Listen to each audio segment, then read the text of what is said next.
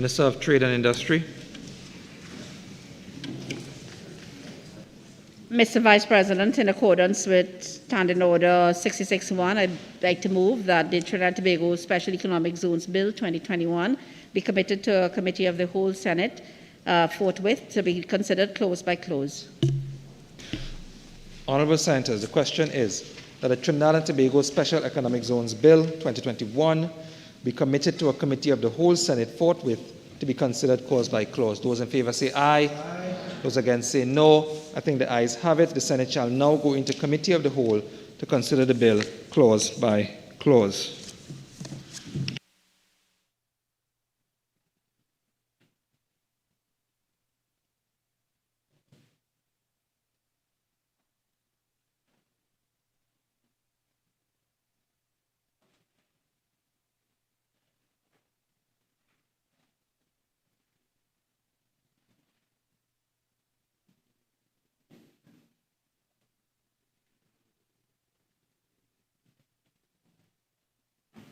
Honourable Senators, let me just say before we begin, thank you to all of the Senators and the Attorney General for circulating written amendments so that we can proceed in an orderly fashion as we go through these 90 clauses in this particular bill. What I intend to do is where there are no amendments proposed and there's a sequence of clauses to take those clauses en bloc. And where there are amendments proposed, we shall take the amendments one by one as senators have proposed them. So, like I said, this particular bill has 90 clauses, and we shall now begin.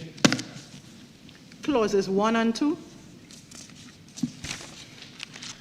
Honourable Senators, the question is that clauses 1 and 2 stand part of the bill. Honourable Senators, the question is that clauses 1 and 2 now stand part of the bill. Those in favour say aye. Aye. Those against say no. I think the ayes have it. Clauses 1 and 2 now stands part of the bill. Clause 3. Honourable Senators, the question is that clause 3 stand part of the bill. And we have proposed amendments to clause 3, so we'll start with Senator Dillon Remy. Thank you, Mr. Chairman. AG, the question is whether we can delete, by deleting subparagraph B, in subparagraph B, deletion of the definition for public body and renumbering the paragraphs subsequently. And as I said in my contribution,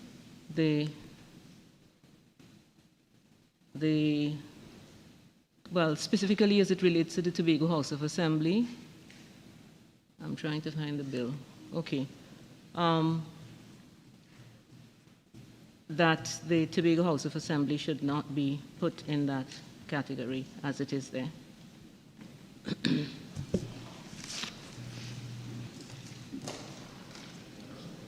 Sure. I didn't know. So we take them senator by senator. For each senator that proposed, unless you want to. There was so it's solely up to you and what you could commit to memory. Senator Mark had proposed a deletion of public body. Perhaps it's convenient that we could hear the rationale and perhaps I could respond to the two. Mark? Yes. Thank you, Mr. Chairman. Now, the reason why we are suggesting this is simply because Mr. Chairman and the Attorney General, these public bodies, whether it's the THA, the Municipal Corporation, or Regional Health Authority, as examples, they would have to play the role of providing some kind of clearance for the Special Economic Zone Enterprise licensee. So let's say, for instance, Mr. Vice President, Mr. Chairman, if a building is being constructed and developed by this particular licensee, and that licensee needs a certain document or some documentation, which you normally get from a municipal corporation, you have to go to that municipal corporation to get whether it is a building, I can't remember the exact areas that they normally would deal with, but you know the municipal corporation play a very critical role in providing documentation for completion certificate purposes. And I am arguing that it is going to be a conflict of interest if you have these people who can now proceed to come to the authority to secure an operator license to function in an economic zone, special economic zone, when these very organizations would have the responsibility of issuing some kind of documentation to the very operators in those special economic zones. So whether you're an operator or you're a special economic zone enterprise licensee or single zone enterprise licensee, I am seeing conflicts of interest emerging with these public bodies. And secondly, Mr. Chairman, why is the government using these bodies to operate and to compete with the private sector? I thought that the whole thrust is to encourage foreign direct investors along with local domestic investors into these special economic zones so they can become they can get an operator license, or they can secure, for instance, as I said, an SEZL or EL or SZEL. So these are two areas that I am very concerned about, and hence the reason I'm suggesting to avoid any bureaucracy and unnecessary conflict, this should be removed. And finally, Mr. Chairman, I looked at the Jamaican legislation, and I think also the Bahamian legislation, and there's nothing like this in those legislation. So why is the government seeking to include or insert a public body into this special economic zone bill? I do not understand it. And that's why I'm asking it be removed completely. Attorney General, you wish to respond to Senator Dylan Remy, Senator Mark, before you actually justify the proposal that you have put forward for Clause 3? Yes, please, Mr. Vice Chair. Thank you. Mr. Chairman, thank you for the opportunity. Response. Say again? I said before, he responds. What I have is mine. I haven't seen Senator Dillon's amendment. I haven't seen the AG's amendment. They're in your email. Check your email. It should be there. And Rotunda as well. But whilst Attorney General is responding, I will see if they could also, if you have any extra. No, we don't have any extra. Okay, well, check your email and check Rotunda, Senator Mark. Attorney General. Thank you, Mr. Chair. If I may begin with Senator Dylan Remy's observation. Senator Dylan Remy's observation for the deletion of the Tobago House of Assembly from the definition of public body is tied into a later amendment, which we'll come to. I thank the Senator for giving a very clear rationale during her contribution as to her concern. The mischief, as I understood it, is that the THA Act has a definition of autonomous authority to be grounded in Section 25 of the THA Act specifically, and then if you look to the 5th schedule of the THA Act. So, for example, the areas of responsibility of the Assembly springboarding from Section 25 into the 5th schedule include state lands. So the Senator's submission, as I understood it, is, are you infringing upon another law which gives authority? And if I may seek to address the Honourable Senator's concerns, first of all, we are not proposing anything that affects the THA Act. Secondly, we are not impliedly repealing the authority under the THA Act.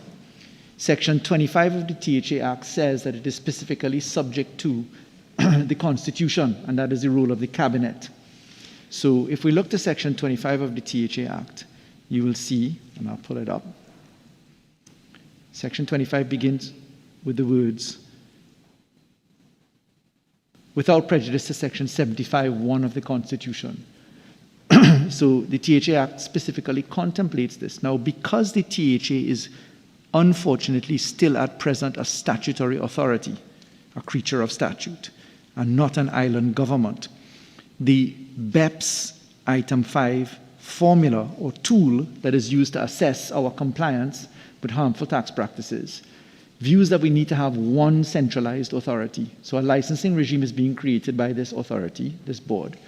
The government is effectively the corporation soul behind that board.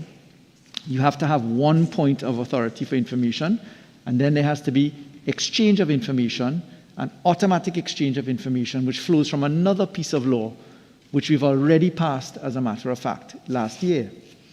So that's why in my contribution I sought to paint the 4 targets, Mr. Chair: FATF, BEPS, Global Forum, and then the treaty. So this law coordinates with other laws. The functions of the Assembly will never be derogated from. That has been settled by the Milsherv case, which set out the autonomy of the 5th Schedule areas. So we have judicial autonomy, judicial authority already deciding that point. And therefore, until the Tobago Island government becomes a reality, we have to treat with the statutory authority in the circumstance of this bill. So in summary, 1, to meet with the BEPS Item 5 methodology and toolkit. Number 2, we are not derogating from Section 25 or Schedule 5 of the THA Act. Number 3, insofar as there's no derogation, we would still have to go to them for areas of planning, etc., etc. Number 4, if and when the Tobago Island government becomes a reality, we will then do the consequential amendments in that law to this law. And in those circumstances, I most respectfully ask the Honourable Senator to accept the explanations that I've given as to why we can't remove the THA from this, because we would effectively, and give it to the THA in Section 6, because we would fail the BEPS Item 5 toolkit methodology. With respect to Senator Mark's submission, effectively, if I were to summarize it as a conflict of interest position, first of all, I'd like, Mr. Chairman, to note that this definition of public body comes from the Public Procurement and Disposal of Public Property Act. Insofar as the methodology for development of foreign direct investment starts and stops with a government, because no foreign development comes without a government underwriting, whether it is in an economic partnership agreement, whether it is by way of concessions volunteered in industry perspective areas. Public-private partnerships have to be contemplated, particularly when you go to the BEPS methodology and you look to the different models of public-private sector investment. If you go to the schedule of this law, if we get to the 3rd schedule of this law, you see, for instance, Mr. Chair, that we're talking about renewable energy. Renewable energy, therefore, is very much within the contemplation of, if you look to single zone enterprises, renewable energy, Item 10, and you look at it for special sector development zones, Item 10. Renewable energy, therefore, axiomatically includes a potential for the Power Generation Company of Trinidad and Tobago Limited, Incogen, Trinidad Generation Unlimited, which are all public enterprises within the meaning of the definition here and the Public Procurement Act, to have joint venture agreements. So power generation, power distribution, you have to contemplate the public-private arrangements, particularly when you're looking at tariff feed-in enterprises which come by way of legislation. So all of the models around the world, and we looked at all of them, literally, there is a working tool of some 83 countries that we looked at from the IP perspective, and several hundred other countries that we looked at from the non-IP perspective, and all of them have, in essence, the tag on. Now, Senator Marks said something that Jamaica does not have public-private.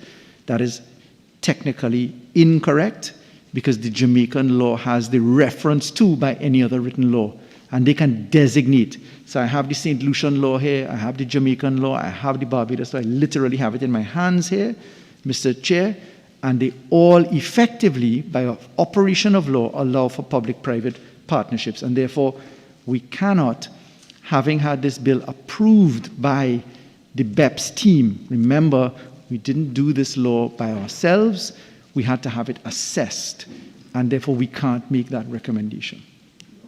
1 second, Senator Mark. Senator Dylan Remy, do you have any response to the Attorney General? Yes, Attorney General, my only concern is here that this is a law being put in place now. We do not know when that Tobago Island government bill is going to come into effect. The issue of economic changes and stuff like that in Tobago is of great importance. And I can see great concern and challenges if this is the operation and way it will have to go until that happens. And I really don't know if there's any other way that it could be approached other than this way. Attorney General. In treating with the Senator's observations, the first and most important requirement when we're developing a law, this law has a legitimate aim. This aim is to treat with laws to deal with harmful tax practices. If we exclude the law from being operated and put it in the hands of the THA does not have the legislative authority to do that, because it is a statutory creature that does not have the powers at law that we want it to. So as much as we want it to have autonomy, which it has administratively pursuant to Section 25 of the THA Act and the 5th Schedule, we could never vest upon it things which it doesn't have. But I share the Honourable Senator's concerns. I think she's hit the nail on the head. But for now, because of the vires, ultra vires argument, meaning I can't speak out with the confines of the law, I won't be able to treat with the mischief in the manner suggested because I'd be breaching the law. Senator Mark? I can understand, Mr. Chairman, the point of the state enterprise. I can even understand the point of the private-public arrangement. But what is the relevance of a regional health authority in applying for a license to operate within a special economic zone? What is the relevance of a municipal corporation doing that? I just don't understand the link between these things. And secondly, I might understand from what the Attorney General said earlier that this law was approved in Brussels. And he cannot change anything because it was approved in Brussels. And therefore, we are hook, line, and sinker tied to Brussels. Is that what the Attorney General is telling us? Attorney General. Chairman, I am not one to be unclear, nor do I participate in wild conspiracy theories. I will leave that for Senator Mark on his own. Let me be pellucidly clear for the record. If Senator Mark cannot understand the 3rd schedule, which is in black and white before us, which has in item 9, subparagraph E, item 9, medical tourism services, and if Senator Mark cannot understand that a regional health authority as a creature of statute can engage in medical tourism services just like the THRHA, one of the foremost institutions, then Senator Mark is on his own. Secondly, Mr. Chairman, the position of Brussels. We were committed to Brussels in 2011, 2013, and 2014 when Mrs. Prasad-Bissessar bound us to observing the BEPS requirements.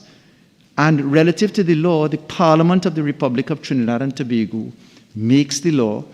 I give guidance as to what the rules and procedures look like, and the government entertains all suggestions, Mr. Vice President. All that I can do is to volunteer within the autonomy of what we do, what cautions I must do, but I don't share the conspiracy theory volunteered by Senator Mark. Senator Vera. Tagging on to Senator Mark, but just from a different angle. if we make substantive amendments to this legislation, does it have to go back for approval by the BEST team? Yes, Mr. Chair. So we have a on-site review to happen. They've given us the parameters, and then they've given us all the laws in the world with toolkits. So the interpretive assessment, just like FATF does it, just like others do it, we have those already. So there are certain parameters that they've given us to operate within. Many of the amendments that we're going to discuss that I've seen circulated don't fall within those positions. But from a large-scale issue perspective, public-private does. Excluding the THA when it doesn't have the lawful authority to make the law that is required creates a problem. So there are some things that sit on the fringe.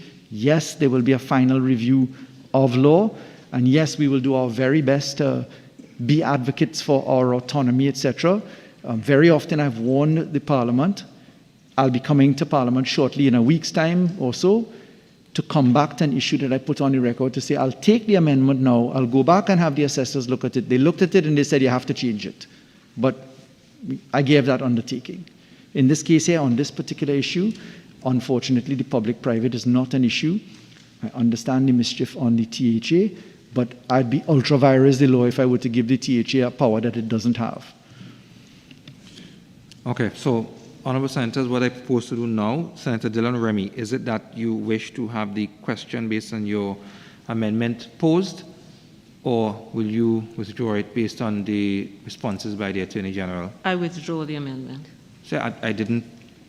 I She withdraw withdraws, the okay. amendment. All right, and Senator Mark, you wish to have your question posed? Okay.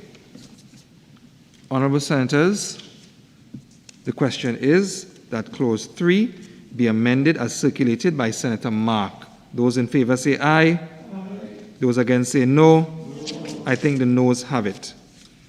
Honourable Senators, the question is that Clause 3, as circulated by the Attorney General, Clause 3 be amended, as circulated by the Attorney General. Those in favor say aye. Aye.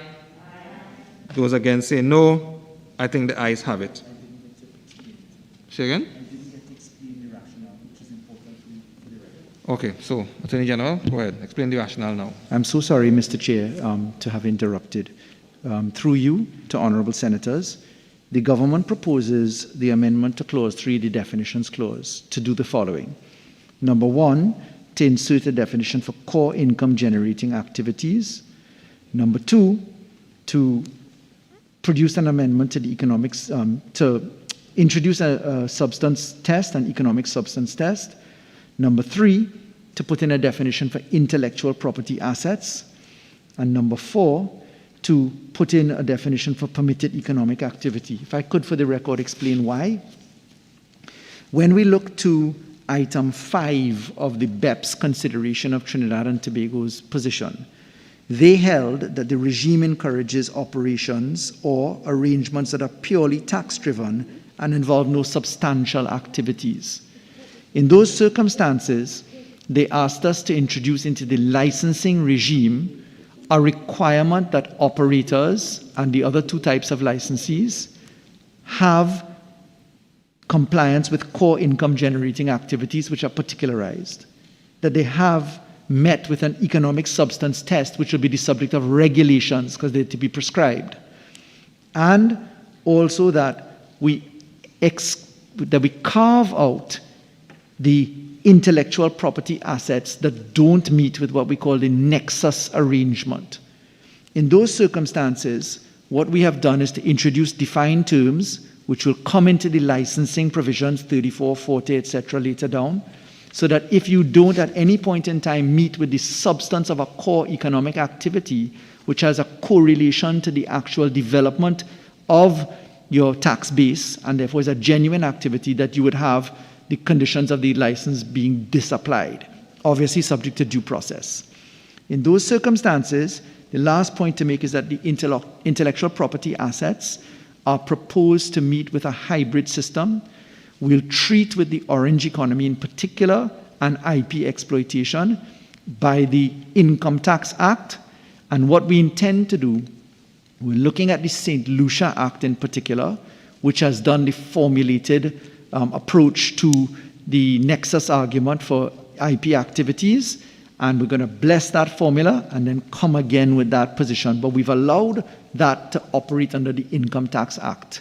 So those stand as the rationale, as the reasons for the particular amendments circulated by the government, specifically to make sure that we're dealing with genuine economic activity and are moving away from harmful tax practices. Any questions? Oh. Honourable Senators, I shall now put the question, and the question is that Clause 3 be amended as circulated by the Attorney General. Those in favour say aye. Aye. Those against say no. I think the ayes have it. Honourable Senators, the question is that Clause 3, as amended, now stand part of the bill. Those in favour say aye. Aye. Those against say no. I think the ayes have it. Clause 3, as amended, now stands part of the bill. Clause 4. Honourable Senators, the question is that Clause 4 now stand part of the bill. Honourable Senators, the question is that Clause 4 now stand part of the bill. Those in favour say aye. Aye. Those against say no. I think the ayes have it. Clause 4 now stands part of the bill. Clause 5. Honourable Senators, the question is that Clause 5 stand part of the bill. And we have amendments to Clause 5 by Senator Thompson IE, Senator Diorub Timal, Senator Dionarine, and I will start with Senator Thompson IE. And the AG as well. Senator Thompson IE. Thank you, Mr. Vice President. My suggestion is that there be included in Clause 5 to encourage the principles of corporate social responsibilities. Now, we recognize that the SEZs would have on the country social and environmental impact, and that the economic issues that we're looking at must also be intertwined with policies that benefit the people as a whole. So what I'm looking at is to ensure that the benefits gained do not outweigh to too much of an extent the gains that we have foregone. And it is undoubtedly true that in seeking to attract business, we are indeed giving a lot of concessions. And you would have heard in the presentation from, I think it was one of the opposition senators, about a real example of the East-West Corridor, the Carib factories and so on, and the pollution and some of the sufferings that people would go through because of the operation of these businesses. So when we look at the principles of corporate social responsibility, we're looking at what can this business provide for the people, especially the people who live within that environment. I certainly am familiar with some of the stories of the good practices of corporate social responsibility that over the years have taken place within the environment of our beloved Mearu. And a number of things have been done by those companies there to benefit. I get emails on a weekly basis from the Mearu Old Boys Association about the various benefits that they get from those companies and other companies. So this is nothing that is peculiar or strange to legislation. There is precedent for it even in the Caribbean. And I so commend that provision, which comes straight from the Bahamas legislation. Every owner of a business shall include in its application a corporate social responsibility statement outlining the business commitment to contributing to the sustainable development of the community through the provision of economic, social, and environmental benefits to the community at no cost to the community. So we're asking the business, what are you going to give? What are you going to give for all that you're getting and all the profits that you're making? What can you do for this community that sustains you? Senator Timal. Thank you, Chair. Clause 5, it deals with functions of the authority. Subsection 1, I'm proposing inserting a new subparagraph after subparagraph K, promote and market special economic zones.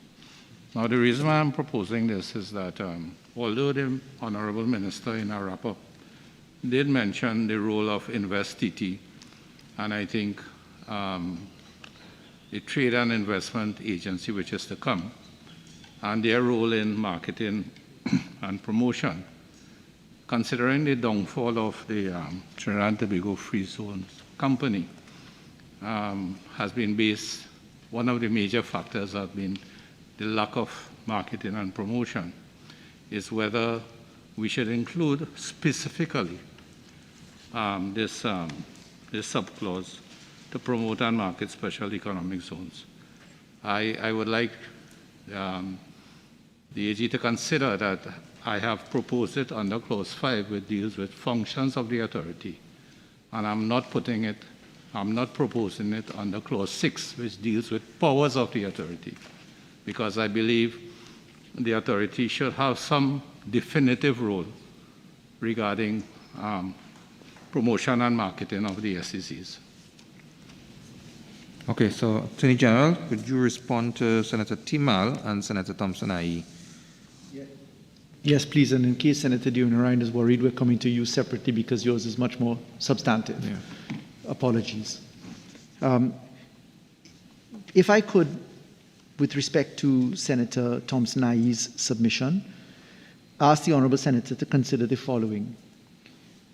In the functions of the authority, to include the that's Senator Timal, to include the encouraging of principles of corporate social responsibility would take me in a functions perspective into an area that is undefined. I want to remind that the harmful tax practices includes the area of avoidance, which is abused, and that there is a quid pro quo when you get to the realm of corporate social responsibility.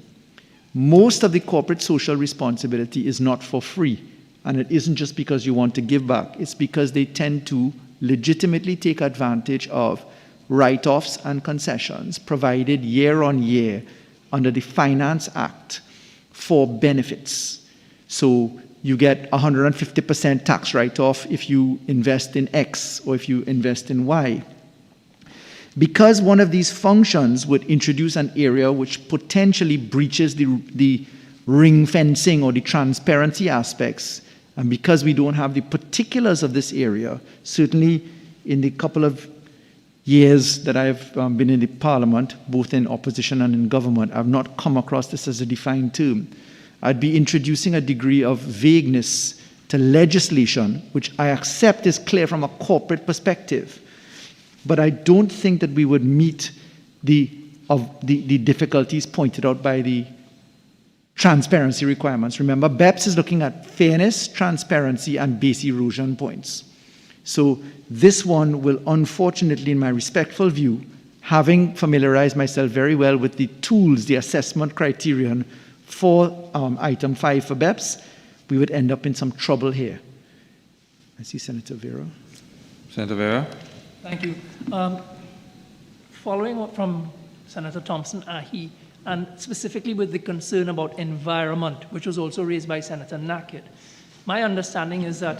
Senator Vera, could you just pull the mic towards you a bit more? So. Thank you.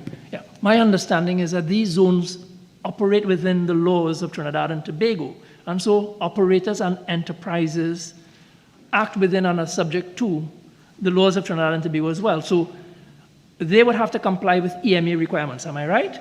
They would have to apply for a CEC? It's in section 30, it's in section 47. The specific requirements are environmental standards and requirements, approvals, etc. So what we did, we went down to the particulars when you get to the licensing. So for the operators and then for the other two types of licenses, we've replicated the fact that you have to drill down into these particulars. I need to remind that there are regulations to be promulgated, and the regulations will have formulae. So when we get to the IP arrangement, for instance, and we're going into the nexus argument, the literal formulae that you apply to see how things meet muster. And what we do is we will be developing those. But obviously, it's a very important point. I'm very attracted to the point, but I would not be able to insert it into this particular clause. It is in section 30, for example. Minister may by order under so-and-so for the special economic zone, the following factors shall be taken into account. For example, environmental standards and requirements, etc. And so we go proximity to resources, and then that is replicated when you get into the other types of licenses as well. The point I was making is that the environmental concerns have not been excluded. They are not been carved out of. It's covered. Yes. TCPD, OSHA, labor, customs, environment, and our general corporate laws, etc., are there. I want to remind you that because we're not a zero tax regime in this, that some of these concessions for the quid pro quo, the percentage write-offs for altruistic and benevolent purposes, will come in via the corporation tax and green fund and other mechanisms. Senator Richards. Thank you, Mr. Chairman. Through you to the Honourable AG and the Minister. What happens in a situation where, and it's happened in other jurisdictions, where while the existing laws in the country are adhered to by the companies, they have run into environmental challenges because while they individually may be compliant, the cumulative nature of the coupled businesses present a bigger challenge than envisioned for singular businesses. And those had not been covered or contemplated by the law. So there's some cumulative businesses, some complementary businesses who end up in a special economic zone, who individually may be compliant. But when you look at the whole picture in that particular zone, they present a different kind of environmental challenge. If I may just ask, are you pointing out to the fact that individual compliance may collectively be a problem? Through you, Mr. Chairman, no. What happened, for example, put one tech company producing silicon in a special economic zone and they're compliant, it may not be as dangerous as 6 companies producing effluent in a specific zone. Thanks. That's what I meant. So that's why we have the environmental impact assessment. So no individual applicant stands on his or her own. And that's why the certificate of environmental clearance in that specific example, very often, depending upon the size of the estate, involves an EIA and a consultative EIA where neighbors, positions, etc., need to be consulted. So your point is understood, but it is treated within the other laws that operate. It's overall regulated. Thank you. Yes. AG, Senator Timel's yes, sir. amendment. Thank you very much. There is exemption from customs duties, corporation tax is reduced, and there are a number of concessions. I would like to say that I have faith in my Chief Parliamentary Counsel, our Chief Parliamentary Counsel's ability to draft laws which can in fact deal with your greatest fears, that these concessions, these corporate responsibility activities will be can be the subject of reduced taxes. I'm sure they could draft a provision which would make it clear that one thing wouldn't depend on the other. Once you have a willingness through you, once the Attorney General, Mr. Vice President, has a willingness to think along those lines, this is something that can be done. But first, the heart must be there that we want to do something like this in our legislation. Thank you. Attorney General. The heart, the desire, and the precedent is clear. It's in the tax laws of the Republic of Trinidad and Tobago where it is clearly set out.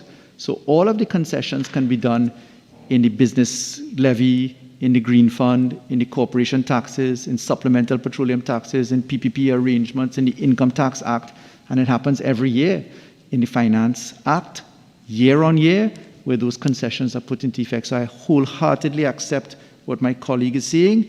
I'm just suggesting that we remember that that happens in another law. The other law is the Corporation Taxes Act, and if you want to just be a little assured about the heart, desire, and precedent, I can refer you to the schedule where you will see that the allowances are set out. And when we deal with the allowances, we don't only deal with property taxes. We deal with Customs Act, we deal with Stamp Duty Act, we deal with value-added tax, we deal with income tax, we deal with all of them in Schedules 1, 2, and 3. Okay, Senator, Attorney General, could you move on to Senator Timal's amendment? Yes, please. I thank Senator Timal for explaining the proposals. So we're looking at the issue of promote and market special economic zones. And I do accept that there's a very powerful point made, that this is in functions and not in powers. Functions being therefore a general and broad arrangement. I can say that right now our numerous entities that involve themselves in marketing and advertisement, etc., Invest TT, Creative TT, etc., right now the cabinet is harmonizing those down into single bodies. I should alert that in our IMF Article 4 consultations and in the World Bank consultations, etc., we have been urged and we have accepted that we need to ensure that we're not duplicating resources by multiple agencies. And in that duplication of resources, the minute we put it as a function, we have to line item some of the functions. So Creative TT has a particular function, Export TT, Import TT, etc. And all of these end up in duplication of resources. So what we have done is that we have accepted the advice coming out of our Article 4 consultation in particular, that we go and search every entity that is involved with similar line items, and we harmonize them into central focus points. But because that exercise is ongoing, and we have not yet had a final discussion on it just yet, but we have accepted the general policy, we couldn't make that decision just now, because the intention is actually to harmonize those resources in particular ways so that we spend less money and get more benefit out of it. That's only the item K. Senator Timal has suggested that we, in 2F, this is operating plan, budget, and annual report, that we include strategic plan, business plan, before the words operating plan. I think it's a very sensible suggestion to include those particulars, and I would certainly be recommending to my colleague, the Minister of Trade, that we accept that recommendation. So in summary, we're not ready just yet for the point. I accept that it's parked in a more innocuous place, that is Section 5, Clause 5, as opposed to Clause 6. But because we're in the exercise of harmonizing, I please ask if you could give us the opportunity to finish that exercise. And we do accept the recommendation at paragraph B, that is 5B, in Senator Timal's circulated amendments.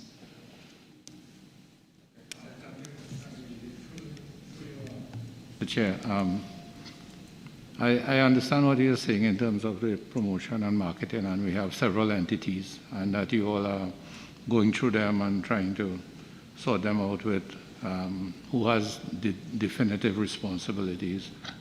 But it's just that here I'm seeing a management conundrum of some sort, in that we have a new authority being formed to look at the SECs, and basically we are saying we're giving you a blight, and the consequences of giving a blight with regards to marketing and promotion. I'm just concerned about the hands-off approach when it comes to marketing and promotion, and the authority saying, look, we have no responsibilities there, it's not in our function, it's up to others.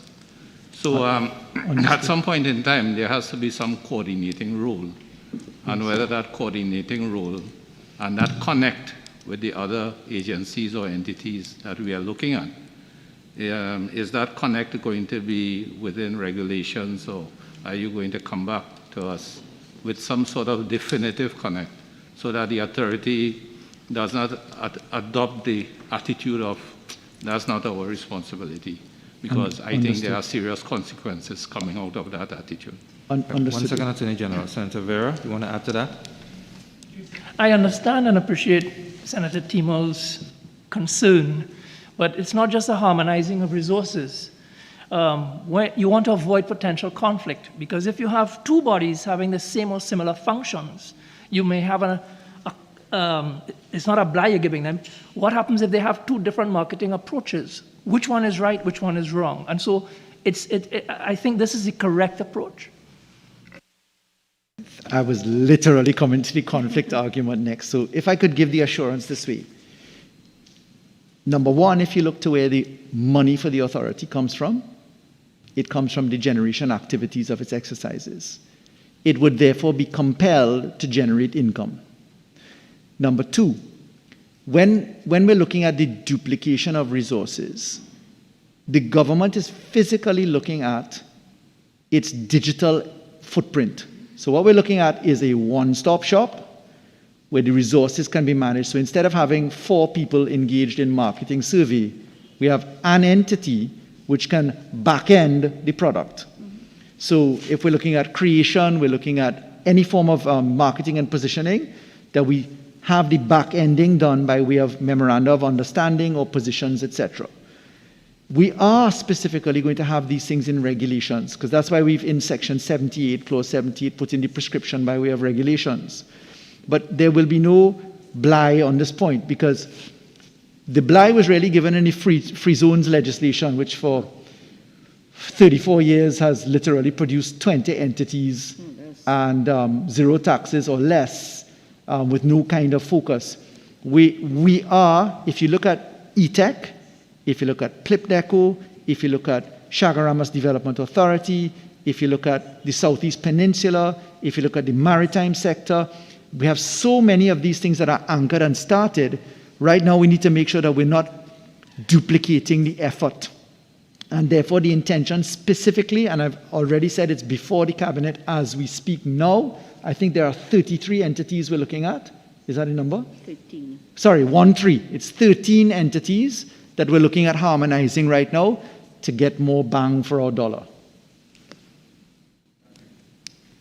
So, Senator Dionne. Thank you, Chair. So my comments with respect to Clause 5 basically look at tightening the functions of the authority. In my view, I believe that the authority would have a function to serve with respect to promoting productive linkages among firms within the SEZ, ensure that these linkages link back to the domestic economy.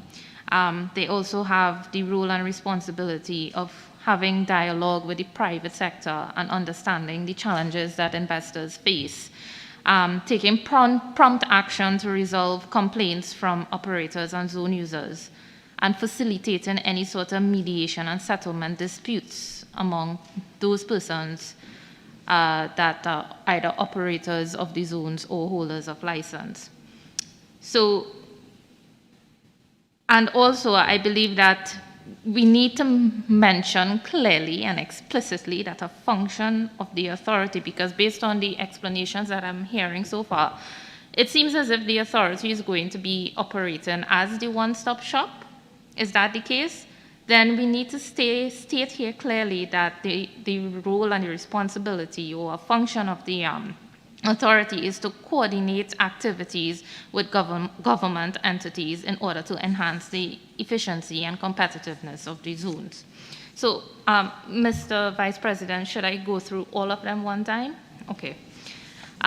With respect to, I propose that we include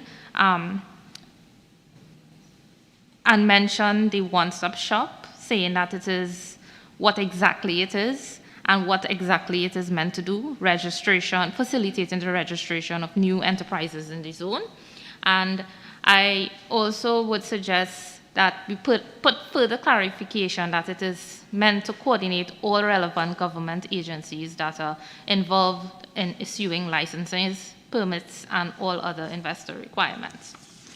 In subsection 5.2, I too, like Senator Thiemel, suggested that we include a strategic plan, which I very well described during my contribution.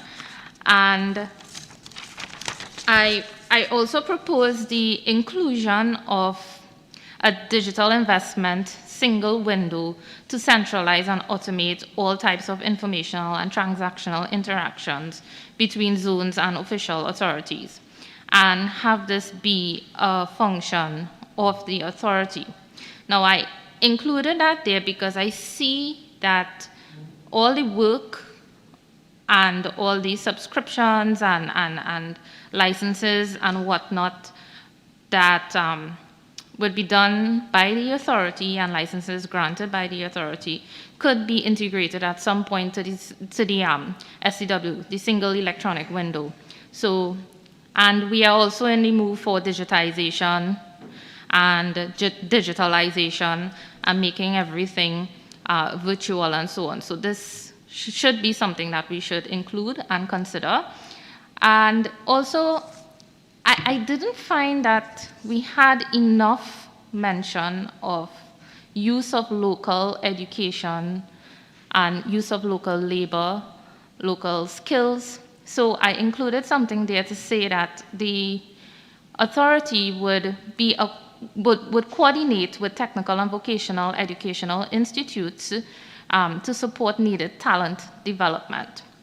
So, for example, if a special economic zone in the ICT sector comes in, an enterprise comes in, a foreign enterprise comes in, and they dealing with robotics, for example, and indicates at that point in time, Trinidad does not have sufficient skill set in robotics.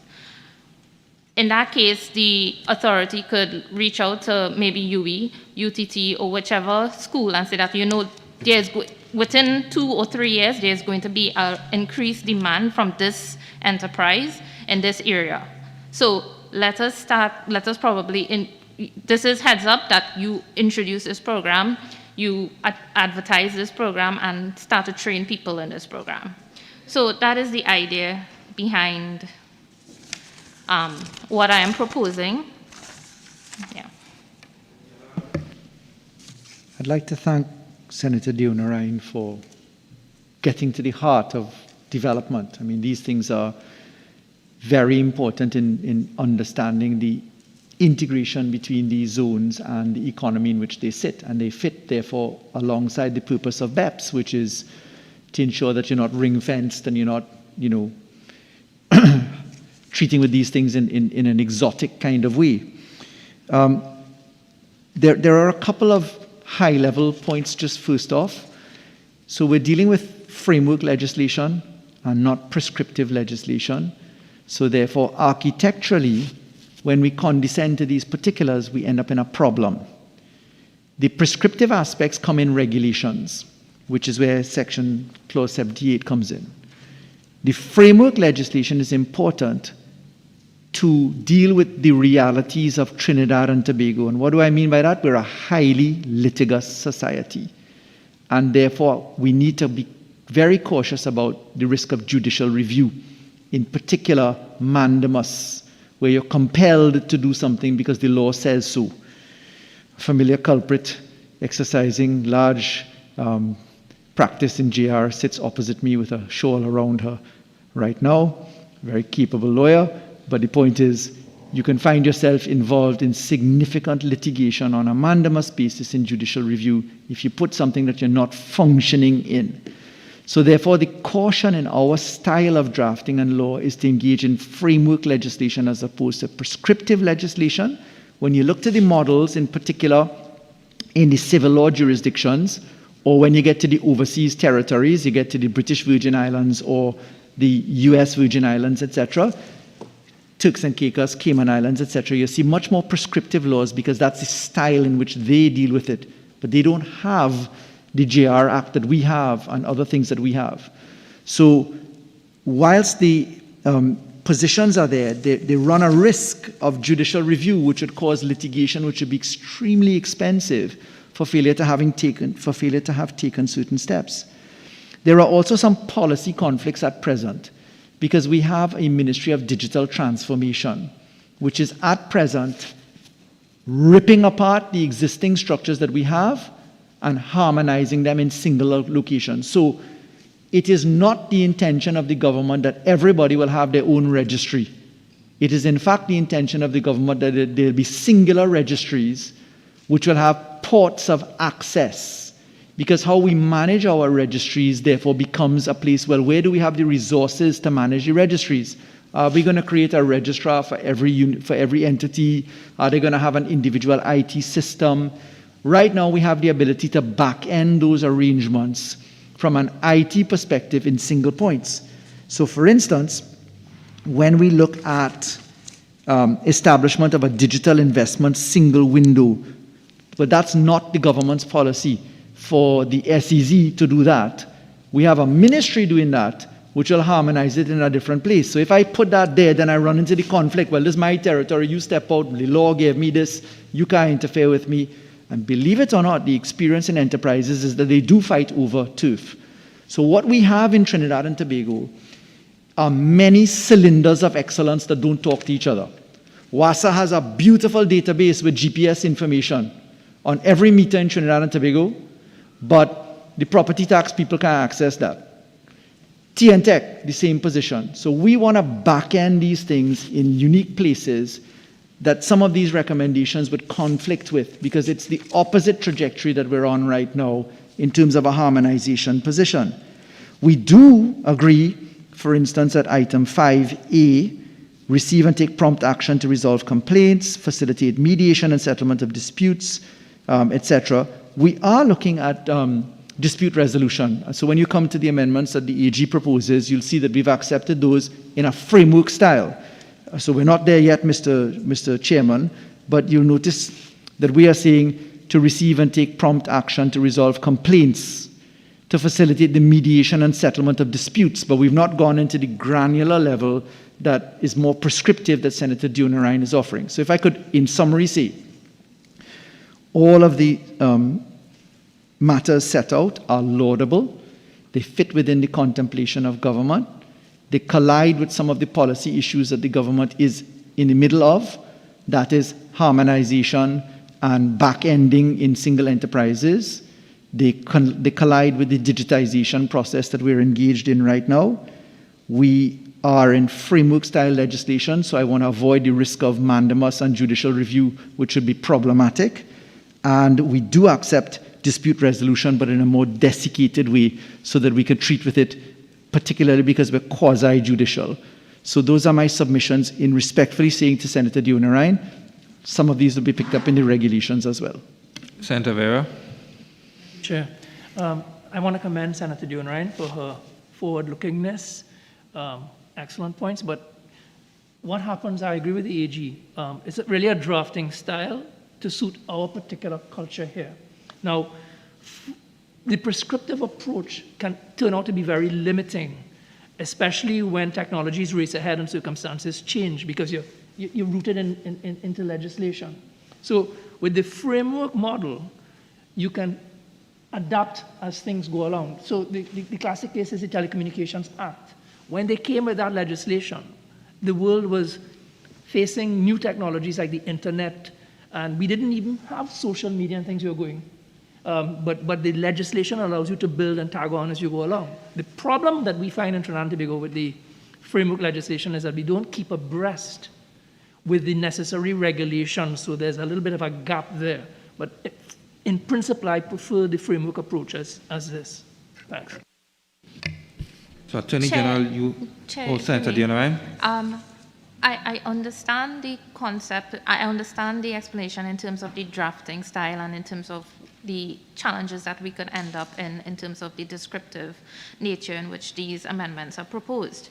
However, it still remains that it is not clear in the legislation that the role, one of the functions of the authority is to coordinate activities with those government entities in order to enhance their efficiency and competitiveness and to be that one-stop shop where the SEZs can go to.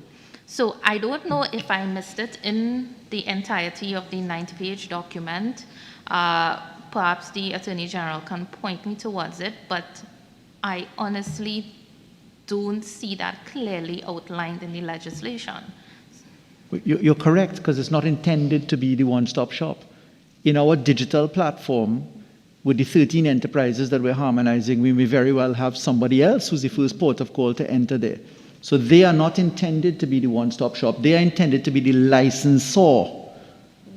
So when they issue the license, they're the repository so that we can ensure that no harmful tax practices happen. Now, because there are different types of special zones, special economic zones, there are multiple iterations that may fall under certain subsets. So the developer is the government of the Republic of Trinidad and Tobago. The authority is created and then they have certain assets vested into them.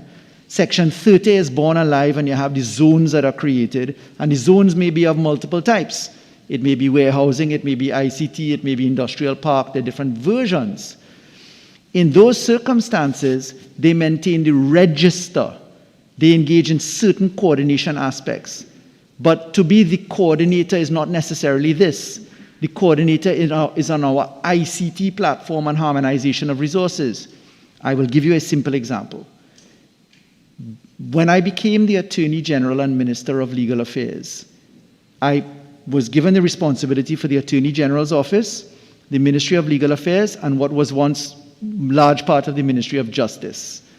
By taking those three ministries and putting them into one, the parliamentary records will show that we saved $2.65 billion in operating costs. Let me repeat that. $2.65 billion in collapsing three ministries into one. So there are massive cost implications to siloing these entities. But we are, from a policy perspective, with the Ministry of Digital Transformation, we're not there where we can say conclusively in this law that they are intended to be the central repository. That's not the intention.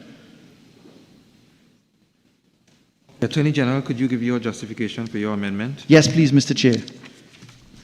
Mr. Chair, we propose an amendment as circulated. We took note of Senator Dionarine's observations and Senator Timor's, Senator Vera in casual conversation as to the use of alternative dispute resolution and facilitation of those positions.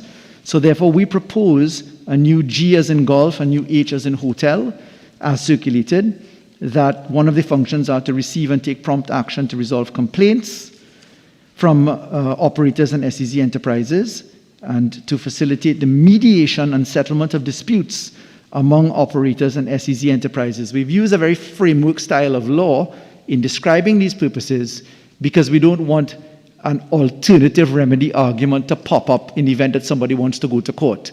Because sometimes if you have law that is too specific, the court will say, well, that act says you must do X and Y first, so we didn't want to interrupt the due process right, which is why we describe the language the way we have.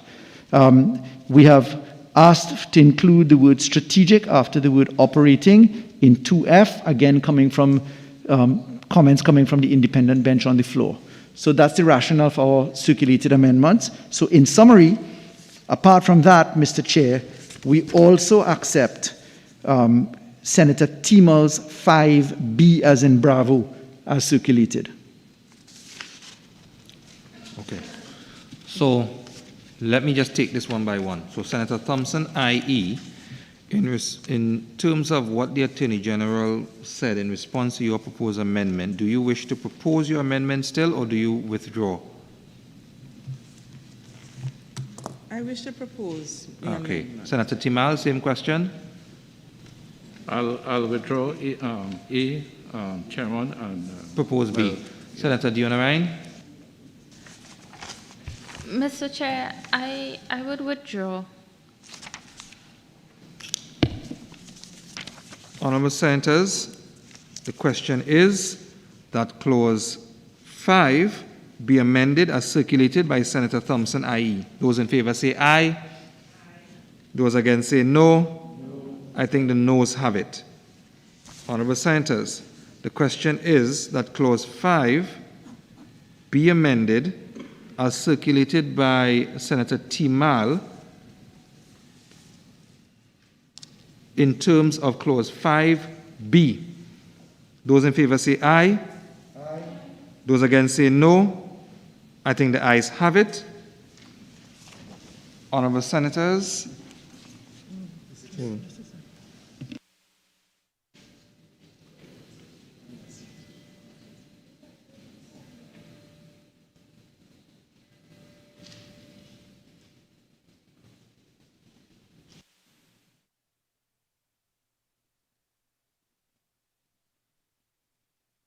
So you want to say something? Yes, please, Mr. Chair. Just a note, because Senator Timal's amendments as circulated at 5B are a reference to an amendment to 2F of Clause 5, and because we accept that, I wish to withdraw my paragraph B in the amendments as circulated by me. So I say at page 2 of my amendments, in B at the top of the page, in subclause 2F, delete the word operating and substitute the word strategic. So I wish to withdraw that because mine is a narrower recommendation than Senator Timal's. So we're accepting the broader recommendation. Okay. All right. So,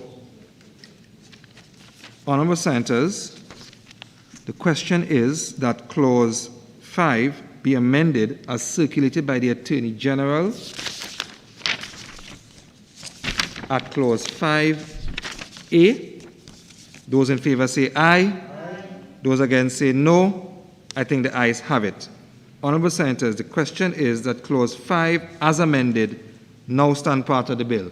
Those in favor say aye. Aye. Those against say no. I think the ayes have it. Clause 5 as amended now stands part of the bill. Clause 6. Honorable senators, the question is that clause 6 stand part of the bill. We have Senator Dylan Remy proposing amendments to clause 6 as well as... Okay, so it's just Senator Dylan Remy. Senator Dylan Remy? Mr. Chairman, I withdraw the amendment because of what the Attorney General would have said before. Okay, thank you, Senator Dylan Remy. Attorney General, do you have any? No amendments to clause 6. So, honorable senators, the question is that clause 6 now stand part of the bill. Those in favor say aye. Aye. Those against say no. I think the ayes have it. Clause 6 now stands part of the bill. Clause 7. Honorable senators, the question is that clause 7 stand part of the bill. We have amendments to clause 7 as proposed by Senator Diona Ryan and Senator Mark and Senator Timal. Senator Mark, I'll start with you. Yes, thank you, Mr. Chairman. Mr. Chairman, I sought to expand the disciplines incorporated under this board of the authority. I found the disciplines were too narrow, and when you look at the functions or the activities that the special economic zones would have to engage in, aviation, transport, maritime services. I saw, there was no one experienced in shipping or in transport. You're talking about human resources because they're going to have a staff. So they have to engage someone on the board who has some background in human resources management. And so I sought to incorporate, and what I've also done, Mr. Chairman, is to increase the number from 6 to 7, and I've reduced the number in terms of attorneys at law from 2 to 1. And Mr. Chairman, I wish to apologize to you, but I really would like to indulge you by adding after the word management, who shall be appointed by the President of the Republic. I don't think the minister should be involved in this matter. I think that we should have somebody who is a little more non-partisan, as far as is practically possible, in this matter, and another active, somebody who is actively involved like the minister. Too much activities can take place with ministers, and I think that the record is showing that there's too much activities that is not acceptable. So in those circumstances, Mr. Chairman, and I want to apologize to you, after the word management, I would like to add who shall be appointed by the President of the Republic. And I'm not proposing any minister to appoint anybody. Senator Mark, just if you can specifically state exactly where that is. So is it So, part, Mr. so it's not part of your proposed Yeah, amendment? it You is wish to not part, further right? amend that? Yeah. But So in just terms- call out in terms of A, clause A? 7A. Yeah, 7A. I'm just saying after the word human resource management, I'm just saying if you could just insert after those words, who shall be appointed by the President of the Republic. 7.2a, right? Yes, 7.2a, Mr. Chairman. After the word management, Yes, who shall be appointed by the President of the Republic.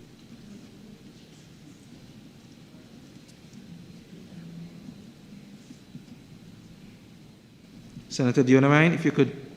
And Mr. Chairman, do you want me to complete my submission? Are you done, Senator Mark? Yeah, I have a couple things here. Or you want me to just stop at this point and come back? I'm sorry, say that again. Did you finish? No. I'm saying, do you want me to stop at this point and then come back again? Or Well, would you no, like me to you complete? finish proposing all the amendments that you have to propose, and we'll move on to the next senator and the next senator, and then have the Attorney General respond. All right. And that's how we're well, going to move may I into the continue? order. So yes, go ahead. Yeah. So, Mr. Chairman, I indicated that instead of the 2 individuals, in terms of attorneys, I'm proposing 1, and we increase the number from 7 and substitute the word 10.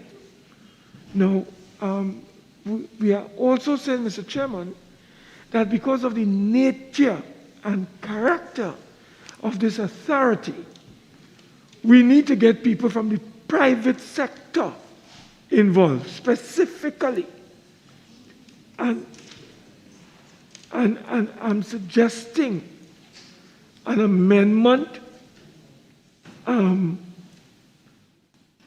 to this section to specifically include 3 representatives of the private sector, and I went on to identify where those people should come from, Mr. Chairman, and I've also proposed, Mr. Chairman, that human resource management and labor ought to be incorporated on the board of this authority, and I'm suggesting for the government's consideration that representatives of the labor sector be also incorporated into this board of the authority, Mr. Chairman.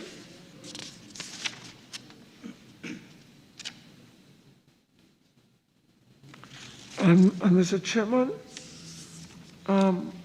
the last section I have in this area is a member of the board other than the chief executive officer shall be appointed on such terms and conditions as the Salaries Review Commission may determine. I don't think that the minister should have any business whatsoever in determining terms and conditions of a member of a board. Let that be done either by the CPO or, in this instance, the Salaries Review Commission. Yes, that is my... Senator Dionine?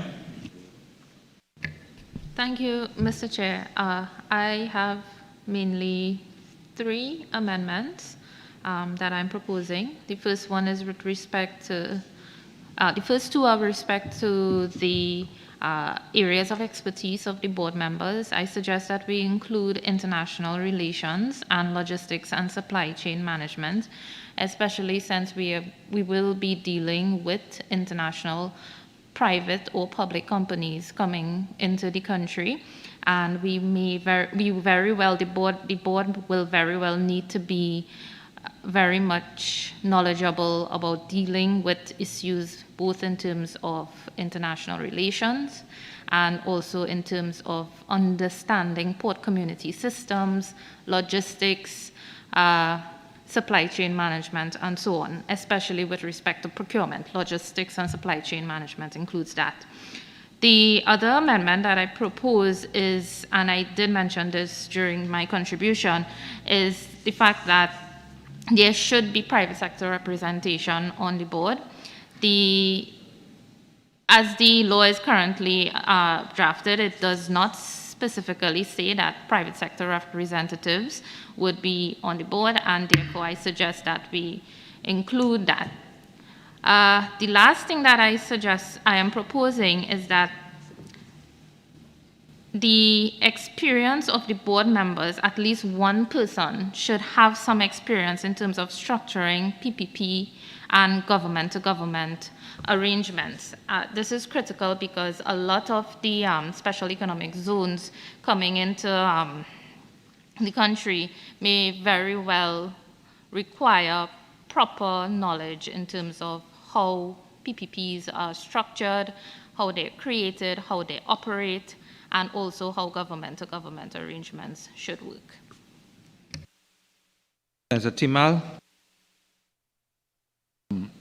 My first proposed amendment to subsection 2A is to insert the word international before the words business management. In a way, it's a bit similar to Senator Dana Ryan's first proposal, but I have not gone into detail because I feel that the business management portfolio on the board, we should broaden that experience to include international because of the whole nature of the setting of the SEZs. And I think that expertise is necessary for the efficient functioning of the board. And also to insert the words urban and regional planning after the word engineering. Now, I know that there are provisions for a representative from the Town and Country Planning Division on the board. And by no way I'm suggesting that the experience and the ability of that representative would lend expertise to the board in the area of urban and regional planning. But why I'm proposing we specifically mention urban and regional planning is that recently we passed an act for the registration of urban and regional planning. We have elevated that discipline considerably by registration of that act.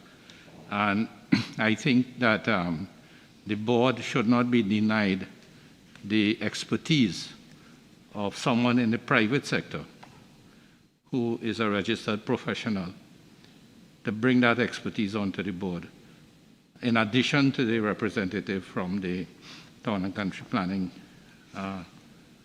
Division. So, which is why I'm suggesting urban and regional planning be added. Attorney General. Thank you, Mr. Chairman. So, if I could just start with the law as it's set out in the bill, the proposed law. In Clause 7, we're proposing the establishment of the board. And the first point to note is that we have 11 members. In the construct, we have 6 by the minister, which is 2A. And then we have 2 attorneys, which is the JLSE, the CEO, Town and Country Planning Division, and then BIR. Those fields and personalities, the who and qualifications were selected in the consultative process. Now, I accept that there are different examples of this. Jamaica, for instance, has the private sector inclusion, etc. So we've noted that. So the BIR person is included so that we have the central authority, which is the BIR, engage in the automatic exchange of information for taxation purposes and the exchange of information upon request, AEOI and EOIR, to meet with the common reporting standards and the BEPS transparency provisions. In other words, then, that comes alive in another piece of law. So the inland revenue person is intended to provide the nexus to make sure we treat with the harmful tax purposes point. The senior officer of the Town and Country Planning to be nominated is specifically intended to capture the subset of urban and regional planning aspects, because we're looking at spatial and other plannings, and Senator Timal is correct. We did the urban and regional planning bill, if you recall, which is now an act, and we also did the Planning and Facilitation Development Act, which refers to the urban and regional planning subset. The CEO is the CEO. The two attorneys are intended as opposed to one, specifically because we want to meet the fact that this board is going to engage in quasi-judicial functions, meaning licensing consideration, revocation, amendment, etc., suspension. And therefore, we wanted to meet with the Privy Council's guidance on that regard, and we found comfort in the precedent coming from the Industrial Court, where you ought to have JLSC nominees to meet the Hines principle, which is to have a service commission backing people that exercise these functions.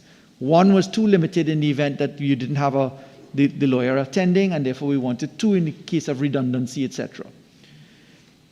When we get to the 6 members, Senator Mark has proposed that we include by the President. I just remind that Section 80 of the Constitution is specifically clear that if you don't qualify the role of the President means the Cabinet means the Minister, and therefore the protestations that it is the Minister versus the President just respectfully don't make sense, because it is...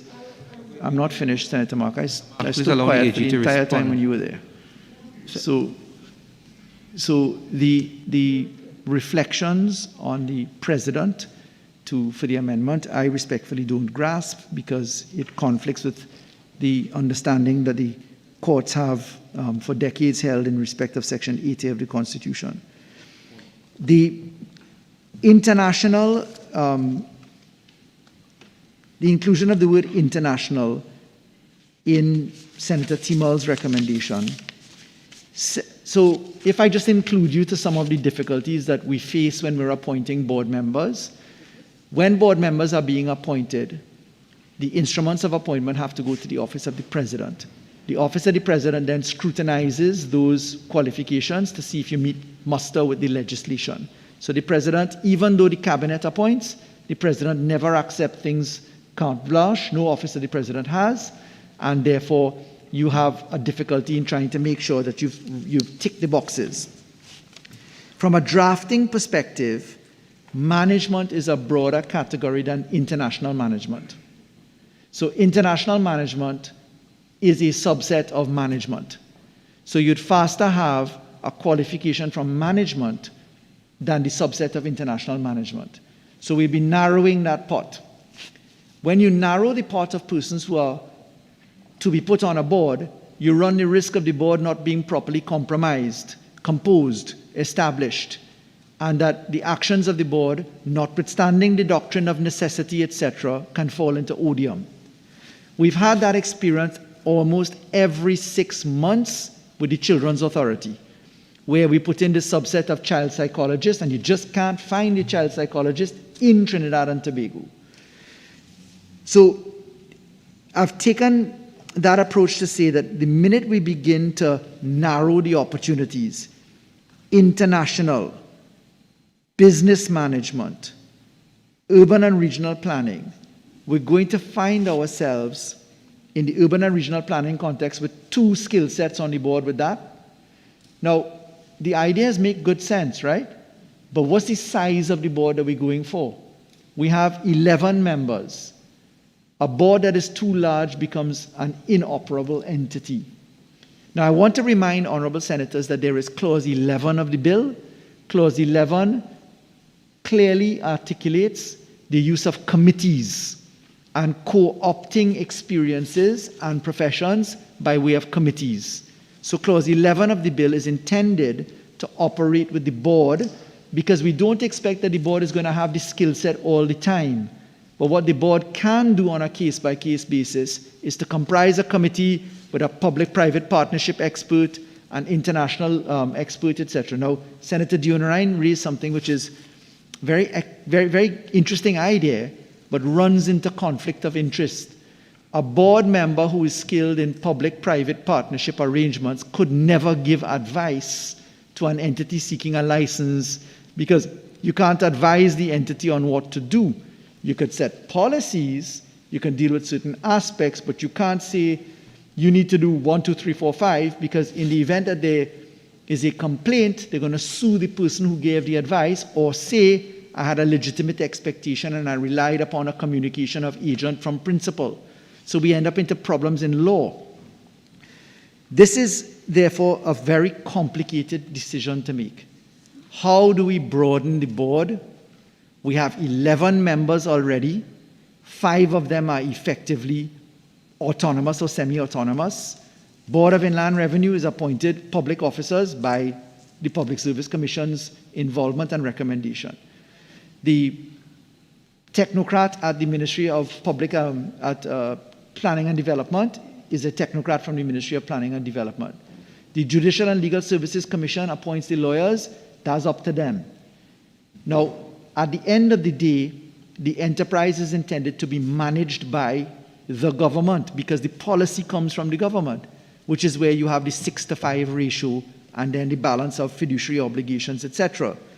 So whilst I genuinely understand the desire to further expand upon the skill sets in this position, we run into just how many people are we going to put.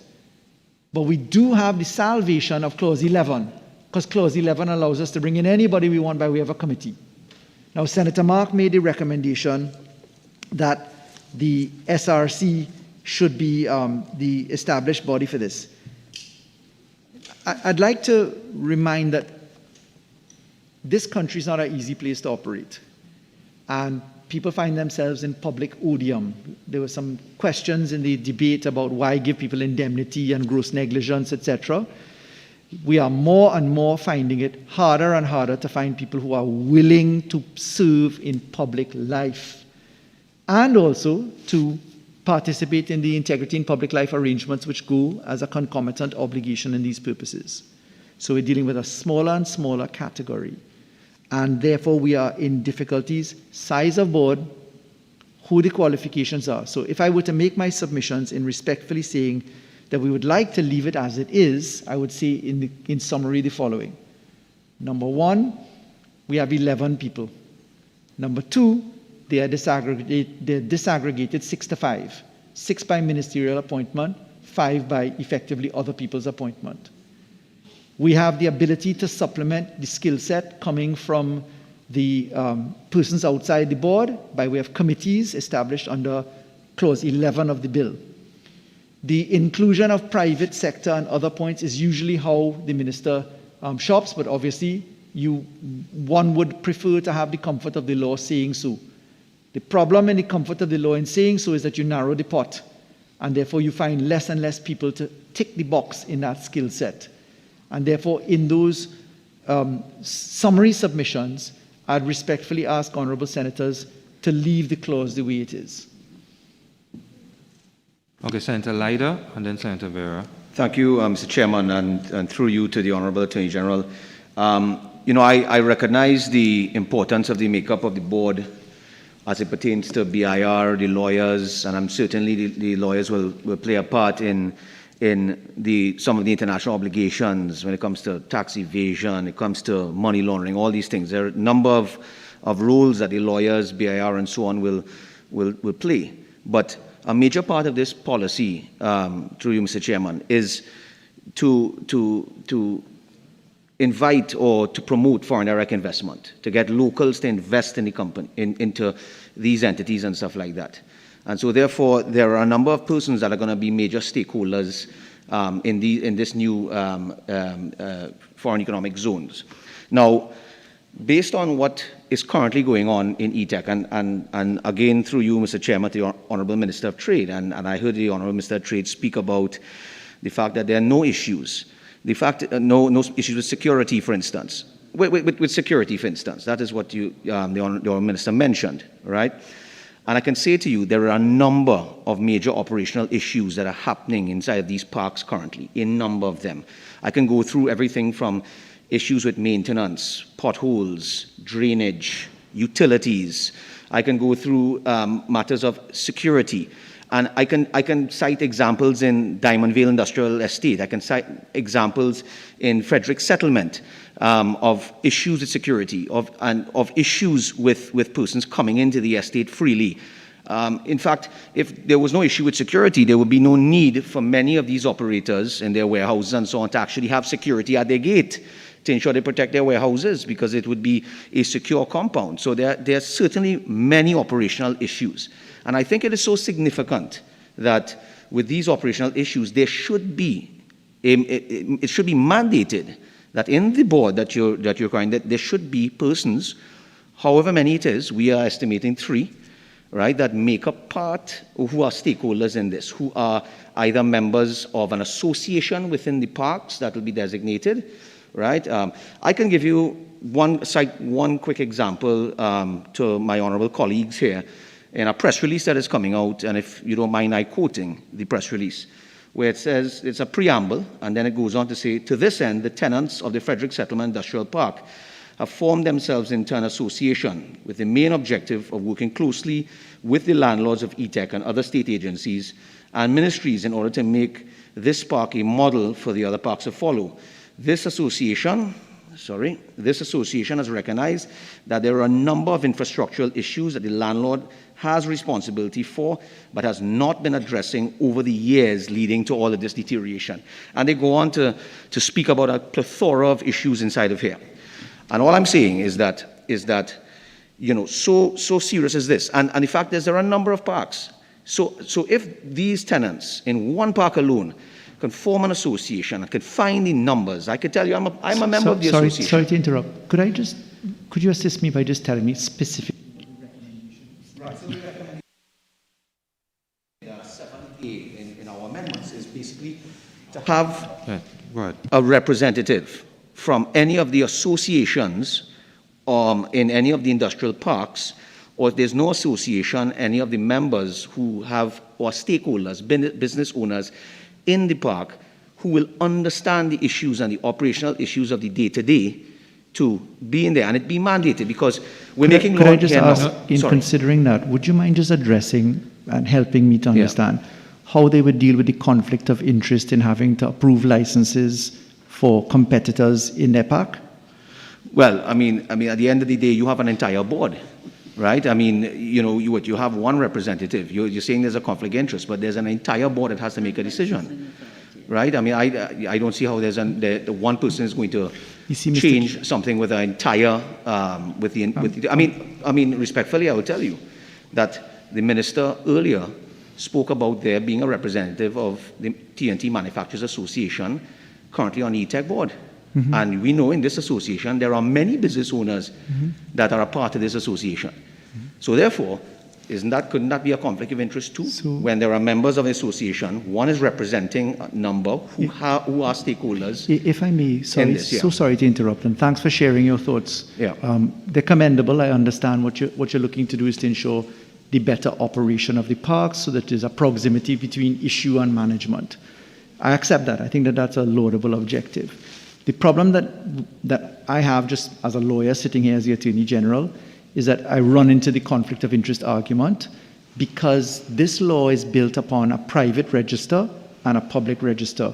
And we have an AML-CFT form inside of here in Section 30, etc., where sensitive personal information and competitive advantage information is disclosed to the authority. Which we also have an issue with, the Honourable Attorney General, yes. So, well, that's a requirement of the law, right? Yeah. So I have to accept that issue, and it is done from a licensing perspective, because what the BEPS wants, just like FATCA wanted, just like Global Forum wants, they want to know the particulars of the business to make sure that the tax base is not being eroded. The problem with including the very beneficiaries of the zone is that they will therefore be exposed to highly sensitive and competitive information. And if you note later on in the law, we have provisions on trade secrets and confidentiality. So whilst I accept the good intentions and merits of your submission, I run into serious conflicts of law if I were to accept it from that point. It's not to say that committees outside of that purpose who are not engaged in the licensing aspect couldn't be involved that way, which is why I made reference to Clause 11. But I do accept what you're saying. I'm just drawing the caution that it would be a serious conflict of interest to expose these people to that kind of information. And respectfully, Attorney General, through you, Mr. Chairman. No, it's okay. I think that's fine in terms of the response that the Attorney General has given. What happens in these particular committee stages, we're not re-engaging in debate, and the answers are really supposed to be relatively short. Otherwise, we could be here till 9 in the morning trying to do 90 clauses. So I will ask Senator Vera now to make his submission pretty quickly, and Senator Mark, again, succinctly, and then AG, your final comments, and we'll move on from Clause 7. Thank you. Well, let me preface my 3 little points by reminding that the mover of the bill and yourself, AG, confirm that this is a very important organization that we are about to create. It's going to be fundamental for the country's development and diversification thrust. So the board is critical. Yeah?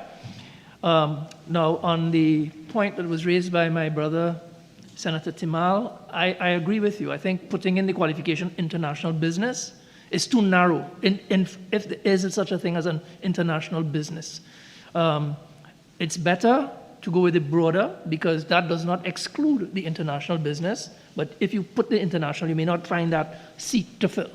Secondly, I agree, in most companies, most organizations, the board is more strategic, but you will hire the right skill sets to work within the organization to inform and advise and guide the board. So you could get all of your experts. But having said that, I think a lot of the senators have expressed a concern that perhaps the designations finance, information technology, economics, business, engineering, or accounting may be too narrow or they're too traditional. And so couldn't we be open to the possibility of a formulation in the clause that or other qualifications as may be necessary or expedient that would then give some latitude that if you need somebody that is in aviation law or a biologist or somebody skilled in robotics, you could as you needed to, but so that would be my suggestion.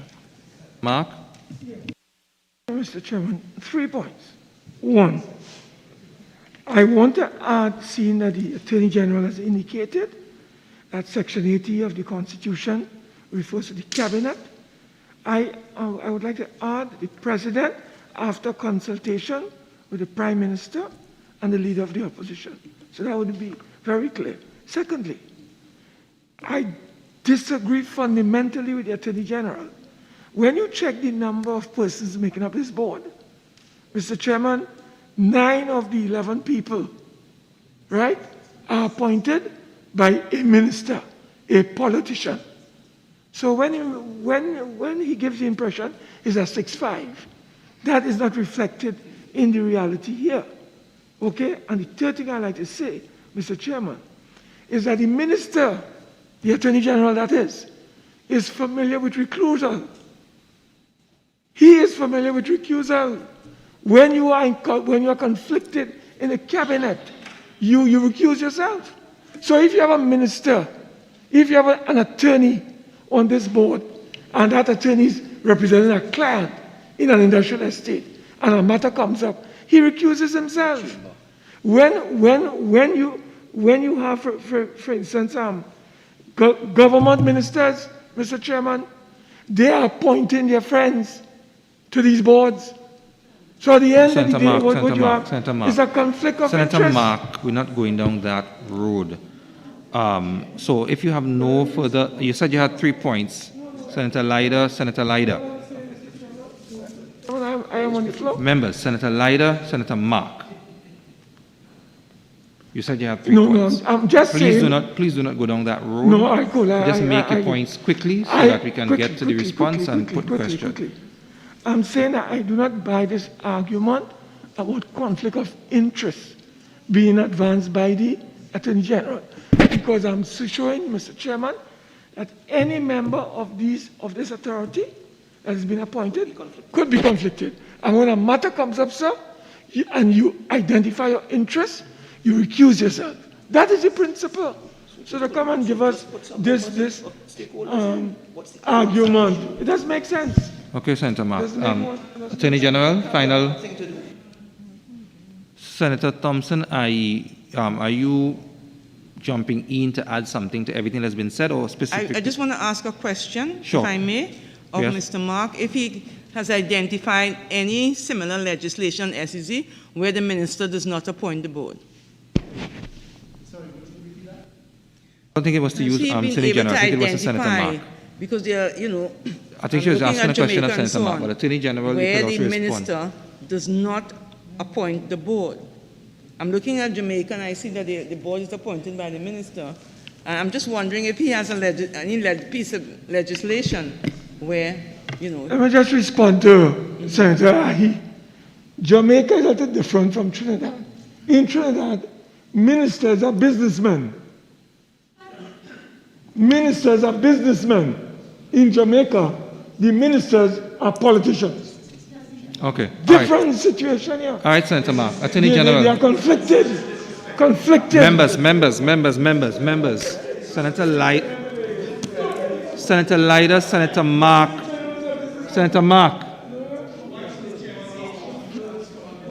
Members, I do not want to have to get to my leg. Minister of Foreign Affairs, Senator Leiter, Senator Mark. We are in committee stage, and when I speak, I expect silence. Attorney General, your response, please. Thank you, Mr. Chairman. Mr. Chairman, for the record, conflicts of interest are a reality, which is why we have a provision in this bill to deal with conflicts of interest. To make a submission that I or anybody else is familiar with conflicts of interest is a mere matter of fact. The point is, if you don't recuse yourself when you have a conflict of interest, you have a problem. I'd rather be in the position where you recuse as opposed to not recuse, because the law contemplates that all of us, even in this Parliament, the standing orders provide that if you have a conflict of interest, you say so and you declare so. So I do not accept any advice from Senator Mark. The law is to be upheld, and the day I found myself agreeing with Senator Mark on that basis, I think I would be in problems.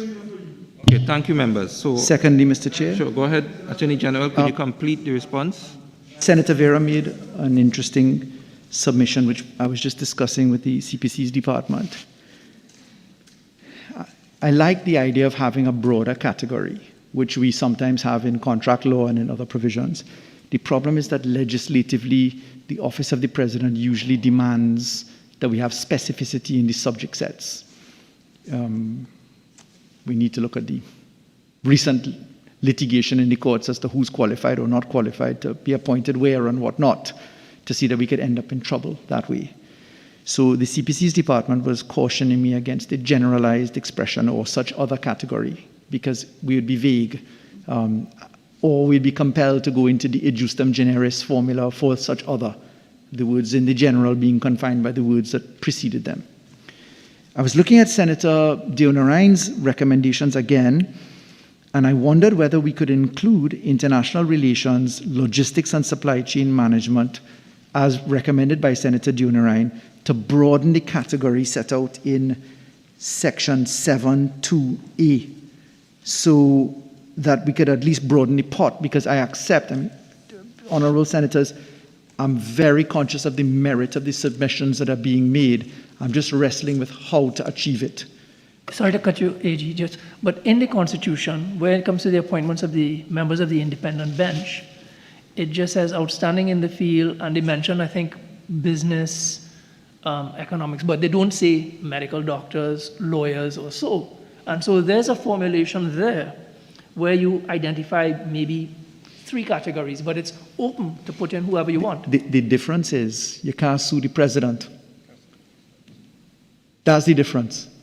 You could sue the board, you could sue, and we've had umpteen pieces of litigation on that. That's the difference. There's an immunity of suit, even though you bring the Attorney General in for the office of the President. So I accept what you're saying, but the Constitution is so supreme a law that it gets away. The problem is in the statutory interpretation aspects. This is where we have this problem. And I've been in umpteen matters in my tenure as Attorney General and seen them go wrong.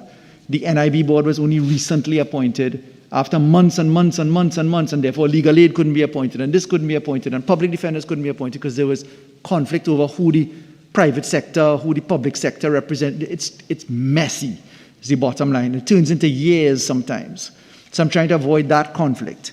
So perhaps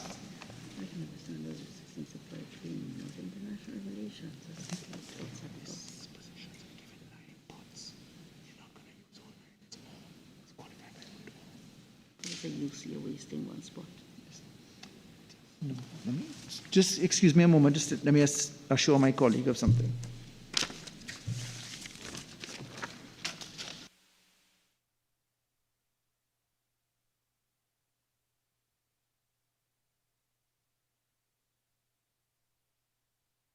Senator Timel, in the meantime, while the AG is conversing with the Minister of Trade, would you be withdrawing your amendment to Clause 7, or will you be putting the question? Chairman, in the context of the provisions of Clause 11, as advanced by the Attorney General, I'll withdraw. Okay. Attorney General.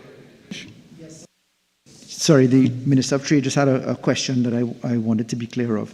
So, Mr. Chairman, in trying to find a solution to this, I'm wondering if we could accept an amendment proposed by Senator Deo-Narain, if I use that which is tabled. So in subsection 2, she has at page 2, the Honourable Senator, in subparagraph A, by inserting the words international relations after the words economics. So let's say international relations after economics. And then in subparagraph A, by inserting the words logistics and supply chain management after the word engineering, logistics and supply chain management. I think that those would meet. So the government will be pleased if the Honourable Senator would be minded to consider accepting 7A Roman 1, Roman 2. The difficulty that we have with Roman 3 is that we've been in significant litigation in relation to who the private sector entities are at law, because competing private sector entities have gone to say, well, I'm the entity, not you. Employers Association versus another association, Chamber 1 versus Chamber 2 versus Chamber 3.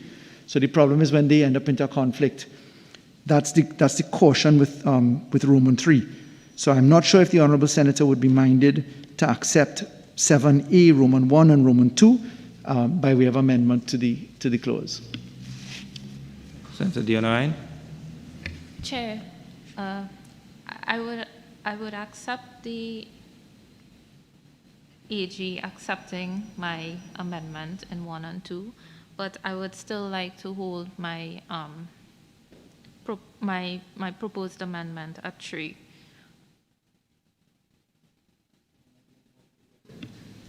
AG, go ahead. So if I may, therefore, for the record, I don't know if you're going to put the amendments one by one. Procedurally, that may be difficult. So, Mr. Chairman, in default of the withdrawal of Roman 3, I'd be prepared to table an amendment to 1 and 2 myself. Yes, that's what would have to happen. And just respectfully, for the benefit of senators and Senator Deo-Narain's consideration, the problem with the private sector representatives of good standing nominated by a body or group of bodies representing private sector interests recognized by the government, I wouldn't be able to even decipher how I'm going to face that in litigation. It would be a literal nightmare. And at least one member should have experience in structuring PPP and government-to-government arrangements. That's an extremely narrow category that I would not be able to fill, and I'd end up in litigation or a body that was not properly constituted and therefore ultra vires. So those would be the reasons why I couldn't accept Roman 3. Okay, so members, follow me for a second as I go through this procedurally. Senator Mark, I will put the question for yours, amendment clause 7, yes? Right, so I'll start with Senator Mark. Honourable Senators, the question is that clause 7 be amended as circulated by Senator Mark and further amended at 7A, Roman numeral 1, subsection A, after the word management, to include the words, who shall be appointed by the President of the Republic. Those in favor say aye. Say again? After consultation with the Prime Minister. Okay, let me do that again. So, Honourable Senators, the question is that clause 7 be amended as circulated by Senator Mark and further amended to read at clause 7A, Roman numeral 1, subsection A, after the word management, to include the words, who shall be appointed by the President of the Republic after consultation with the Prime Minister and the Leader of the Opposition. Those in favor say aye. Those against say no. I think the noes have it.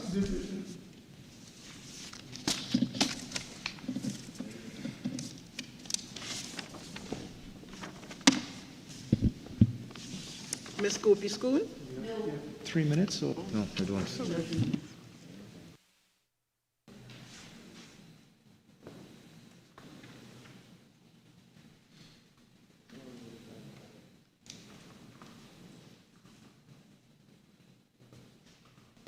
Okay, so we will allow 3 minutes to allow members to return.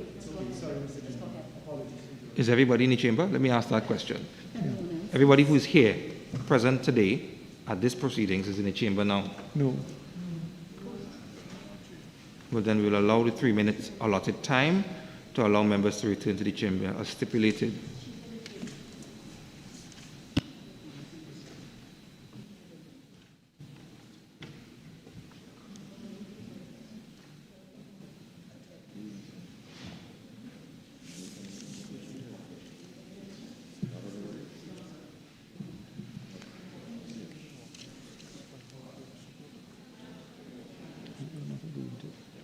I've had litigation with the NIB board 4 times on that case.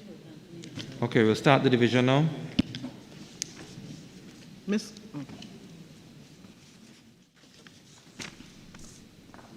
Gopi Schoon, No. Mr. Sinanan, Mr. Hussein, No. Miss West, Dr. Brown, No. Mr. Mitchell, No. Mr. Bacchus, No. Mrs. Leasing, Miss Bethelmy, Dr. Ibrahim, No. Mr. Young, No.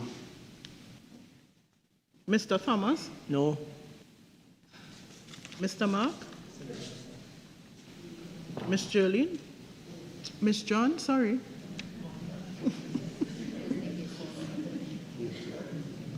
No? She's here. Yes, I said So yes. John, turn on your mic where you sit, you could answer from there. It's working today. Yes. Yes, Mr. President. Miss Lakshmi Diam? Yes. Mr. Naked? Yes. Mr. Lyder? Yes. Mr. Roberts? Yes. Mr. Richards? No. Mr. Vieira? No. Miss Deonarine? No. Miss Sipasad? No. Mr. Timal? No. Mrs. Thompson, are he? No, thank you. Dr. Remy? No. Mr. Welch? No. Miss Cox? Mr. Sinanan?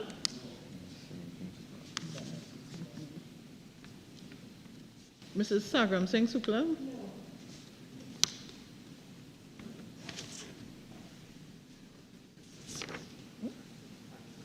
Oh, Mr. Singh? No.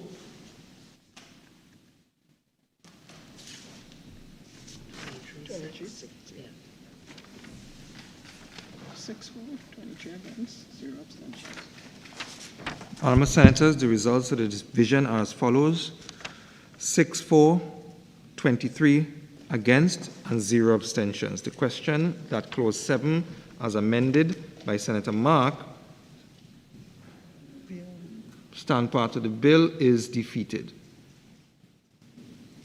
Honourable Senators, the question is that Clause 7, as circulated by Senator Deonarine, be amended. Those in favour say aye. Again, so senators aren't following. Let me say that again. Honourable Senators, the question is that Clause 7 be amended as circulated by Senator Deonarine. Those in... So sorry to interrupt, sir. Apologies. You will note, Mr. Chair, that I did not circulate an amendment to Clause 7, right? I know how to deal with that procedure. Appreciate it, so but I will be accepting part of the amendment. I know. Thank you, sir. I'll treat with it. So we'll do it again. Honorable Senators, the question is that Clause 7 be amended as circulated by Senator Dionarine. Those in favor say aye. Those against say no. I think the noes have it. So, Honorable Senators, the question is that Clause 7 be amended as follows by the Attorney General. At Clause 7A, in subsection 2, Roman numeral 1, in subparagraph A, in brackets, by inserting the words international relations after the word economics, and at Roman numerals 2, in subparagraph A, in brackets, by inserting the words logistics and supply chain management after the word engineering. Those in favor say aye. Aye. Those against say no. I think the ayes have it. Honorable Senators, the question is that Clause 7, as amended by the Attorney General, now stand part of the bill. Those in favor say aye. Aye. Those against say no. I think the ayes have it. Clause 7, as amended, now stands part of the bill. Clause 8. Honorable Senators, the question is that Clause 8 stand part of the bill. Honorable Senators, the question is that Clause 8 now stand part of the bill. Those in favor say aye. Aye. Those against say no. I think the ayes have it. Clause 8 now stands part of the bill. Clause 9. Honorable Senators, the question is that Clause 9 stand part of the bill. We have amendments to Clause 9 from Senator Mark. Senator Mark.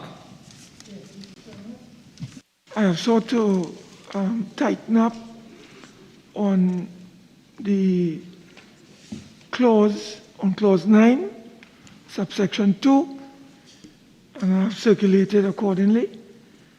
And as it relates to the other clauses, that is in B,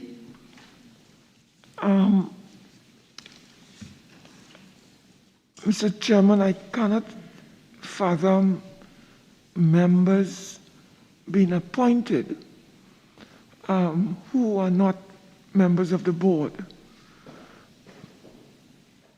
I am seeing where we are bringing in individuals to sit on these boards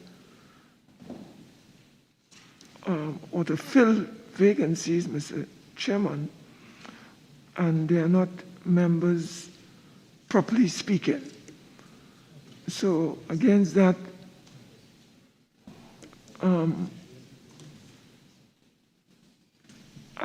we do not support these amendments, these provisions, I should say, or clauses, and as such we have circulated our amendments to that effect.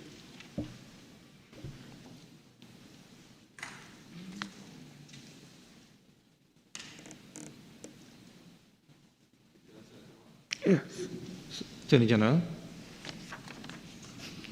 Thank you, Mr. Chair.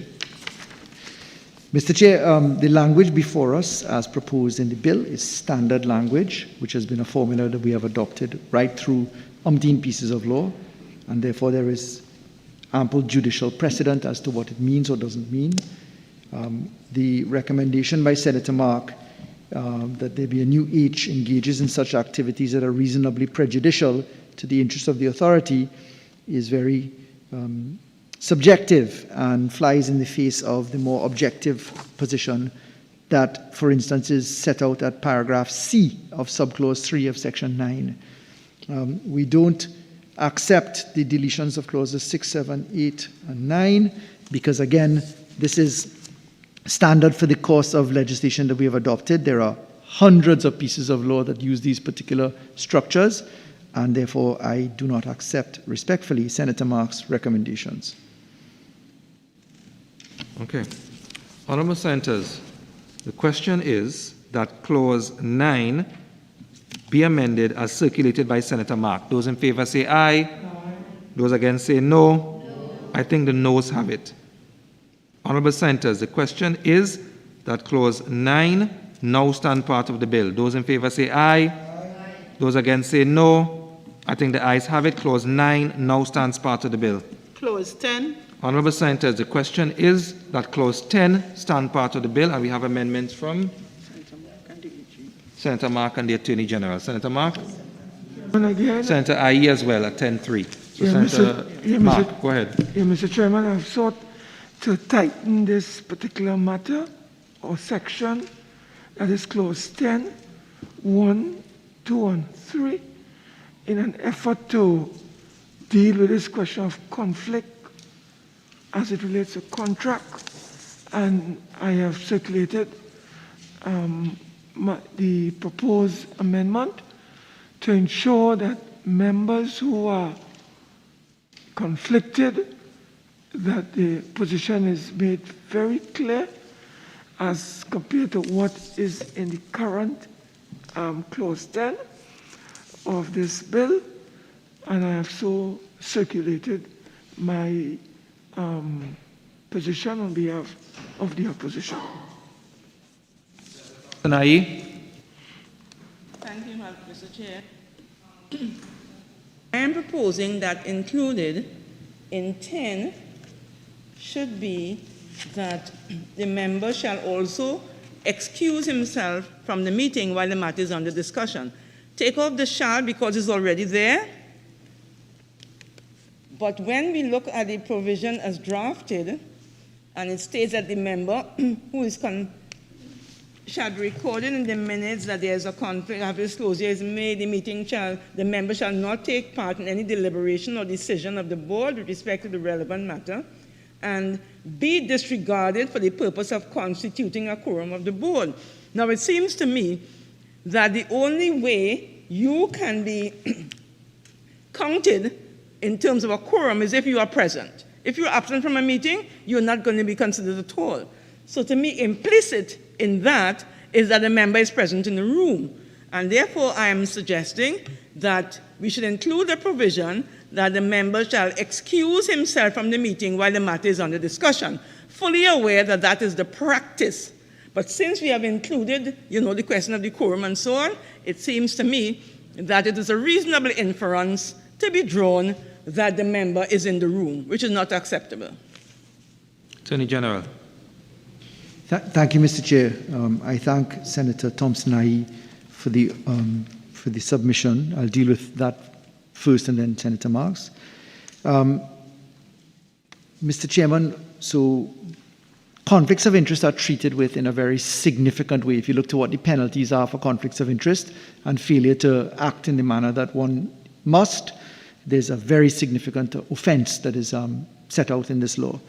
It's for that reason that I have proposed an amendment to adjust the mens rea aspect, to move it from a strict liability offense by including the word knowingly, to make sure that you don't have a strict liability offense happen, because when we're looking at the context of contingent pecuniary interest, you may have a contingent pecuniary interest that you're unaware of, for instance, by way of succession. Somebody left you shares in a company that has an interest, and you didn't know about it. You may unwittingly trip the provisions of the law. So therefore, the need to have a mens rea, mental intention, to trip the law we felt was important, which is why I have circulated that amendment. Bearing that in mind, as I relate to Senator Thompson-Aye, the reason that we put the quorum in expressly is specifically, number one, if you are at bare quorum and there was a conflict of interest, we wanted to have it expressly understood that you would become inquorate, meaning those who were left couldn't make the decisions if they were under quorum. So it's a very important safeguard for us to put expressly into the law, because we wanted the matter to stop right there, go and get further people into the point so that the matter could be dealt with from a fiduciary relationship, particularly where you have a quorum issue. We wanted to expressly communicate Parliament's intention that if you had a conflict of interest, that the board would become inquorate when you recused yourself from the positions. So that's the reason why we prefer to put it expressly. It is to communicate a specific intention, and one which is a safeguard. With respect to Senator Mark's submission falls short of a number of marks, no pun intended. That is specifically, Senator Mark makes the recommendation, a member who is directly or indirectly interested in a contract made or proposed to be made or in any other matter which falls to be considered by the board. We are not going for matters that are just considered by the board. We're dealing with the flow of matters which are several steps removed. So if you look at what we have in the particular clause, when we deal with this, every member of the board shall on appointment or annually, etc., whether he has an actual or contingent pecuniary interest or other interest in any operator, SEZ, single zone, regulated, or an applicant that has applied, or any person carrying on business with the authority in the exercise of the functions. Now, if I could explain why this is set out that way, there is a strict requirement when it relates to transparency. Remember, BEPS is looking at transparency, fairness, and the base erosion. This hits the transparency issue. It also ties into trustee and beneficial ownership obligations under the Financial Action Task Force. And then lastly, it meets with parity to Section 29 of the Integrity in Public Life Act and other provisions that we have used for conflict of interest. So Senator Mark's recommendation is extremely narrow and doesn't get to the breadth of what we're looking for. So in those circumstances, Mr. Chair, I respectfully, I'm not in a position to agree to either of the recommendations. And could you go on to your particular amendment? Yes, Mr. Chair, as indicated, we propose the qualification of the mens rea, the mental intention to commit the offense. Because we have dealt with contingent interests, we think it fair, as in keeping with other laws, that we introduce the requirement of knowledge, that you must knowingly do that. Okay, Senator Thompson, I propose or withdraw? No, I propose that it is what is written here. No, I mean in terms of your particular amendment at 10.3, do you wish to continue to propose it, or based on what the Attorney General has said in response to it, do you wish to withdraw? I must say I don't follow what the Attorney General is saying.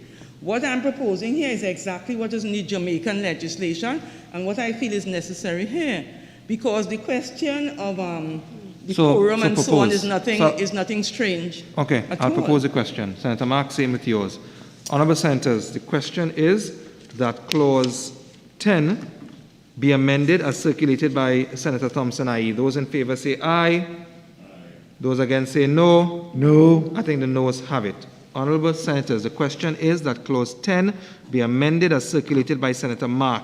Those in favour say aye. Those against say no. I think the noes have it. Honourable Senators, the question is that Clause 10 be amended as circulated by the Attorney General. Those in favour say aye. Those against say no. I think the ayes have it. Honourable Senators, the question is that Clause 10 as amended now stand part of the bill. Those in favour say aye. Those against say no. I think the ayes have it. Clause 10 as amended now stands part of the bill. Clause 11. Honourable Senators, the question is that Clause 11 stand part of the bill. Have amendments to Clause 11? Yes, Senator Mark. Senator Mark? Yes, Mr. Chairman, I have circulated an amendment to Clause 11, again seeking to tighten this particular clause, and I submitted to the Attorney General through you for his consideration. Attorney General? Thank you, Mr. Chair. Because the legislation is designed such that the board regulates its own procedure and is also enabled by the provisions of the Interpretation Act, we consider the recommendation superfluous, and in those circumstances, I respectfully decline the invitation to amend. Honourable Senators, the question is that Clause 11 be amended as circulated by Senator Mark. Those in favour say aye. Those against say no. I think the noes have it. Honourable Senators, the question is that Clause 11 now stand part of the bill. Those in favour say aye. Those against say no. I think the ayes have it. Clause 11 now stands part of the bill. Clause 12. Honourable Senators, the question is that Clause 12 stand part of the bill. Honourable Senators, the question is that Clause 12 now stand part of the bill. Those in favour say aye. Those against say no. I think the ayes have it. Clause 12 now stands part of the bill. Clause 13. Honourable Senators, the question is that Clause 13 stand part of the bill. And we have amendments to Clause 13 by Senator Mark, and the Attorney General. Senator Mark. Mr. Chairman, it is our view that the board should determine where and when meetings should take place, and not the chairman alone. And it's against that background, we have proposed the amendment where we are proposing that the chairman will have, the authority to call maybe special meetings, but when it comes to what is being proposed by the Attorney General, we are suggesting that the Attorney General consider the proposal or the proposed amendment that we have circulated in an effort to bring about some balance in this whole arrangement as it relates to this clause. So our amendment has been circulated, and I submitted it for the Attorney General's consideration. Attorney General, could you respond to Senator Mark, and as well, when you're done with that, put forward your justification for your amendment? Yes, sir. Mr. Chairman, we have used the model that we used recently in TTRA and in gaming, so we wanted to keep close to precedent. I point members to subsection 7. The board shall establish its own rules to govern its procedure. Of course, that is aided by the Interpretation Act. We think that the recommendations made by Senator Mark take us in a direction that we've moved away from legislatively in terms of drafting. Mr. Chairman, I'd also like to indicate that we propose an amendment to clause 13, simply to add in the word manner, and that is specifically to contemplate that meetings may happen electronically, virtually, etc. So we wanted the law to permit that, because far too often we've had in the COVID pandemic and in the digital environment to go and amend bylaws or even acts of parliament to permit meetings that are outside of the physical environment. So that's the rationale for our amendment to clause 13. Okay. Honourable Senators, the question is that clause 13 be amended as circulated by Senator Mark. Those in favour say aye. Those against say no. I think the noes have it. Honourable Senators, the question is that clause 13 be amended as circulated by the Attorney General. Those in favour say aye. Those against say no. I think the ayes have it. Honourable Senators, the question is that clause 13 as amended now stand part of the bill. Those in favour say aye. Those against say no. I think the ayes have it. Clause 13 as amended now stands part of the bill. Clause 14. Honourable Senators, the question is that clause 14 stand part of the bill. We have amendments from Senator Mark, Senator Dionerine, and the Attorney General. Senator Mark? Yeah, Mr. Chairman, we have proposed that the authority shall, with the approval of the board, appoint the Chief Executive Officer. We don't appreciate or fully support the minister getting involved in the appointment of the Chief Executive Officer. That is a function that ought to be carried out by the board, and the minister is involved in everything, and we've seen it here again. So in an effort to ensure that there is some balance in this arrangement and there's some degree of independence and not political influence in terms of the Chief Executive Officer, we believe that there should be some independence as it relates to the appointment of this Chief Executive Officer, and we believe that the board should be doing that of the authority. So we have made the amendment to so reflect it. Senator Dionerine? Thank you, Chair. I would like to withdraw this amendment, please. Withdraw? Yeah. Attorney General, response to Senator Mark plus your justification. Thank you, Mr. Chairman. Mr. Chairman, in dealing with my own justification first, we had listened to the observations coming on the floor, and we proposed the deletion of the words "with the approval of the minister," and that is the rationale for our recommendation. The conflict, therefore, in Senator Mark's recommendation and ours is somewhat narrowed. So I respectfully decline to accept Senator Mark's recommendation, but I do propose the recommendation that we have, which is to remove the minister's approval. Okay, honorable senators, the question is that clause 14 be amended as circulated by Senator Mark. Those in favor say aye. Those against say no. I think the noes have it. Honorable senators, the question is that clause 14 be amended as circulated by the Attorney General. Those in favor say aye. Those against say no. I think the ayes have it. Honorable senators, the question is that clause 14 as amended now stand part of the bill. Those in favor say aye. Those against say no. I think the ayes have it. Clause 14 as amended now stands part of the bill. Clauses 15 and 16. Honorable senators, the question is that clauses 15 and 16 stand part of the bill. Honorable senators, the question is that clauses 15 and 16 now stand part of the bill. Those in favor say aye. Those against say no. I think the ayes have it. Clauses 15 and 16 now stand part of the bill. Clause 17. Honorable senators, the question is that clause 17 stand part of the bill. We have amendments from Senator Mark. Mr. Chairman, I'd like to ask the Attorney General, as it relates to the engagement of persons on contracts for services, is the Attorney General indicating, or could the Attorney General indicate to what extent the staff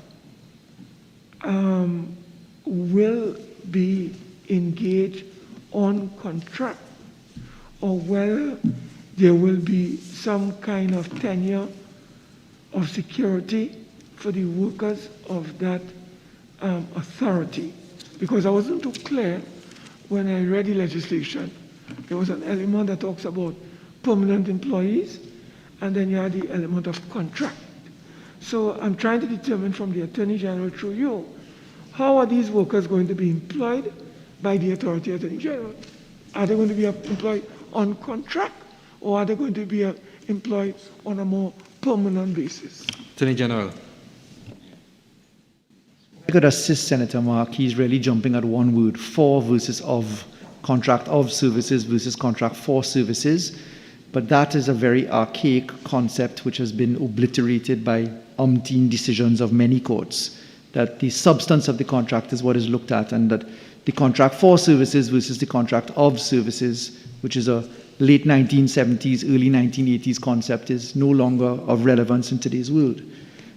When we get to the position, suffice it to say it's clear that they will be on contract, on terms and conditions, and that this clause is a standard clause that we have in umpteen pieces of law. Okay. Honorable senators, the question is that clause 17 be amended as circulated by Senator Mark. Those in favor say aye. Those against say no. I think the noes have it. Honorable senators, the question is that clause 17 now stand part of the bill. Those in favor say aye. Those against say no. I think the ayes have it. Clause 17 now stands part of the bill. Clause 18. Honorable senators, the question is that clause 18 stand part of the bill. The amendments. Senator Mark. When we read this section of the legislation, we were a bit concerned. And because of the uncertainty as it relates to whether a pension plan will be established or not in this particular clause, we believe that if and when a decision is being taken, either to extend the period for the establishment of a pension plan, we would like to have sight of it, not via a negative resolution, but we'd like that to be brought to the Parliament for scrutiny and oversight. It's against that background, we are suggesting that we delete the word negative and substitute it with the word affirmative. Attorney General. Thank you, Mr. Chair. The issue of pension plans is something that is well established. Also, the difficulty of establishing pension plans is equally well established, and that is either by way of a fresh plan or by way of joining a plan, etc. It's a rather involved process. We elected to ensure that there was an opportunity in law to state that the plan must be established. and we have said that that should be done in a particular time frame. Borrowing from umpteen precedents in the establishment of pension plans, we have gone with the negative resolution process. I would remind that nothing stops, and this is why we put it expressly in law, challenge to the fact that you must establish the pension plan under judicial review for mandamus, etc. So, Mr. Chair, we respectfully prefer to stay with precedent and to leave the clause as is.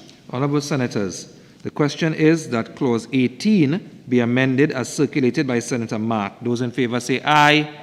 Those against say no. I think the noes have it. Honourable Senators, the question is that Clause 18 now stand part of the bill. Those in favour say aye. Those against say no. I think the ayes have it. Clause 18 now stands part of the bill. Clauses 19 to 25. Honourable Senators, the question is that clauses 19 to 25 stand part of the bill. Honourable Senators, the question is that clauses 19 to 25 now stand part of the bill. Those in favour say aye. Those against say no. I think the ayes have it. Clauses 19 to 25 now stands part of the bill. Clause 26. Honourable Senators, the question is that Clause 26 stand part of the bill. Senator Mark has an amendment. Senator Mark. Yeah, Mr. Chairman, maybe the Attorney General can clear the air on this particular provision or subclause. The question of fees and expenses being paid by the authority for purposes of auditing their financial accounts. Can the Attorney General point me to precedents where the Auditor General has engaged in charging or the charging of fees and expenses for the work that is done in accordance with the Constitution, 116 of our Constitution, as well as under the Exchequer and Audit Act? If you can point me to that, I'll appreciate Attorney General. Section 116 of the Constitution allows for the Auditor General to be the supervisor to audit accounts. Under Section 116, the Auditor General also has the ability to delegate that responsibility to someone, an auditor of his choice. Under Section 39 of the Exchequer and Audit Act, the audit fees are specifically set out in law, such that an audit fee determined by the Treasury after consultation with the Auditor General in respect of services of any of the Auditor General services can be charged, and that the fees equal thereof are deposited into the consolidated fund. So the answer is Constitution and Exchequer and Audit Act. Okay. Okay. Honourable Senators, the question. Senator Mark. Sorry, I withdraw this one. Yeah. Honourable Senators, the question is that Clause 26 now stand part of the bill. Those in favour say aye. Aye. Those against say no. I think the ayes have it. Clause 26 now stands part of the bill. Clause 27. Honourable Senators, the question is that Clause 27 stand part of the bill. Honourable Senators, the question is that Clause 27 now stands part of the bill. Those in favour say aye. Aye. Those against say no. I think the ayes have it. Clause 27 now stands part of the bill. Clause 28. Honourable Senators, the question is that Clause 28 stands part of the bill. Senator Mark, you have an amendment. Yes, Mr. Chairman. I would like to suggest that we do business a little differently in the future, and that has to do with this length of time. A report reaches the desk of the Minister of Finance, okay, and it is gathering dust, and it takes him 3 months to have same referred to the Parliament. I would like the Attorney General to ensure that the various committees of the Parliament function quite efficiently or more efficiently by having these reports, audited financial statements, referred to the Parliament so it can be tabled properly and referred to the respective joint select committees within 1 month of the minister receiving same, rather than having the minister keep this report for 3 months thereafter. So I'm asking the Attorney General to consider looking at a reduction from the 3 to 1 month. Thank you, Mr. Chairman. The reason why all of the laws that we pass have 3 months minimum because there's a process that has to be followed. Not only is the report delivered, but then there is quality and consistency and reports that go back for clarifications, etc. In the cabinet of Dr. Rowley, the Prime Minister of the Republic, we also have a reports committee that scrutinizes these reports, does further interrogation, and it passes through the subcommittees of the Finance and General Purposes Committee. For all of that to happen within 1 month is a near impossibility. Therefore, we have stayed with the formula of 3 months because we go through a quality and consistency exercise to make sure that we've got it right. Senator Mark. When the Auditor General audits the accounts of a state entity, what business is it of the government to go into this report? To do what? What is the purpose of doing that? There's a stamp from the Auditor General on this report, and the Cabinet cannot alter the Auditor General's report. That's an independent office. So I don't understand what the Attorney General is talking about. I really don't understand it. So what process is he talking about that will take 3 months? To do with what quality? What quality is he talking about? Okay. All right, so we'll put the question. Honourable Senators, the question is that clause 28 be amended as circulated by Senator Mark. Those in favour say aye. Aye. Those against say no. No. I think the noes have it. Honourable Senators, the question is that clause 28 now stand part of the bill. Those in favour say aye. Aye. Those against say no. I think the ayes have it. Clause 28 now stands part of the bill. Clause 29. Honourable Senators, the question is that clause 29 stand part of the bill. Honourable Senators, the question is that clause 29 now stand part of the bill. Those in favour say aye. Aye. Those against say no. I think the ayes have it. Clause 29 now stands part of the bill. Clause 30. Honourable Senators, the question is that clause 30 stand part of the bill. Senator Dionne, you have an amendment? Thank you, Mr. Chair. My amendment proposed at clause 30 is really to protect from some of the economic and social repercussions that can result from the negative social and economic repercussions that could happen from special economic zone activities. So in the designation of a SEZ, I am suggesting that we insert after the words, we insert consultation with stakeholders in designating the special economic zone. And I also further propose that consideration be taken in designating a particular area as a SEZ, consideration be taken into the availability of skilled and non-skilled labor in that area, and also whether controls can be easily established in the area to curtail smuggling activities. So that's the criminal element. Attorney General. Thank you, Mr. Chairman. Mr. Chairman, the difficulty with consultation with stakeholders is perhaps met by the fact that to establish these zones, the laws of the Republic of Trinidad and Tobago, as we condescend to treat with them, if you look at I, of the same clause 30, subsection 3, letter I as in indigo, environmental standards and requirements, just as an example, are treated with there. So the establishment of these positions have to happen by way of compliance with the laws of Trinidad and Tobago, particularly in environmentally sensitive areas. I would remind, however, that under the town and country planning legislation, the minister has the power of rectification by way of appeal. Where there is no exception is the EMA Act. In fact, many a project for successive governments have been stranded at the EMA for decades on the basis of consultation and other factors. We, in those circumstances, would respectfully wish to rely upon the provisions of law that exist as is. The further complication with after consultation with stakeholders is who is the stakeholder. There's open litigation by many people to say, well, I am a person who can be clothed under this provision and I'm an interested party. Following upon the Dumas case at the Privy Council, that has been further broadened by the fact that persons who are not ostensibly on the face of it stakeholders or persons who have locus standi before the court has now been significantly broadened. So I'd have to be careful not to open a Pandora's box of litigation. I see a question coming.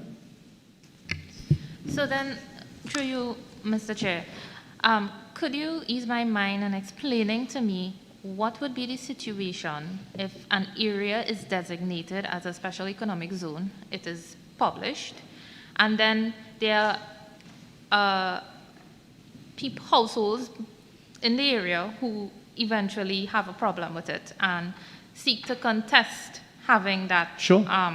Area be designated as a special economic zone I because they understood. have whatever I can answer concerns. that. It's called the highway reroute movement.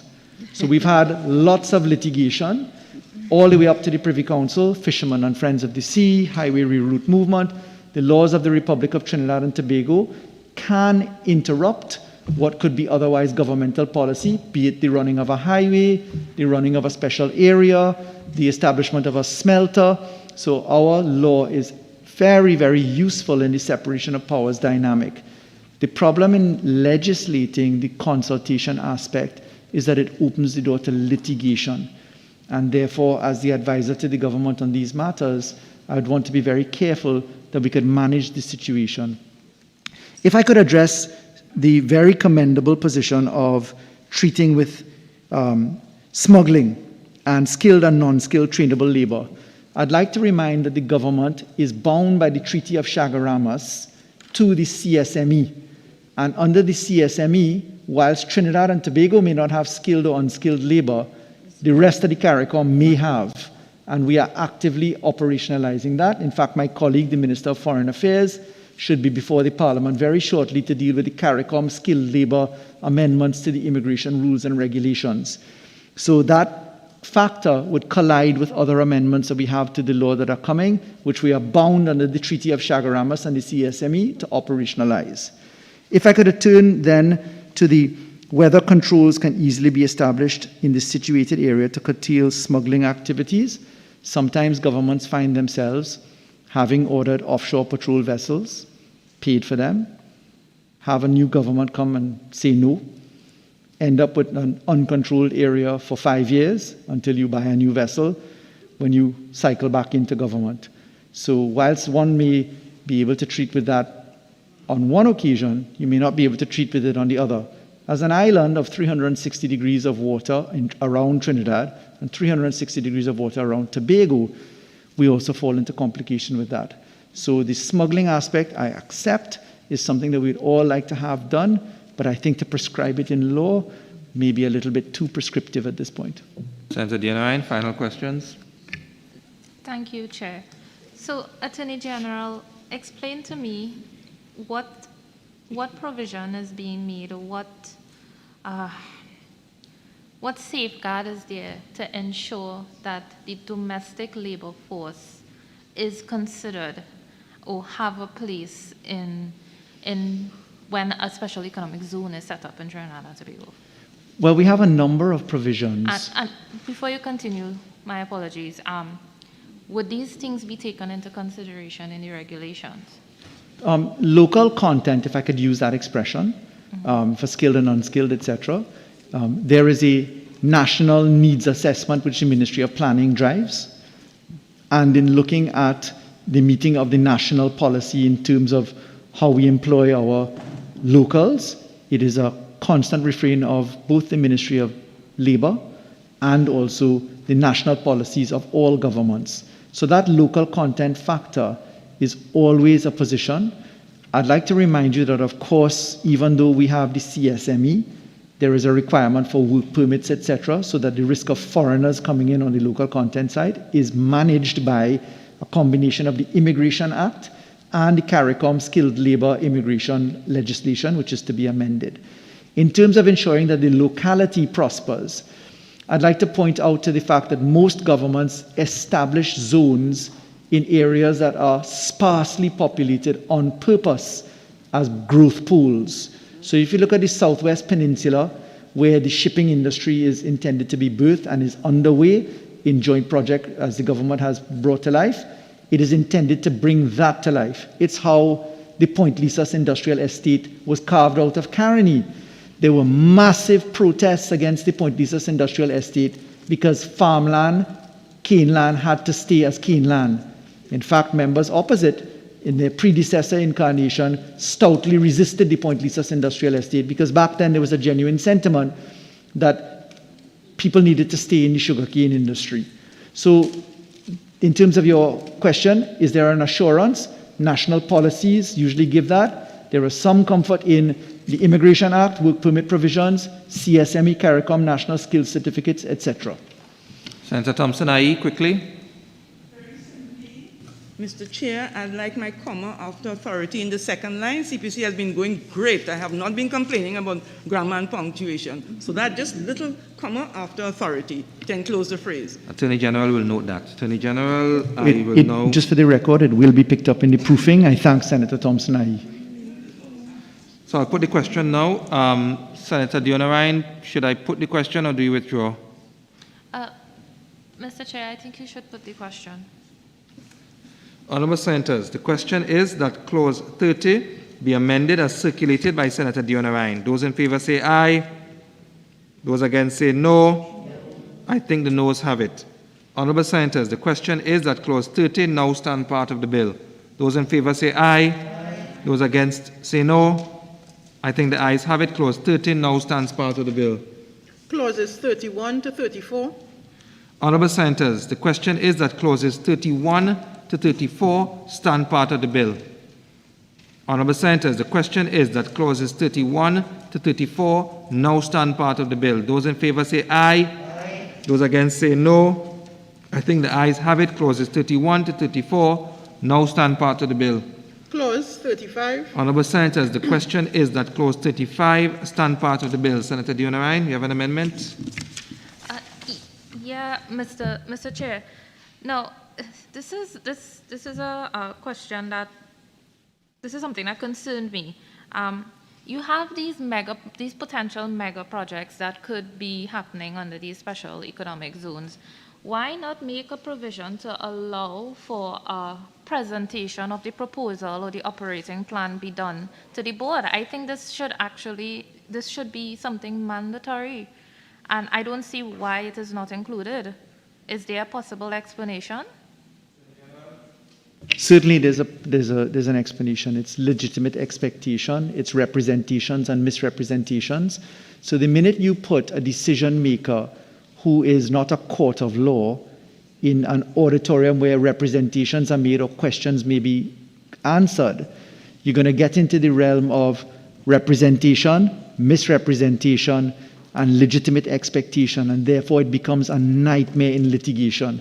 It's why you usually don't put a licensee application inside of the room unless the law specifically says that they may ask for amplification and then a forum for a very careful way of inspection. So from a licensing perspective, the caution in our mind was representation, misrepresentation, and legitimate expectation. Thank you, Chair. No, I have a follow-up question. Then, is it possible to make a provision that allows for only in the event that the board seeks further clarification from the requirements that are submitted for the application of the license? Is it possible to put in a provision that asks for them to provide that clarification in person or over a virtual call or something? Because I know there is a provision to allow them to supply additional documents, but what if a conversation needs to be had? Sure. So if I could explain, litigation is a very messy field, right? The problem with oral arguments or an oral presentation is that there's a lot of he say, she say when you're looking to review. Now remember, the board may accept, or it may reject, or it may vary. So we provided in subclause 3 for the further information. The minute we get into oral representations, we then get into feeding a judicial review application which says, well, you didn't reasonably listen to what I said on X, and it wasn't in my written submission or my further written submission. I gave it by way of oral amplification. And I gave the oral amplification, but I wasn't represented by an attorney, and it just becomes messy. So we wanted to separate the written application so that when the review process found itself in court, in a due process claim, look, you rejected my application unfairly, or I want to appeal your rejection, so that there would be a narrow purpose, so that we wouldn't get into the quagmire of litigation, bearing in mind that judicial review against a public body, which this is, would be fed by the reasonableness of the arguments presented to the body. So, AG, just a question here under 34. So, under 34, the THA or municipal corporation could apply for an operator license and set up an exclusive economic zone in their region or for whatever purpose. Yeah? Yes. Yes. So for the record, yes, because the definition of public body includes a municipal corporation, they can.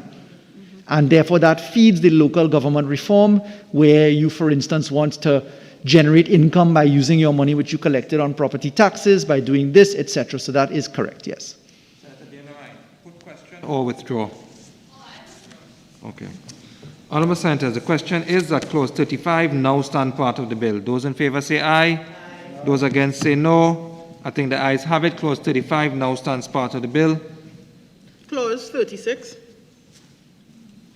Honourable Senators, the question is that clause 36 stand part of the bill. Senator Dionarine.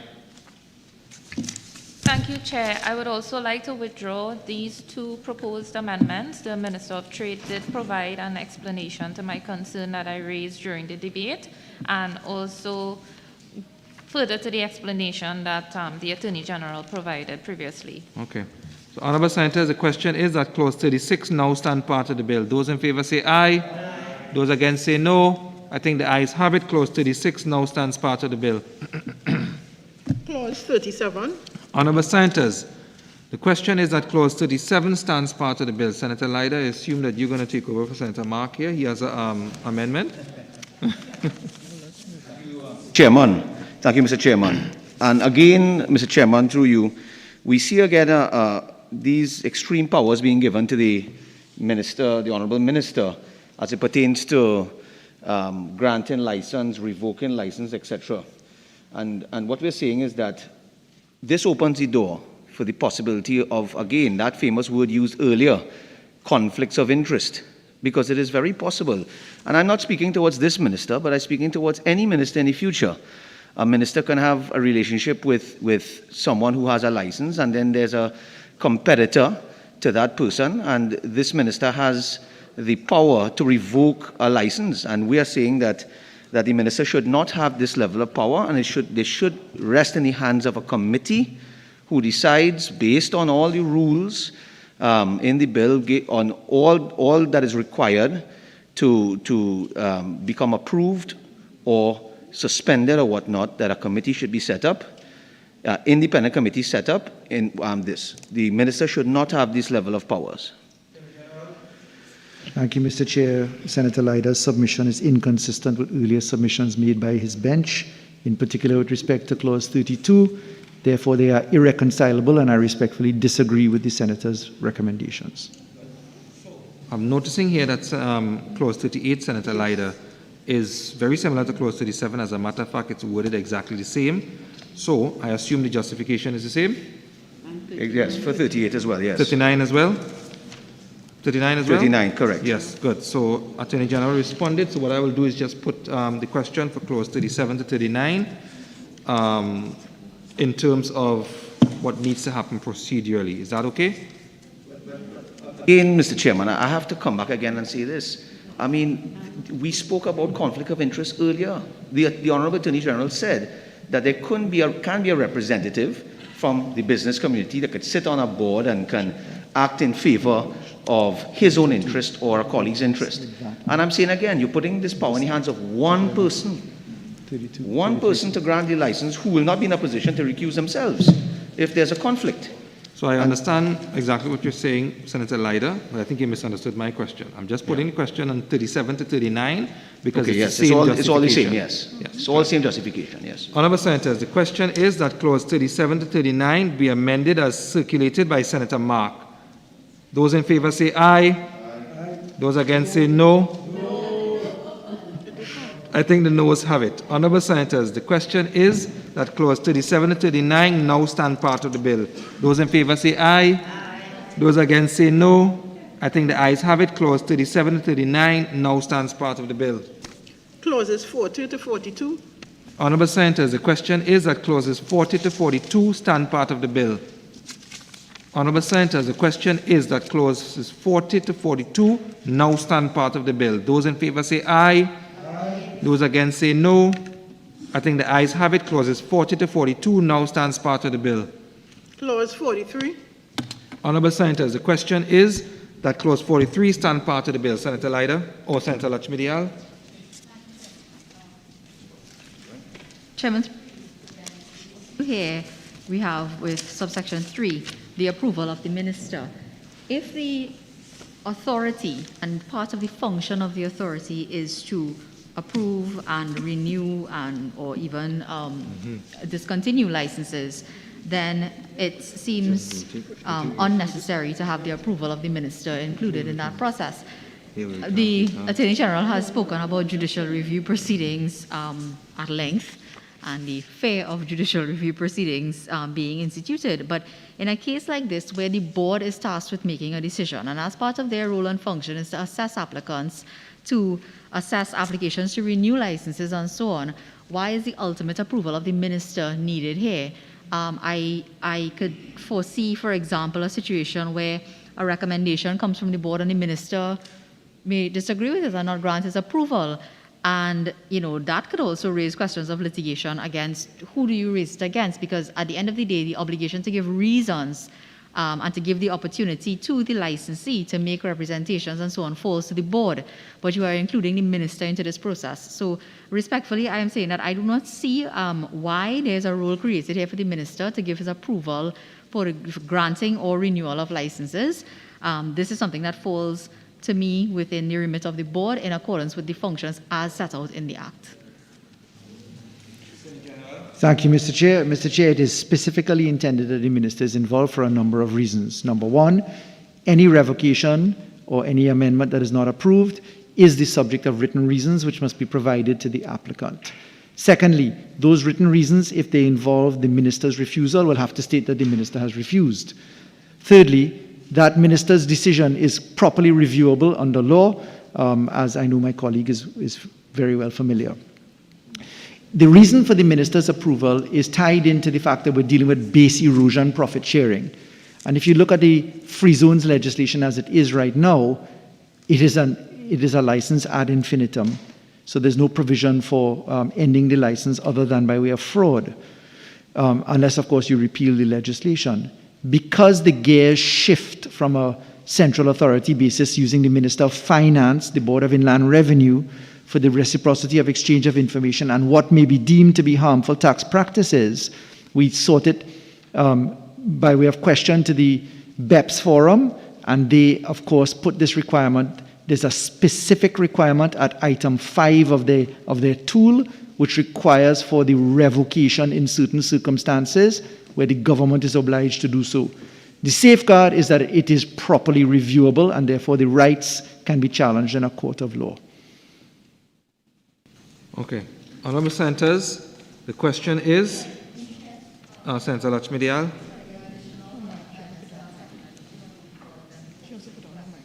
You have to put on your mic. I didn't hear a word of that. Sorry, there are additional amendments proposed to that section 43, which I didn't get to in subsections 5 and 6. We only dealt with the proposed amendments to section 3. Yeah.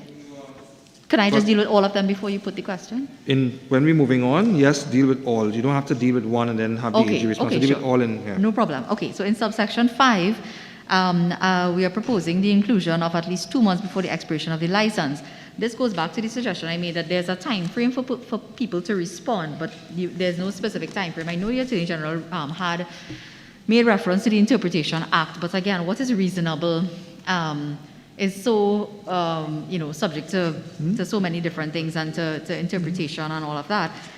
If you want to have a properly regulated regime where people are investing a lot of money and they want to have, as he says, to have decisions properly reviewable, then I believe that a proper system would allow for an appropriate amount of time to be given to the licensee to make their submission, as opposed to simply they have only 21 days to submit their written representation. So I'm suggesting if they're making the application, at least in accordance with section 43, 1 or 2, that at least 3 months before they must make the application, then at least 2 months before they should be given the reasons under subsection 5.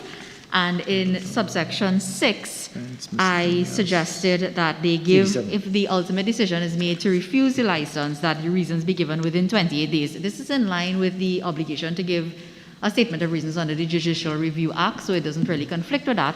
And it would allow, for example, for a person to be able to, again, approach the court for judicial review within the 3-month limit that is stated in the act itself. Yeah, Attorney General. Thank you, Mr. Chair. Mr. Chair, I refer my colleague to Section 87, which allows for the promulgation of regulations to deal with matters. Timeframes are one of those matters. Because this is an industry which will have to have some consultation, we prefer for those regulations to be made by the board upon them coming into situation. And it'll also give us room to negotiate those regulations and timeframes with the respective entities, including the BEPS team that scrubs these aspects. I accept that timeframes are usually best specified. It isn't necessarily the case statutorily, and the provisions of Section 23 of the Interpretation Act provide for reasonable in the circumstances. So with those reasons on record, we prefer to wait for the regulations. Okay. I find it a bit sloppy to put timeframes in for the licensee to respond in the primary legislation and deal with timeframes for the authority and regulations, but that's a matter of drafting, so I'll leave that. I'll communicate that to the BEPS and to the CPC's team, who will receive your submissions for what they are. Okay. Honourable Senators, the question is that Clause 43 be amended as circulated by Senator Mark. Those in favour say aye. Aye. Those against say no. I think the noes have it. Honourable Senators, the question is that Clause 43 now stand part of the bill. Those in favour say aye. Aye. Those against say no. I think the ayes have it. Clause 43 now stands part of the bill. Clause 44. Honourable Senators, the question is that Clause 44 stand part of the bill. Senator Lakshmidial. Of a graduated approach with respect to the actions that could be taken, enforcement action against the operator. Again, for the reasons of making sure you have due process and so on, rather than leaving it up to the authority to take any action, either the notice of compliance, a suspension, or revoking automatically, to have the graduated approach. This approach is recognized in many of our pieces of legislation, unless there's something preventing the board from taking that. I propose that they issue the notice of compliance. Failure, of course, to comply with what is stated in that notice of non-compliance should then lead to a suspension with a notice to take corrective action included in the suspension within a specified time frame. And if that isn't complied with, well, then the authority can, or if they're not satisfied with the corrective action, then they should suspend the license. But giving the authority the power to automatically suspend a license if they deem that there's non-compliance, I think it is a bit harsh and can be seen as a bit oppressive without following a graduated 3-tier type of approach, which I know, for example, is followed by other regulators who regulate, like, for example, financial services and so on. Attorney General. Thank you, Mr. Chairman. My answer is bifurcated. One, we intend to utilize the regulations to treat with some of these issues. But secondly, what this clause sets up and puts into play, Section 44(2), is that you have 3 powers: the issuance of a non-compliance, the suspension, or the revocation. And because these circumstances are so wide, the different type of players in these special economic zones, whether as operator or whether under the 2 licensing regimes, one may be required as a matter of instantaneous measure as opposed to election or graduated step. So in this particular structure, one size didn't fit all because there's several types of economic zones that we'll be contemplating, and because the severity may involve the immediacy of revocation or suspension, we needed to preserve those 3 options. The process of ensuring that rights are preserved and that there's fairness and due process is a well underwritten concept of our law, and it is not going to be cannibalized on the basis of this. Okay, honorable senators, the question is that clause 44 be amended as circulated by Senator Mark. Those in favor say aye. Aye. Those against say no. I think the noes have it. Honorable senators, the question is that clause 44 now stand part of the bill. Those in favor say aye. Aye. Those against say no. I think the ayes have it. Clause 44 now stands part of the bill. Clauses 45 to 48. Honorable senators, the question is that clauses 45 to 48 stand part of the bill. Honorable senators, the question is that clauses 45 to 48 now stand part of the bill. Those in favor say aye. Aye. Those against say no. I think the ayes have it. Clauses 45 to 48 now stand part of the bill. Clause 49. Honorable senators, the question is that clause 49 stand part of the bill. Attorney General. Mr. Chairman, thank you. The government proposes an amendment to clause 49. Specifically, after consultation with the BEPS team, the final review indicated that they wished us to ensure that we were keeping the nexus arrangement clear and that the licensees had economic interest which was substantial in nature. This ties back to the amendments we made to clause 3, the interpretation section, where we included the reference to core economic activity and to substantial activity. What we're proposing here is a condescension into detailed description of core income, estimate of operating expenditure, human resources. This ties into some of what Senator Dunarine was raising a little bit earlier and some of what Senator Timal raised in his debate, and the inspection and quality level of investment, etc. Those are the proposed amendments to subclause 3. When we go to subclause 4, we propose insertion of a new subclause 4, 5, and 6, where we're asking for substantive economic tests and permitted economic activity to be scrutinized effectively. So this is specifically to treat with the base erosion aspects, to have particulars of the enterprise on record. This hits with the transparency requirement for BEPS. It also hits with the exchange of information, which will come about in the automatic exchange of information or exchange of information upon request, which comes under tax information exchange legislation, which is another suite of laws. So that's the rationale, Mr. Chair. Okay. Honorable senators, the question is that clause 49 be amended as circulated by the Attorney General. Those in favor say aye. Aye. Those against say no. I think the ayes have it.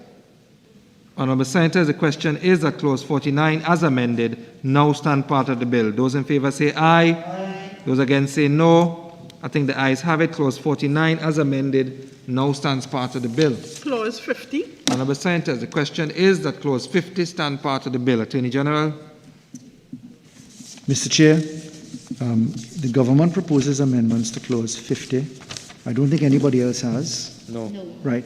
Our amendment is to capture the fact that we had omitted the word license, so that is contained in paragraphs A and B of the amendments with respect to clause 50, and the insertion of a new subclause 3, where we put it as a mandatory requirement that you have to have the satisfaction of your prescribed economic substance test.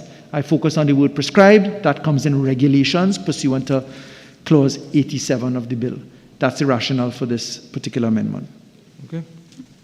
Honorable senators, the question is that clause 50 be amended as circulated by the Attorney General. Those in favor say aye. Aye. Those against say no. I think the ayes have it. Honorable senators, the question is that clause 50 as amended now stand part of the bill. Those in favor say aye. Aye. Those against say no. I think the ayes have it. Clause 50 as amended now stands part of the bill. Clauses 51 and 52. Honorable senators, the question is that clause 51 and 52 stand part of the bill. Senator Mark. Make my intervention. May I ask the Attorney General whether this power that we are giving to the minister is it something that the Global Forum and the European Union is happy with? This entire bill, with the amendments tabled by the Attorney General, has been blessed by the Global Forum. The entire bill, with the amendments tabled by the Attorney General. So we are just rubber stamping all this. You may be a rubber stamp, but this Parliament is not. No. All right, okay. Anyway, can I You have an intervention, Senator Mark, Of course 51 I and have 52, intervention. please. Of course I have an intervention. Yeah. Mr.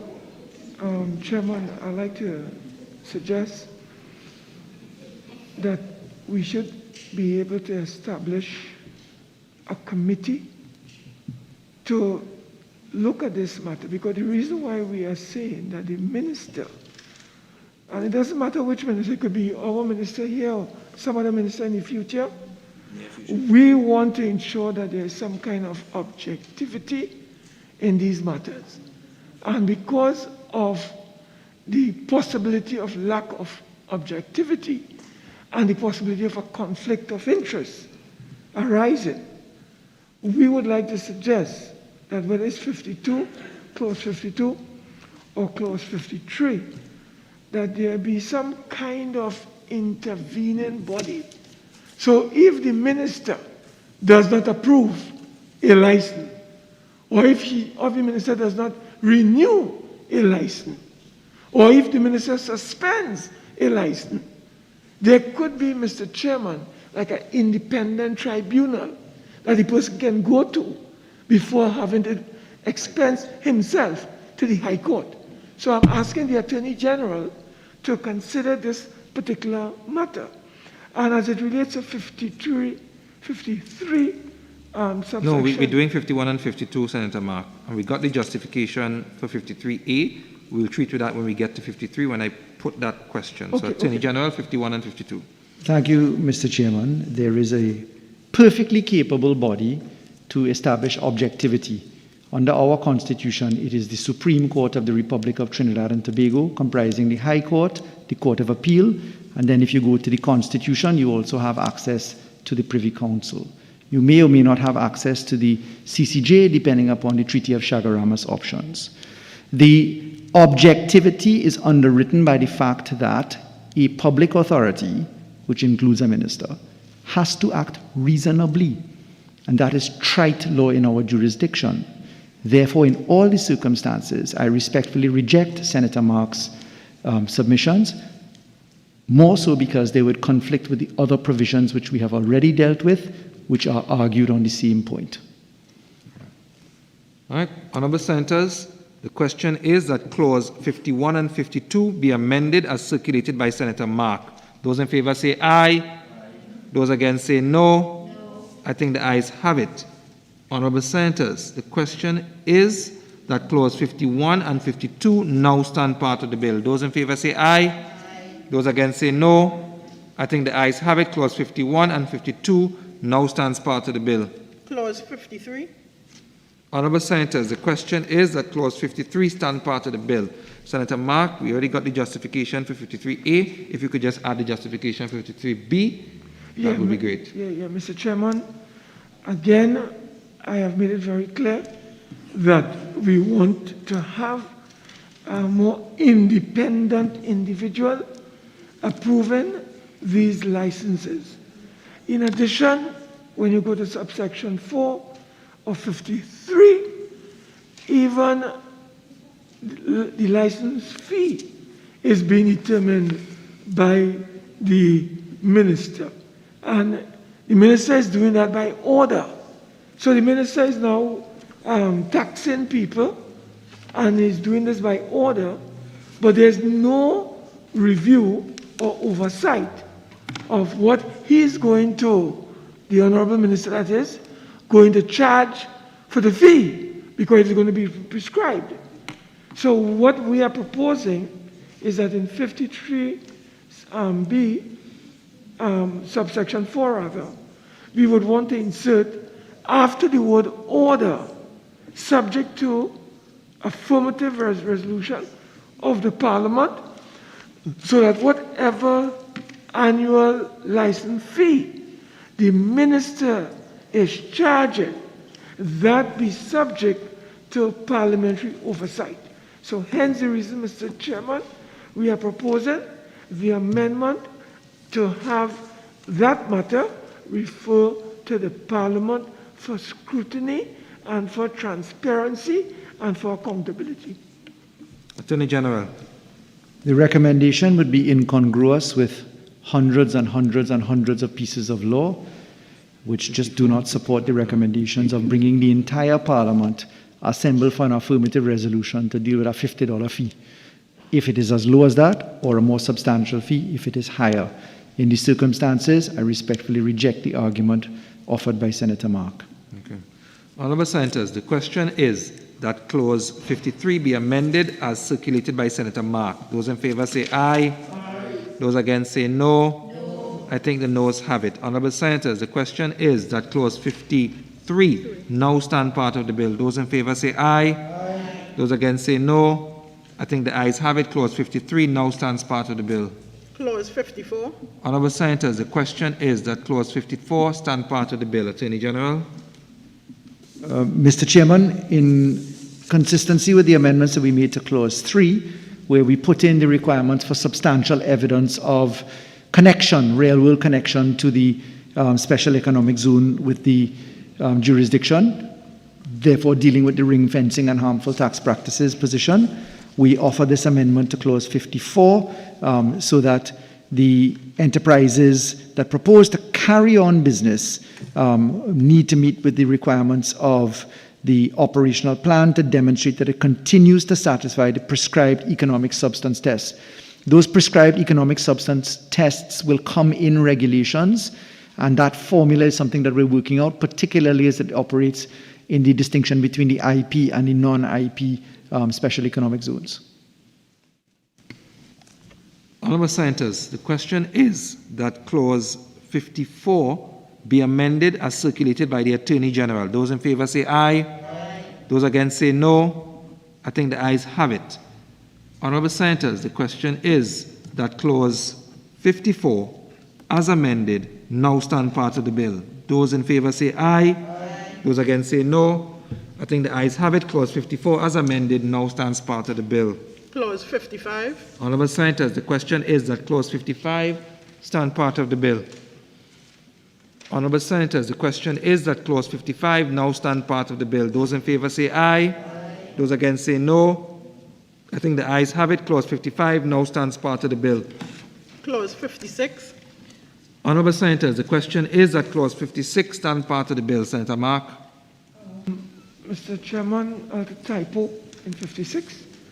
A minimum period of 15 years, if you could just correct that for me, and a maximum period of 25 years. Could you just adjust that for me? So it's supposed to be reversed? Yes. So the minimum would be 20 and the maximum would be 25? Right. All right, I will adjust it accordingly. Give you justification? Yeah, Mr. Chairman, we are talking about attracting foreign investment here. Yeah, so we have a contradiction in this legislation, Mr. Vice President, Mr. Chairman, where an operator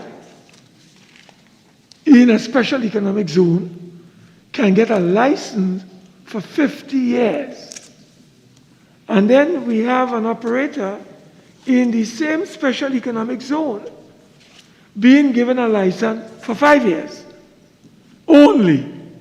And we have the Attorney General telling us that that individual who runs that enterprise has to be constantly being reviewed. He has to be reviewed, or she be reviewed because of money laundering. And Mr. Vice President, Mr. Chairman, this is discriminatory. This is unworkable. It does not make sense. And I do not know what the government, through the Minister of Trade, is trying to achieve here. To give a gentleman or a businessman, a foreigner or a local, 5 years, as opposed to the local and a foreigner, 50 years. It does not make sense. So we are asking the Attorney General to revisit this 5-year period and look at a 15-year minimum period and, as I said, a maximum of 25 years. in an effort to ensure that those who we attract to our shores and those who we attract within our shores, at least they are given some assurance that when they invest their money, at least their money can work for them during the period and not be subject every so often, Mr. Chairman. So that is why we are seeking for the Attorney General to consider increasing the period from 5 to the period that I've mentioned. Mr. Chairman. Senator Mark, you keep saying 15, but here you have 20. Which is it? No. What I'm saying is that I would like it to adjust. It should read minimum period of 15 years and a maximum period of 25 years. Okay. So that's what I'm proposing. AG. Thank you, Mr. Chairman. Mr. Chairman, there is merit in Senator Mark's observations because if you're going to collateralize your investment, usually there's a degree of connectivity to the length and tenure of your collateralization.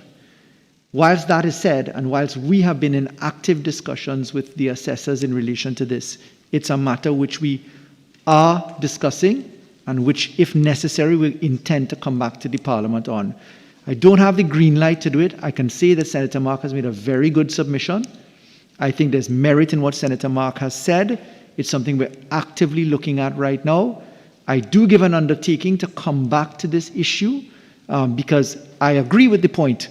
I think Senator Mark is right on the point. We too have had concerns about it, but we've not gotten the answer. Part of the argument that came to us was that they wanted the currency of information constantly on assessment. In other words, then, keep you on the hook. There are pros and cons to that. As we settle the issue, we intend to be agitating. The last thing we want to do is to set up a regime that is unattractive because people say, well, look, your tenure too short, I can't get a mortgage. So I accept what Senator Mark is saying. It's something that the Minister of Trade feels very passionate about as well. And if it's okay, Senator Mark, because I don't have the green light policy-wise, I'd like to come back to the issue. Okay. Senator Vera? Just out of curiosity, but would that similar provision obtain in other jurisdictions? Yes, so that's the problem that we're having.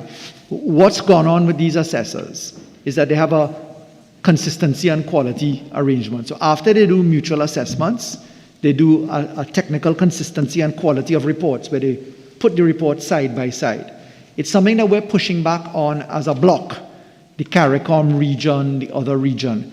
And it's something that we're looking at from a CSME perspective in the single market. We have our eyes on as well. But it is the ABCs of business that to collateralize, you have to have tenure, and therefore we feel very passionate about the issue ourselves. Okay.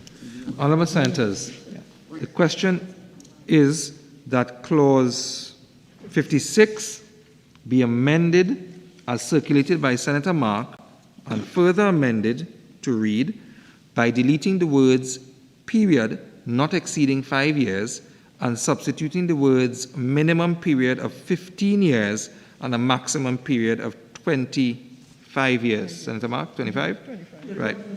Those in favor say aye. Aye. Those against say no. No. I think the noes have it. Honourable Senators, the question is that clause 56 now stand part of the bill. Those in favor say aye. Aye. Those against say no.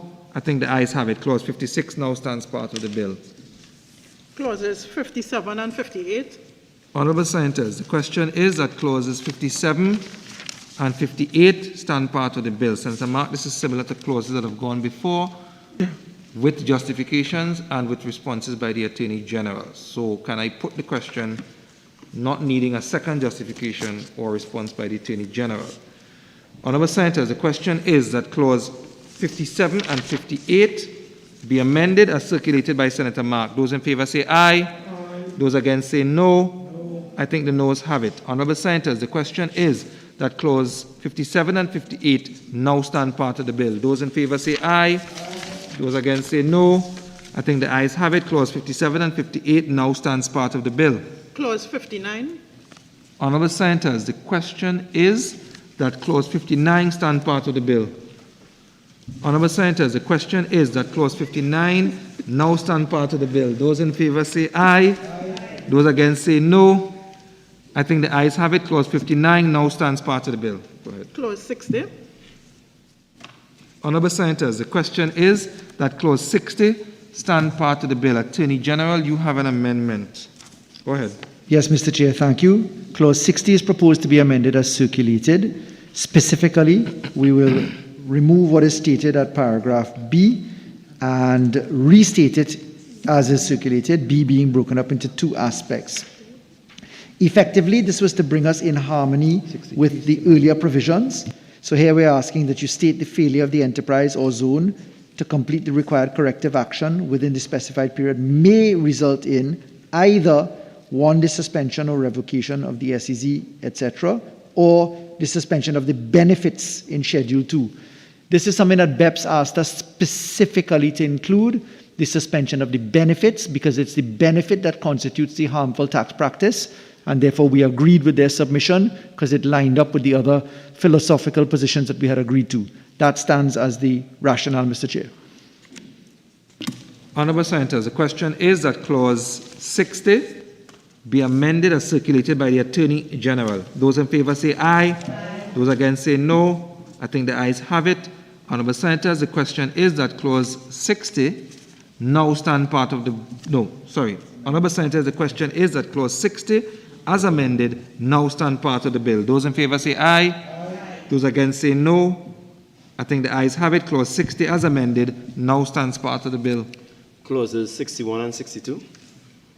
Honourable Senators, the question is that Clauses 61 and 62 stand part of the bill. Honourable Senators, the question is that Clauses 61 and 62 now stand part of the bill. Those in favour say aye. Aye. Those against say no.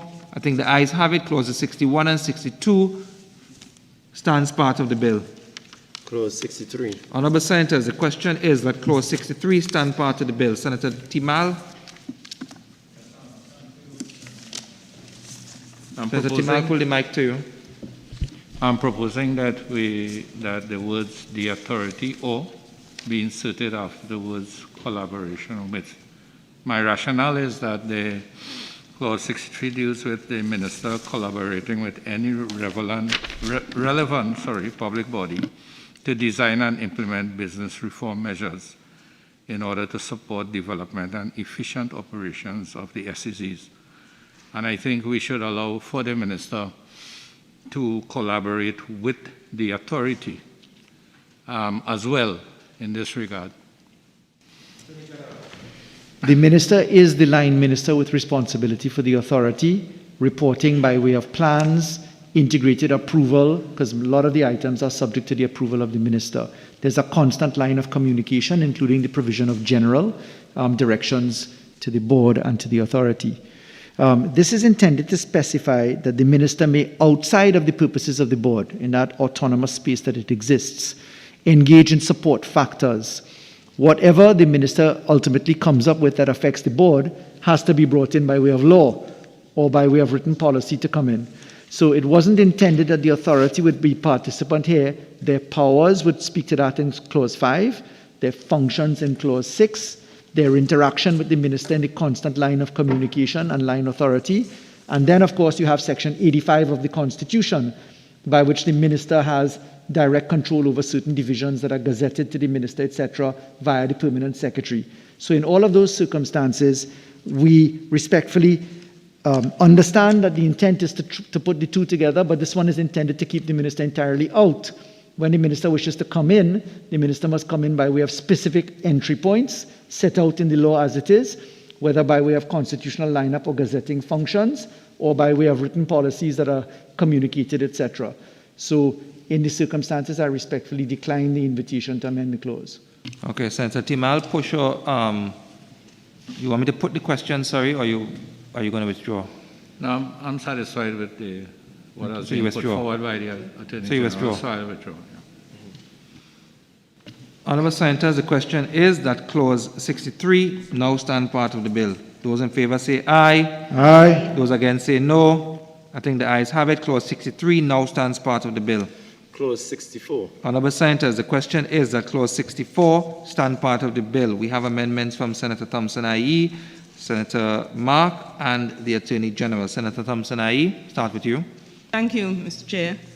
My proposed amendment is that no materials or equipment imported into Trinidad and Tobago with exemption from customs duty under Section 64(1) shall A. be used for purposes other than the improvement, renovation, or restoration of property situated in the zone, or B. be sold, given away, or otherwise disposed of to a business outside of the zone unless with the express approval of the Minister of Finance in writing.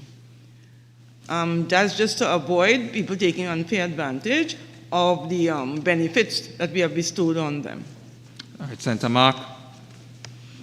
Mr. Chairman, I just wanted to get although I propose to delete 64, can I ask through you to the Attorney General, because 64 refers to Schedule 1.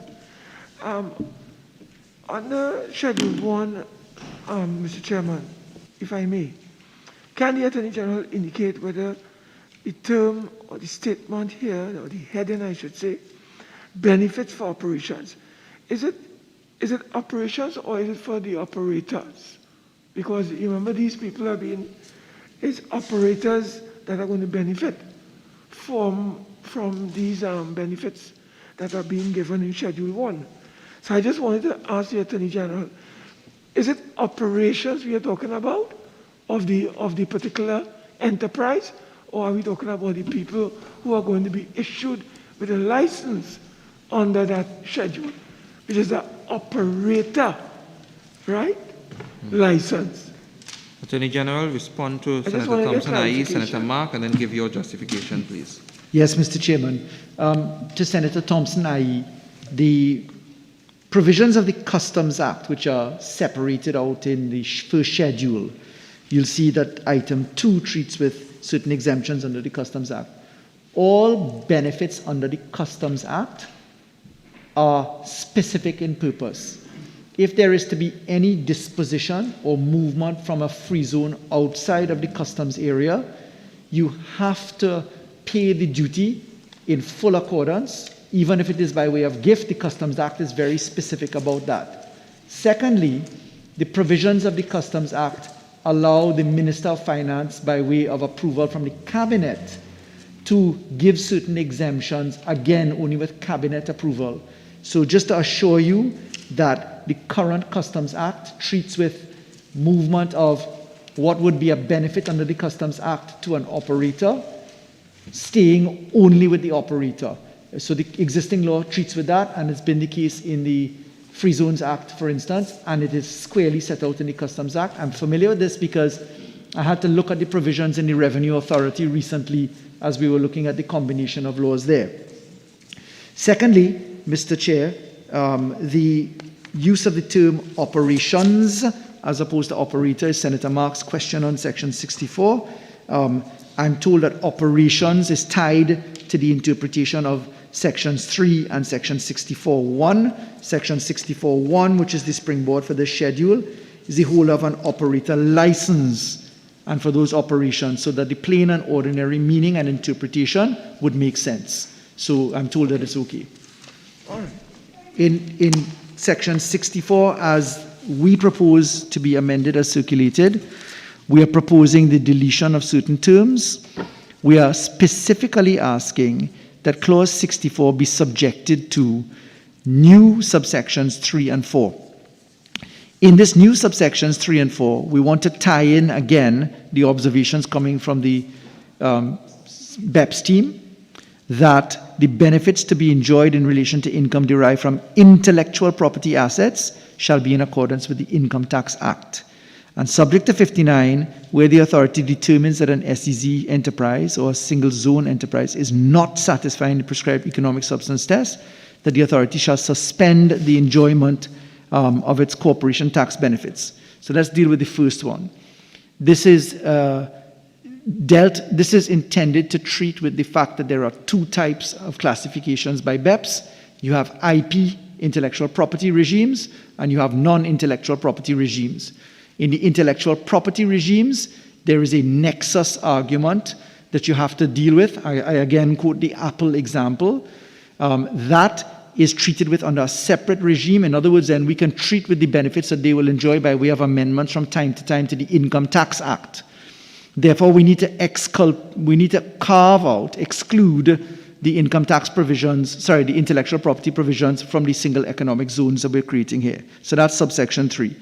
Subsection 4 is a requirement for the immediacy of sanctions, that if you're not complying with the substantive economic tests, that you can have a suspension of your corporate benefits, etc.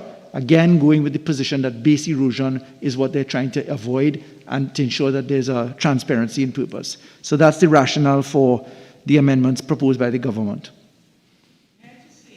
Senator Thompson-Aye. That it is always, to me, is always more beneficial to someone using legislation to simplify matters for them. And there's a tendency to define things and explain things by asking people to go to another piece of legislation. Correct. It is annoying, to say the least. It takes up people's time.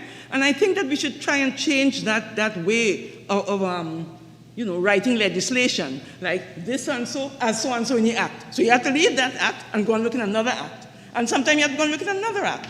Really, just to spell it out, you can't do this because of so and so, it's saying the same thing, but it makes life so much easier, and it makes the use of the law so much friendlier. Thank you very much for your explanation, So, Mr. Mr. Chair, that's a very important point, and let me explain why we have to go through this fastidious exercise. I agree with Senator Thompson-Aye, because when I read the English legislation, which is statutory instrument to statutory instrument, it's a nightmare to follow. The reason why we have to do this is because there is a risk of something called implied repeal, if not express repeal. And because our customs laws and our package of inland revenue laws are so many and so complicated, if we expressly provide for one limb here, we're going to run into the cascade argument of implied repeal or express repeal. So we'll be creating a nightmare. I agree with the Honourable Senator, but this is specifically because the taxation requirements are across multiple zones. Now, to further elucidate the point, you have to remember that we're treating with multiple enterprises. I don't know if I'm going to deal with an intellectual property regime, a corporate tax regime, a business levy regime, a PPP arrangement. There are multiple versions of tax laws, which is why tax laws are so difficult to read and why accountants are so well employed and auditors. So I do agree with the Honourable Senator, but this is a necessary evil. Okay.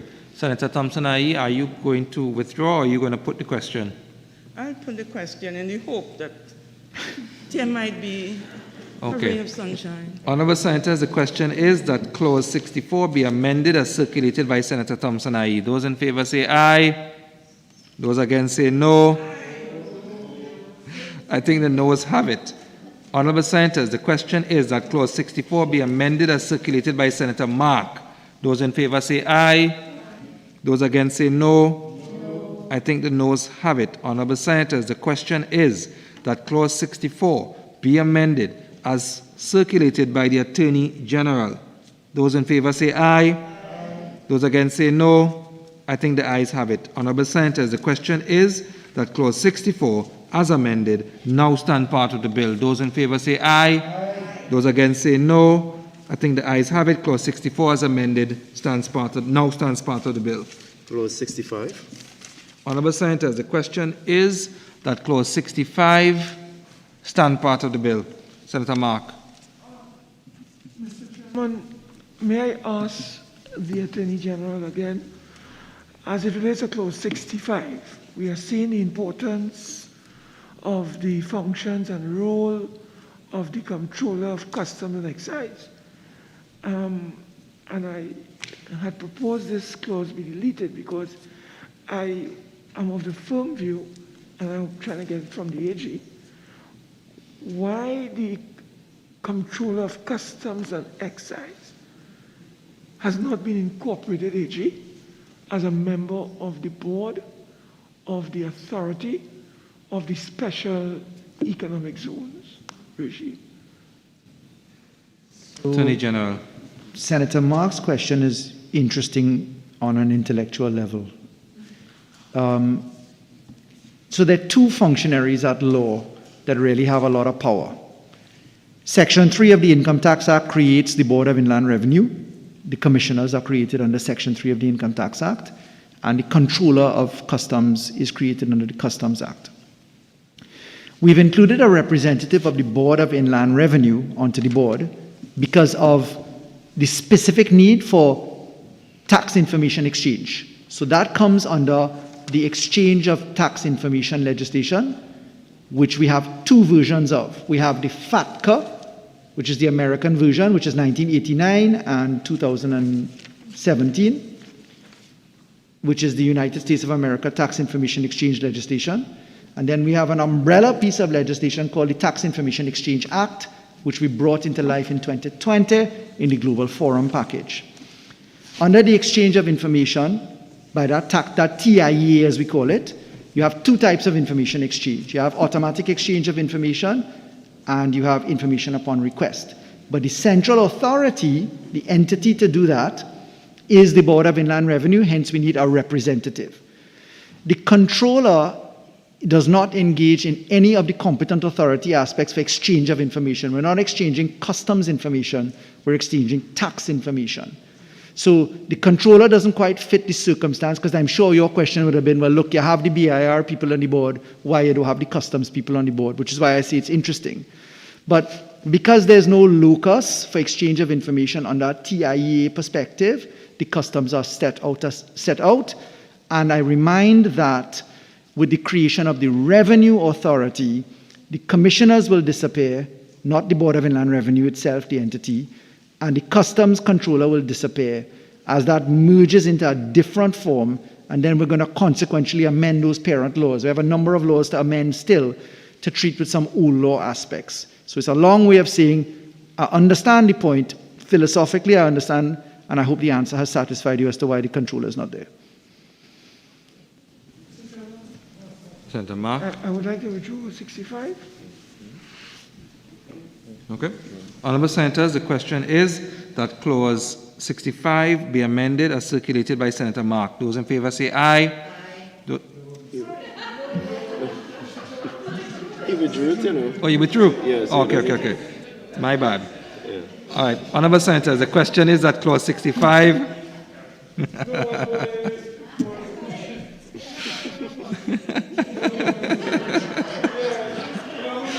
Okay, members. Okay, I got it.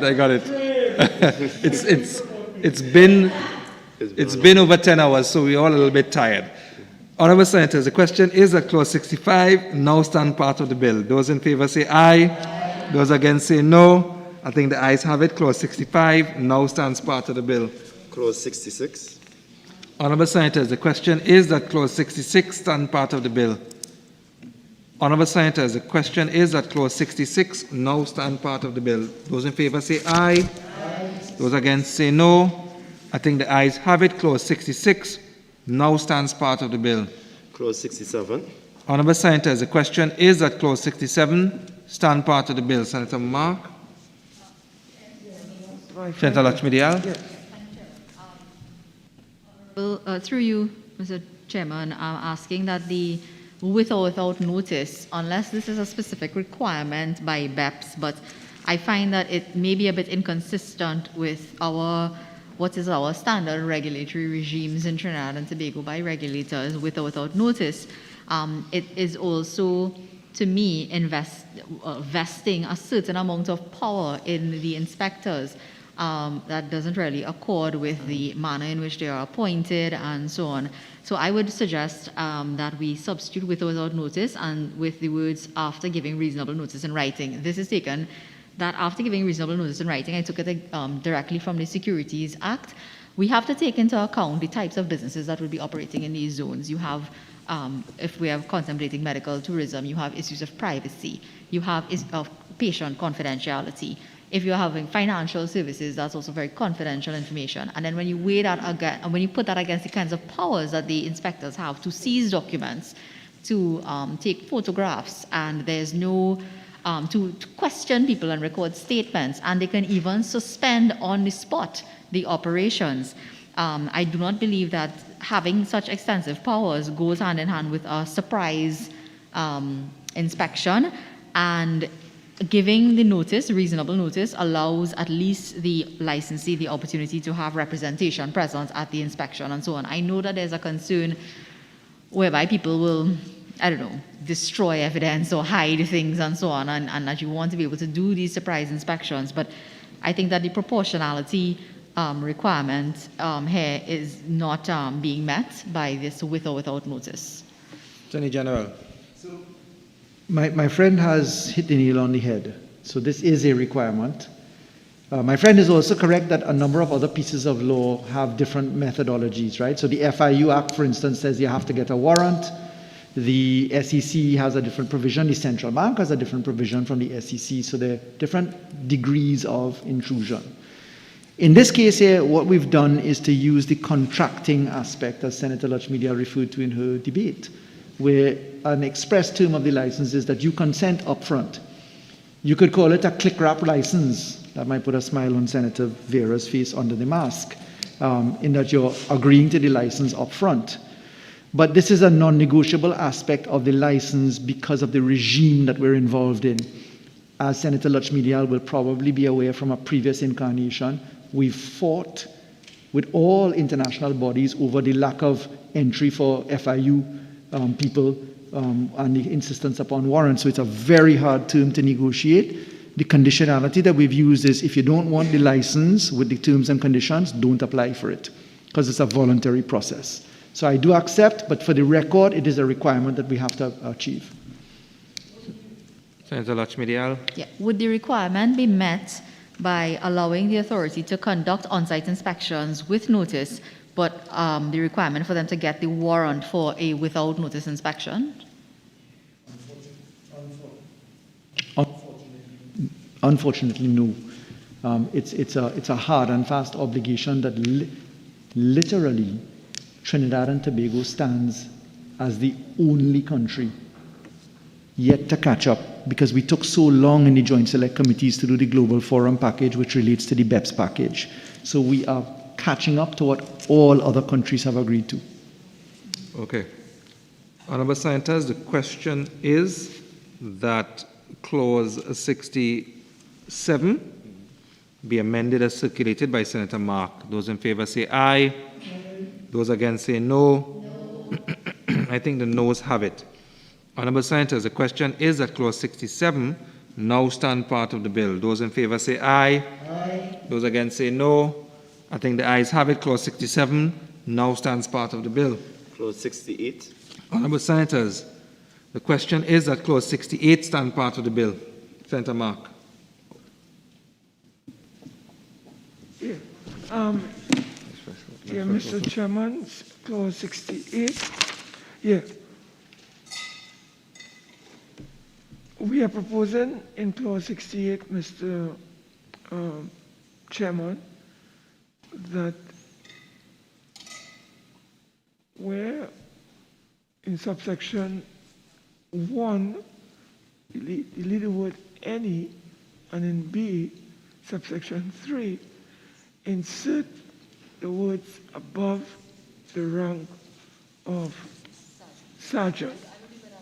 You'll do that one first? Yeah. Okay, cool. Okay, well, if I may, Chairman, the part of inserting above the rank of sergeant, again, it's a safeguard provision if they decide that they want to be accompanied by a police officer, specifically dealing with the power to seize documents and so on. I think that it would be prudent to include that an officer of a particular rank. I selected sergeant. I believe that under cash detention orders and so on, under poker, that is the requirement of someone above that rank of sergeant. And I think in customs, it's above a certain rank as well, a customs officer.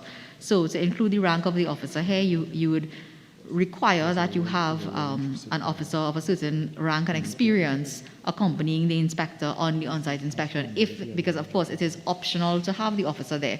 If the inspector opts to have a police officer with him, it should be someone with a certain amount of seniority.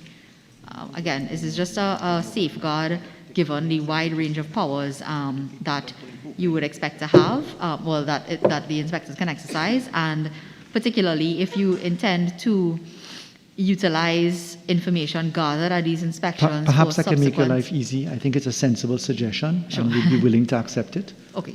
Yes? It's a good safeguard to put in. Yeah, especially when you want to use these things as evidence later on in criminal proceedings. You should have Mr. a Chair, safeguard. I do not respectfully agree with the deletion of the word any, but I do agree with the above the rank of sergeant. I think it would improve the proportionality of the bill. So, Senator Lakshmidial, are you willing to amend your particular amendment put forward as to clause 68 to delete A, but move forward with B?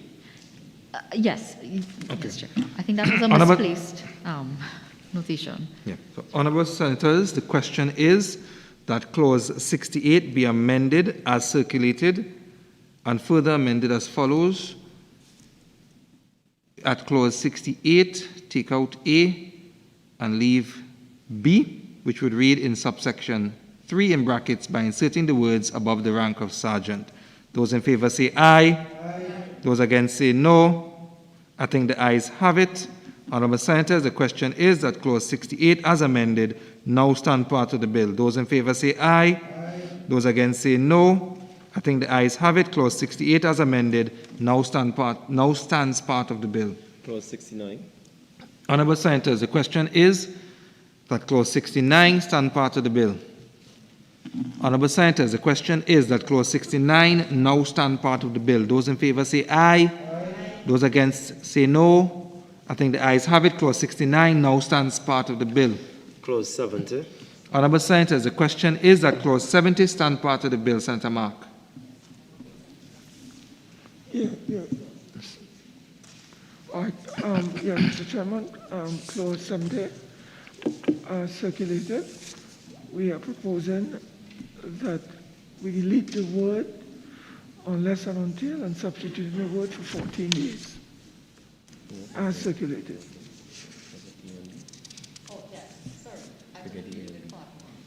With deleting subsection 1. With respect to subsection 3, the reasoning behind this, as I mentioned, the inspector here, when you are, if he gives orders to basically shut down the operation, really that is a function of, to suspend the license or suspend the operation is a function of the board. So rather than simply saying that he can do so and it remains in force, ad infinitum, or the inspector has the authority to withdraw it, or the board can revise it or modify it, I was suggesting that perhaps we leave it in force for a period of 14 days, during which time the board then can, it's sort of like ratifying the decision being made by the inspector, or they can reverse it, or the licensee also has the option during that time, of course, to exercise his right of appeal or judicial review, so that the inspector isn't, this section sort of really is handing power to the inspector that really properly resides with the board. So he can take the interim decision to suspend, but it should only be in place for a period of time and either be confirmed or, allowed to stay in place by the board or reversed. Attorney General. Thank you, Mr. Chair. The withdrawal by the inspector was intended to take care of the circumstances where the inspector actually withdrew prior to the election of right under Section 85, Clause 85, where you have the right to approach the court and, of course, injunctively if you so decided. So it wasn't that 3A was a detriment. It was intended to allow them to withdraw it voluntarily or for cause before you had triggered the action under the reversal by the authority under subsection B or by the appeal under Section 85, for which, of course, ex parte notice and injunctive proceedings are immediately available. So it was intended as a benefit and not a detriment. Senator Lakshmidial. Right. Well, you see, my concern is the way it reads here is that if I, as the inspector, go and say, stop operations, cease operations, how it reads here is that that order remains in force unless and until. So one of the three things must happen. If I don't exercise the discretion as the inspector to withdraw it, the authority doesn't actually take any action, or the appeal process isn't triggered, then it remains in force until. And really, that inspector exercising that power to have a suspension remaining in force without confirmation by the board, I don't think that that's a proper power for the inspectors to have. The board really ought to confirm that decision. So what I'm saying is that removing the unless and until for 14 days, so that if it reads... I got the point, Senator. Yeah. I honestly do. it is specifically intended to put the burden upon the affected person to take the step, either by way of approaching the board by way of appeal or by going to court. The inspector's power to withdraw voluntarily without a prescriptive time frame is intended to allow it to act in a sooner circumstance. But we specifically intended that way. Okay. I hear you. I just don't think that giving the inspector that power for a period of time and putting the burden on the person to approach the authority to have it reversed or modified. If there was no remedy, I would accept your point. But there are two remedies. You go to the board and you go to the court. Yeah, sure. But there's a regime here where within a specified time frame, the inspector must submit the report to the board. So why not make it mandatory for the board, once they receive that report, to either confirm the inspector's initial decision or reverse it? Wouldn't that be more of a... I philosophically understand the principle that you're exploring. I genuinely do. The difficulty that I have is that this is the regime that has been set up, that in 2013, Mrs. Prasad Bisesa accepted in writing. Let me repeat that. In 2013, a previous Prime Minister committed Trinidad and Tobago to this. So I am stuck with the ball, and I have to play ball. Okay. Attorney General, in 71, and especially F as an example, do you not think that you are in breach of property rights here? And do you think that there's an incursion into sections 4 and 5 without, the relevant... There would be an incursion into 4 and 5 rights if you didn't consent. So consent vitiates the situation. That's why Senator Lutchmedia said you were contracting out the right. I understood what she meant by that purpose. So the same way a software license is click-wrapped, and I say, I agree. You're bound by click-wrapping. It's actually a term in information technology law called click-wrapping. Okay. In other words, Mr. Chairman, what the Attorney General is saying is that to secure your license, you have to agree. Yep, that's correct. And if you do not agree, you get no license. Same way you have a license to drive on the road, same way you have a license for an FUL, all of these things. It's called a license. It's not called a property right per se. Understood. Honourable Senators, the question is that Clause 70 be amended as circulated by Senator Mark. Those in favour say aye. Aye. Those against say no. No. I think the noes have it. Honourable Senators, the question is that Clause 70 now stand part of the bill. Those in favour say aye. Those against say no. I think the ayes have it. Clause 70 now stands part of the bill. Clause 71. Honourable Senators, the question is that Clause 71 stand part of the bill. Senator Mark. No, I want to ask the Attorney General to consider sections 4 and 5 again, even though he has indicated what he has said, as it relates to elevating the judicial officer that a policeman or police officer rather can go to. So rather than have that power to enter and to seize things, and you go to a magistrate to that effect, I would like to respectfully suggest that we elevate that to a judge of the High Court, and that we go to another level rather than be an ordinary police officer. We put a senior police officer of inspector rank. Again, that is a safeguard any untoward development that can trigger an activity that can bring this thing to naught. So I'm just suggesting for the consideration of the Attorney General these amendments. Attorney General. Mr. Chair, I would not want to be incongruous with Section 5 of the Preliminary Inquiries Act, nor incongruous with Sections 32, 33, 34 of the Proceeds of Crime Act. In those circumstances, I wish to keep in harmony with the power of a magistrate to grant a warrant in these circumstances. Okay. Honourable Senators, the question is that Clause 71 be amended as circulated by Senator Mark. Those in favour say aye. Those against say no. I think the noes have it. Honorable Senators, the question is that clause 71 now stand part of the bill. Those in favor say aye. Those against say no. I think the ayes have it. Clause 71 now stands part of the bill.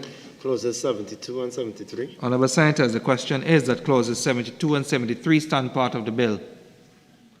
Honorable Senators, the question is that clauses 72 and 73 now stand part of the bill. Those in favor say aye. Aye. Those against say no. I think the ayes have it. Clauses 72 and 73 now stands part of the bill. Clause 74. Honorable Senators, the question is that clause 74 stand part of the bill. Senator Mark, this particular clause has the same justification as 71. Yeah. So, Attorney General, I assume it's the same response? Yes, sir. Okay then, so I'll put the question. Honorable Senators. Just a further. So this is the Justice of the Peace position? Yes. Yeah. So, Mr. Chairman, this is intended, this is the confidentiality clause to trigger the breach of confidence in causing the oath to be done before a Justice of the Peace. That triggers a particular law. So what we want to do is have the ease of taking the oath. The standard way of doing that is before a JP. And there is a criminal offense in those circumstances. So we wanted specifically to have the lower standard of the JP binding you to confidence as opposed to any higher authority. Respectfully disagree with my colleague. I would like to suggest that we elevate it to a High Court judge as it relates to the oath of secrecy, given the confidential nature of these documents, including trade secrets. So we have a bit of difference here, but that is my position. Senator Vera. I understand the rationale behind the provision and the importance of confidentiality. I'm just wondering, how is this going to play out in actual practice? Is it that every time members of the board are appointed, you'll have a JP present to take the oath? Yeah. And every time you have a new employee, they bring the JP in and he signs it? Exactly correct. The solemnity of the oath before the JP, same way we take an oath in the Parliament. And in fact, we amended the law recently. You no longer need to hold the Bible up or the Quran or whatever it is. So yes, it is intended to bind the person who makes the oath in as easy a fashion as possible so that the full brunt of the law could be applied. And I assume there will be an oath book that they will sign. Yes, sir. That's correct. It's actually a form that you sign the oath, and it's recorded. Yeah, the FIU bill has it as well. Sorry. Okay. Honorable Senators, the question is that clause 74 be amended as circulated by Senator Mark. Those in favor say aye. Aye. Those against say no. No. I think the noes have it. Honorable Senators, the question is that clause 74 now stand part of the bill. Those in favor say aye. Aye. Those against say no. I think the ayes have it. Clause 74 now stands part of the bill. Clause 75. Honorable Senators, the question is that clause 75 stand part of the bill. Honorable Senators, the question is that clause 75 now stand part of the bill. Those in favor say aye. Aye. Those against say no. I think the ayes have it. Clause 75 now stands part of the bill. Clause 76. Honorable Senators, the question is that clause 76 stand part of the bill. We have amendments from Senator Mark and the Attorney General. Senator Mark. Or Senator Lachmidial. Attorney General, this is, I'm going back to the issue of separation of powers and a board, an authority exercising really a judicial function here. Specifically, the person can opt out of a criminal sanction by paying the administrative fine and penalty. The offenses created in 72 and 73, there's this, it's in the alternative, summary or indictable, and the fine is $500,000. So I think that the limit of the fine that the authority should be imposing should also be capped at that. They shouldn't be able to impose any sort of administrative fine or penalty beyond what you could face as the summary offense, because it is only with the summary offenses that they have the option, I think, to administer the administrative fine. But when you have these hybrid offenses, I think it's necessity to cap it just for, again, I think as a safeguard and to ensure that there's no penalty imposed beyond that cap that is included here for the summary offenses. Attorney General. Thank you. I thank the Honourable Senator for the observations. The methodology behind recommendation 35 of the Financial Action Task Force which is the springboard from which administrative sanctions are born across a suite of laws: Proceeds of Crime Act, Anti-Terrorism Act, Financial Intelligence Unit Act, Central Bank Act, and the Financial TTSEC, Trinidad and Tobago Securities Exchange Commission. They're all born upon one strict rule of interpretation. You can only deal with strict liability offenses by way of administrative fines, which is why we are specifically saying that they must be prescribed, meaning the regulations are going to say what are going to be subject to administrative fines or not. So the indictable offenses are quite correctly excluded. Anything that involves a mens rea or mental intention will also be excluded, and the ceiling is intended to be slightly lower than that. So I accept the caution that my friend is offering, but it doesn't apply in these circumstances, and I can give you the assurance that whatever is going to be done to meet recommendation 35 is going to be done by way of regulations, which is why we ask for the amendment that we do. So instead of the prescribed summary offense, a prescribed summary offense, but prescribed is specifically going to be done by way of regulations. Yeah, just for the record, what we could expect to see is similar to the schedule that is included in the TTSEC Act. Yes, okay. yes. All right, I 100% accept correct. that, Mr. Vice President. Chairman. Okay, Honorable Senators, the question is that Clause 76 be amended as circulated by Senator Mark. Those in favor say aye. Those against say no. I think the noes have it. Honorable Senators, the question is that Clause 76 now stand part of the bill. Those in favor say aye.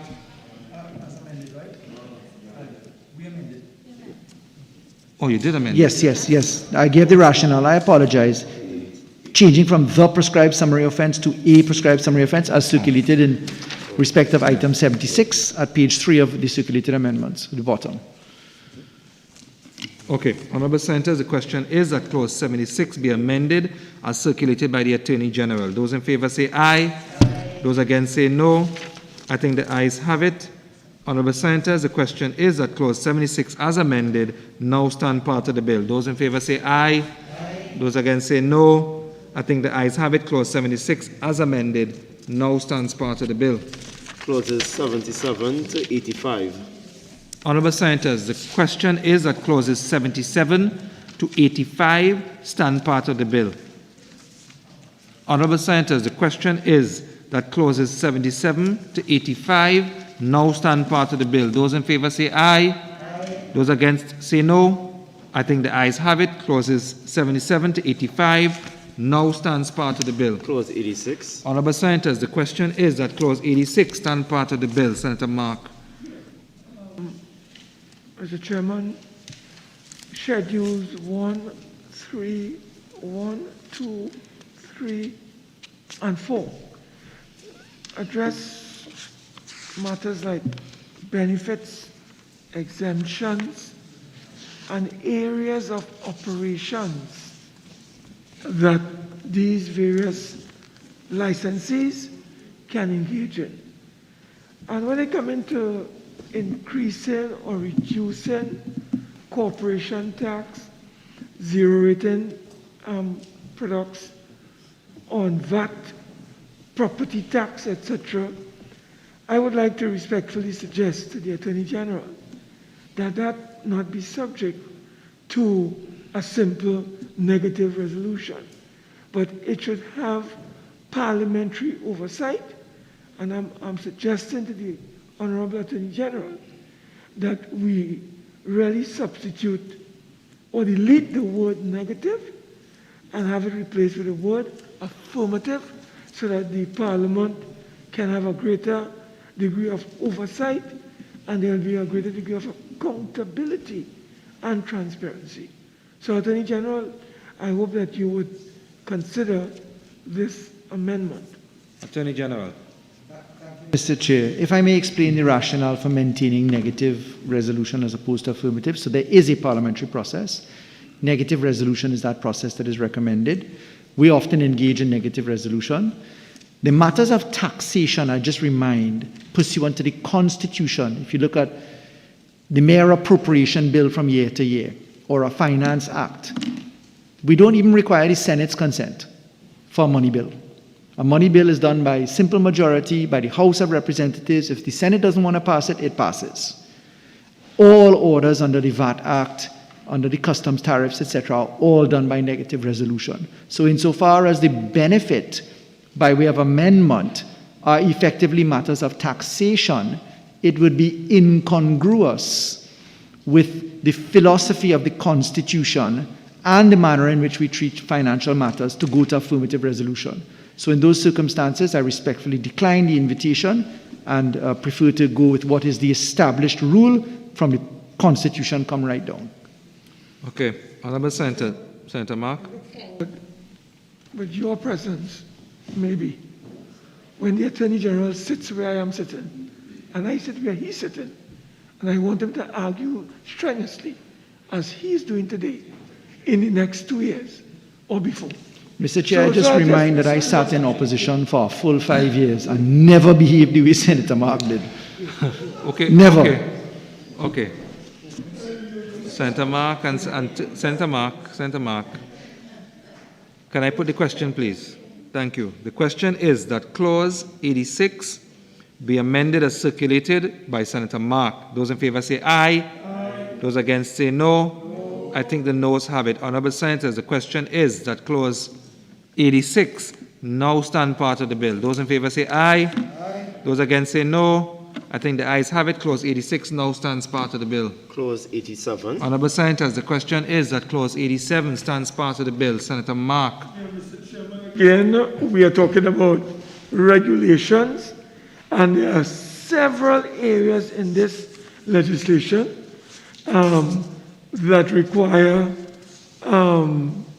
regulations to be brought to the Parliament.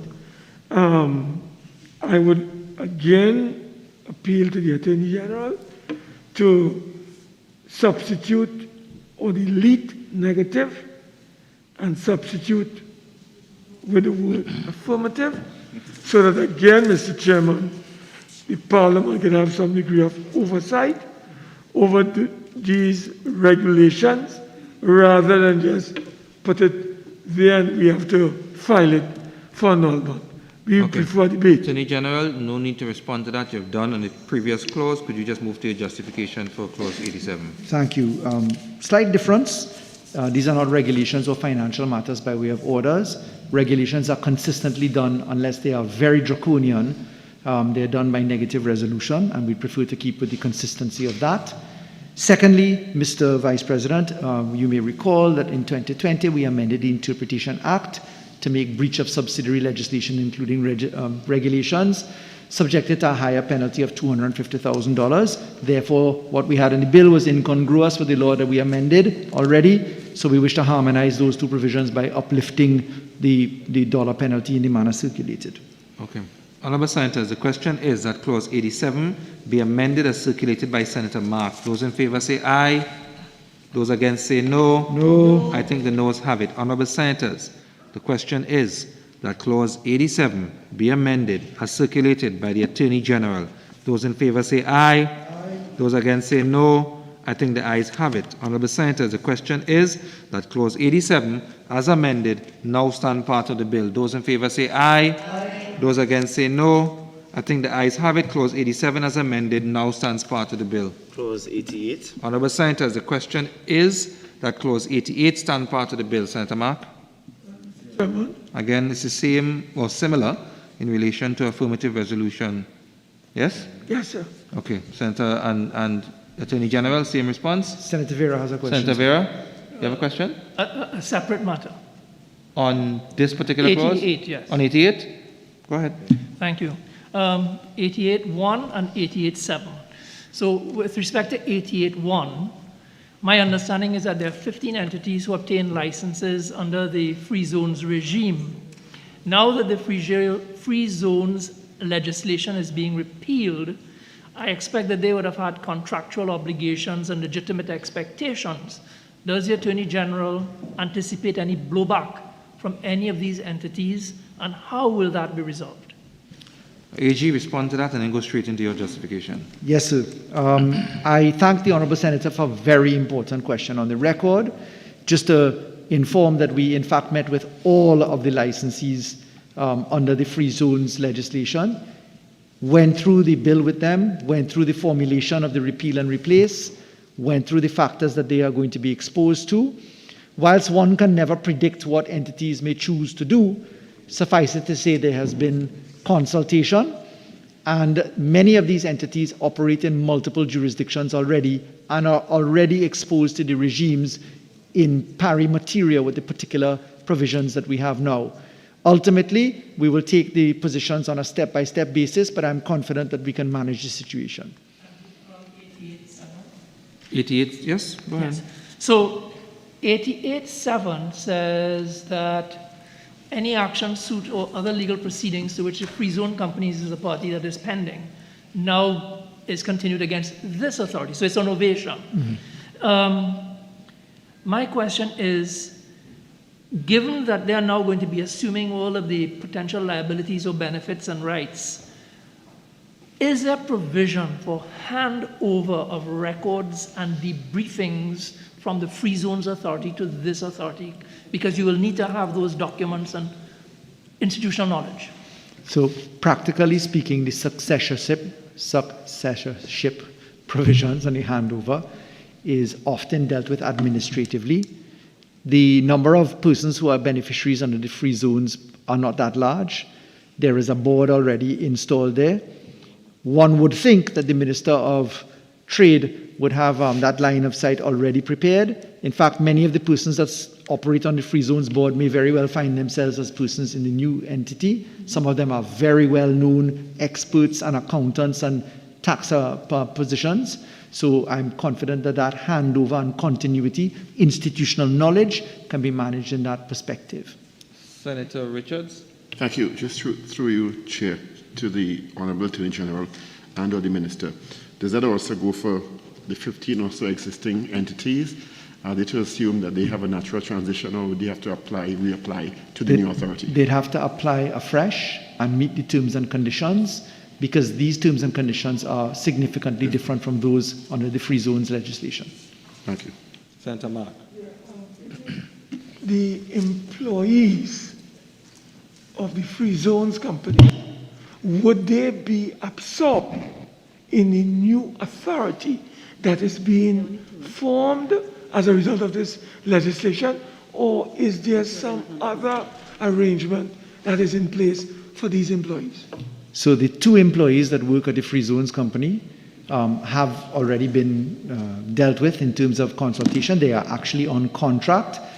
Part of the institutional knowledge and memory in this zone, because remember, the free zones already exist in certain areas, it would be prudent, not having any issues with these employees, to have fresh contracts absorbed in that basis. So we don't intend to engage in any harsh or anticipatory manners. If I may move to the proposed amendments under my hand. Yeah, go ahead. Thank you. 88. Mr. Chair, we propose amendments to subclause 2A and 3 of clause 88, deleting the word 31st December 2021 and substituting the word 31st January 2022. Why? The actual cutoff date for the end of harmful tax practices has passed us. And what we have done is to try and put a date which can survive consultation with the entities that we are being assessed by. So obviously the 31st of December is imminent, and we are asking for the 31st of January 2022. In subclause 4, we're changing shall to may. We're proposing just after the words authority for an operator's license. We're taking out subclause 5 and replacing it so that an application by an approved enterprise referred to in subsection 4 for an operator's license, an SEZ enterprise license, or single zone enterprise license shall be made within 6 months of the coming into force of this act. So this grandfathering and transition clause is something that we specifically discussed with the assessors, and this is the formula that has been approved. What we intend to do is to work with the players to ensure that we have a continuity of zones and enterprises.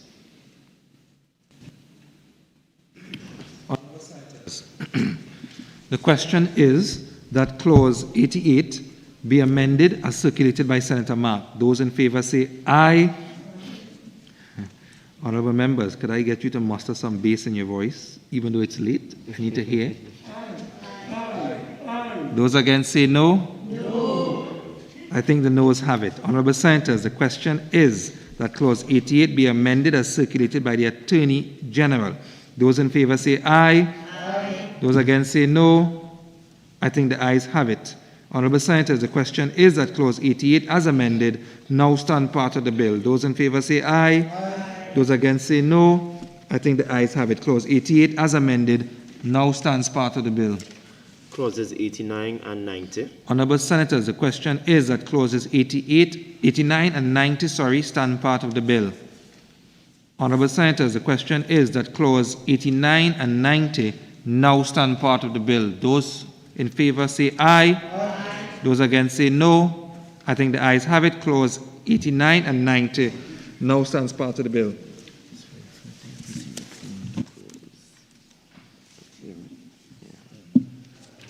New clause 14. Honourable Senators, the question is that new clause 14 be read a second time. Those in favour say aye.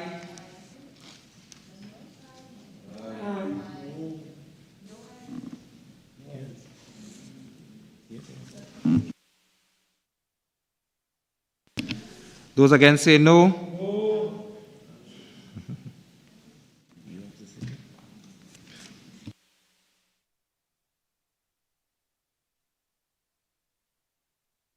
All right, so we'll take this again. Honourable Senators, the question is that new clause 14 be read a second time. Those in favour say aye. Aye. Those against say no. No. I think the noes have it. New clause. Right. Right. Schedule 1. Honourable Senators, the question is that Schedule 1 now stand part of the bill. Those in favour say aye. Aye. Those against say no.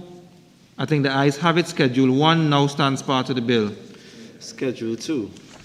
Honourable Senators, the question is that Schedule 2 now stand part of the bill. Those in favour say aye. Aye. Those against say no. I think the ayes have it. Schedule 2 now stands part of the bill. Schedule 3. Honourable Senators, the question is that Schedule 3 now stand part of the bill. Those Chairman. in favour say aye. Chairman. Okay. Attorney General. Thank you, Mr. Chairman. I do have an amendment to Schedule 3, and I'm hearing Senator Timol, so I wondered whether he had one as well. Yes, I do. Perhaps, if it's convenient, we may hear Senator Timol before you hear me. 1 second. Before we get to that, Honourable Senators, it's been so long since we've done this in relation to when we finish proceedings in the Senate. We have a procedural motion to move. Yes, sir. So permit me to resume the Senate, and Leader of Government Business, I'll call on you to do exactly that. Honourable Senators, the Senate shall now resume.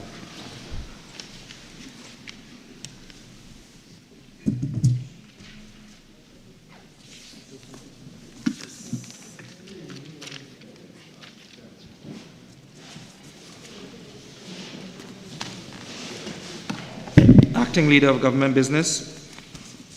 Thank you very much, Mr. Vice President. I'd like to move that we now sit until the completion of the business of the Senate. Honourable Senators, the question is that the Senate continue to sit until the completion of the business at hand, inclusive.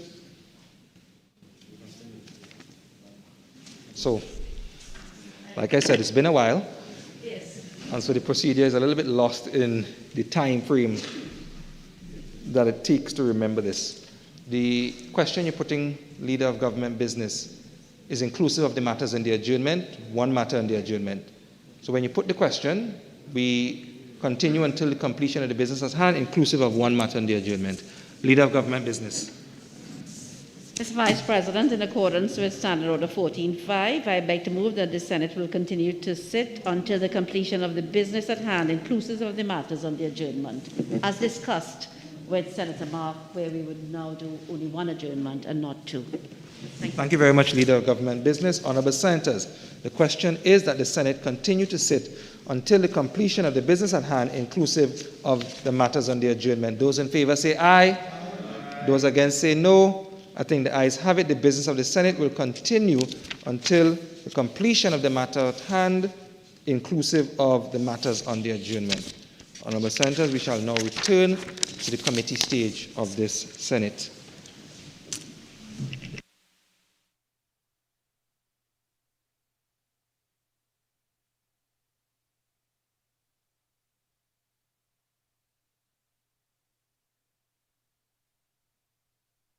Attorney General, you were saying Senator Timal has, and Yes, Mr. Chair, I heard Senator Timal ask something. I wondered if he had something on Schedule 3. Senator Timal, go ahead. Yes, I didn't propose it in writing, but Chairman, I'd like to propose item E and F, Roman 7, where we have creative industries. We add the words and cultural after creative. Why I'm suggesting it, because creative and cultural industries are inextricably linked, and there is significant hybrid arrangements with regard to the performing arts, theater, visual arts, craft, film, etc. I'm more in the hands of the Minister of Trade, who says that it is her view in the consultations that creative includes cultural because it's a much broader category. Because all things cultural are in fact created, hence copyright, performers' rights, works of mass, etc. So I can see from a drafting perspective that there is nothing cultural that isn't created. Okay, is it? Yeah. All right, and did you already? Chairman, my thoughts were just going back to the national cultural policy, in which creative industries and cultural industries, there are some distinctions, and I don't know if we just go with creative industries, whether it would encompass all the aspects of cultural industries. And one of the major push in that national cultural policy was cultural industries. So my only fear with putting in cultural against creative, I am not wedded one way or the other, is whether Parliament, quote unquote, in its wisdom, intended for there to be a distinction in what was creative and what was cultural. So the interpretive, the plain and ordinary meaning, the literal meaning of creative is everything that is created, and that is by mere creation. Copyright, for instance, resides at the moment of creation in your mind. There's no registration requirements in our jurisdiction. So I couldn't see that there could ever be an argument that cultural was not a subset of creative. Unless there is something that I'm missing. Senator Vera perhaps could help us because it comes across. Our very learned Minister of Culture is suggesting that they are separated. Perhaps we could just ask the Minister of Culture for his views as well. Honorable AG, I agree with you. The cultural industries, cultural is a subset of the creative industries. It all fall under the orange economy. Okay, Senator thank Timal? you. Yeah, I would accept the explanations. Thank Attorney you. General, did you give a justification for? No, not yet, Mr. Chair. Could you So, proceed? Mr. Chair, we propose amendments to Schedule 3. Delete the words in value-added manufacturing industries and substitute in manufacturing industries and logistics and distribution. In Part B of Schedule 3 that we propose, as circulated in the explanation, we propose in paragraph E that we will deal with Roman 9 and 10 and substitute a new Roman 9 and 10. And here is where we bring to life the logistics and distribution aspect that we just dealt with above, business processing. So we replicate the same provisions in paragraph C as set out. So this was intended to get a little better precision on these aspects that we were informed we should include. Honourable Senators, the question is that Schedule 3 be amended as circulated by the Attorney General. Those in favour say aye. Aye. Those against say no. I think the ayes have it. Honourable Senators, the question is that Schedule 3 as amended now stand part of the bill. Those in favour say aye. Aye. Those against say no. I think the ayes have it. Schedule 3 as amended now stands part of the bill. Schedule 4. Honourable Senators, the question is that Schedule 4 stand part of the bill. Attorney General? Yes, should it please you, Mr. Chairman, we propose as circulated that Schedule 4 be amended in the first table with the heading Eligibility Criterion for SEZ Enterprises. In the first column, we're deleting the words number of full-time qualified employees physically present in the zone, and we're substituting with number of qualified full-time personnel. Senator Timal made the observation in his debate about the physically present. We thought we could capture the virtual presence, still keeping the substantial connection argument, that nexus, by adjusting the language accordingly. So we thought we'd capture the hybridization of the two. Because we made the amendments earlier to the core and substantial assets and eligibility requirements, because we've done those amendments, we can now take care of these amendments because we won't be diluting the principle. So it springs out of Senator Timel's contribution in the Senate debate. Senator Mark, you have an amendment to Schedule 4. Honourable Attorney General, could you just repeat what was your amendment there again? Sorry. So it's as circulated. Right. Okay, so in Schedule 4, column 1, row 4, maybe I didn't hear what you stated because I'm not seeing it here, but we had asked for an amendment of it being present in the zone to substitute the words located or actively resident in Trinidad and Tobago, specifically there. And this was given the fact that given the experience of COVID-19 and the modernizing of the workplace, there are a number of employees that can actually work from their home and so on, right? So that was what we called for in the amendment. The policy speaks to modernizing the workplace. So, and I understood that, if I recall, during the debate, you had a concern about people setting up in different countries and so forth, right? And in this particular case, we will be saying located in the Republic of Trinidad and Tobago, so that all taxes and employment would be relevant for us here. So that would have been the amendment. So Are you proposing an amendment? Just to follow Senator Yes, because it's a circulated amendment. By deleting the words present in the zone and substituting it with located or actively residing in Trinidad and Tobago. I see. I apologize. I haven't seen your circulated amendment, Right. Senator Lyda. Apologies. Located or actively resident in Trinidad and Tobago. There's a problem with actively resident.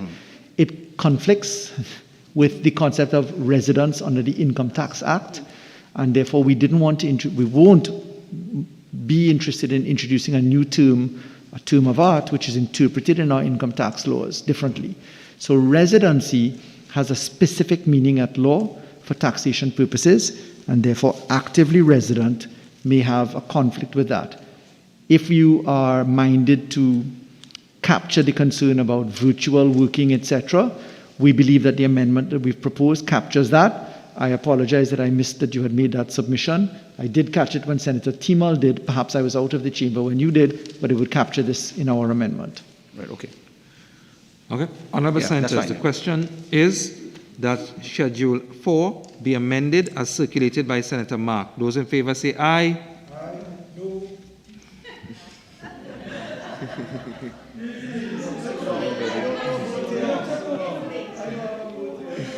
So we'll try this again. That's why they have to speak. We'll try this again.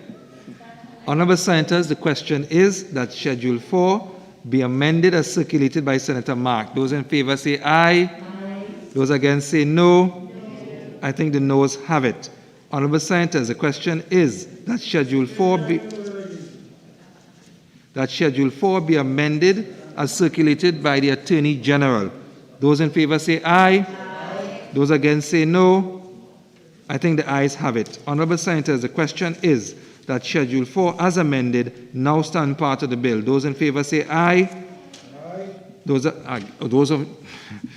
in favour say aye. Aye. Those against say no. I think the ayes have it. Schedule 4 as amended now stands part of the bill. Schedule 5. Honourable Senators, the question is that Schedule 5 now stand part of the bill. Those in favour say aye. Aye. Those against say no. I think the ayes have it. Schedule 5 now stands part of the bill. New Schedule 6. Honourable Senators, the question is that new Schedule 6 now stand part of the bill. Senator Mark?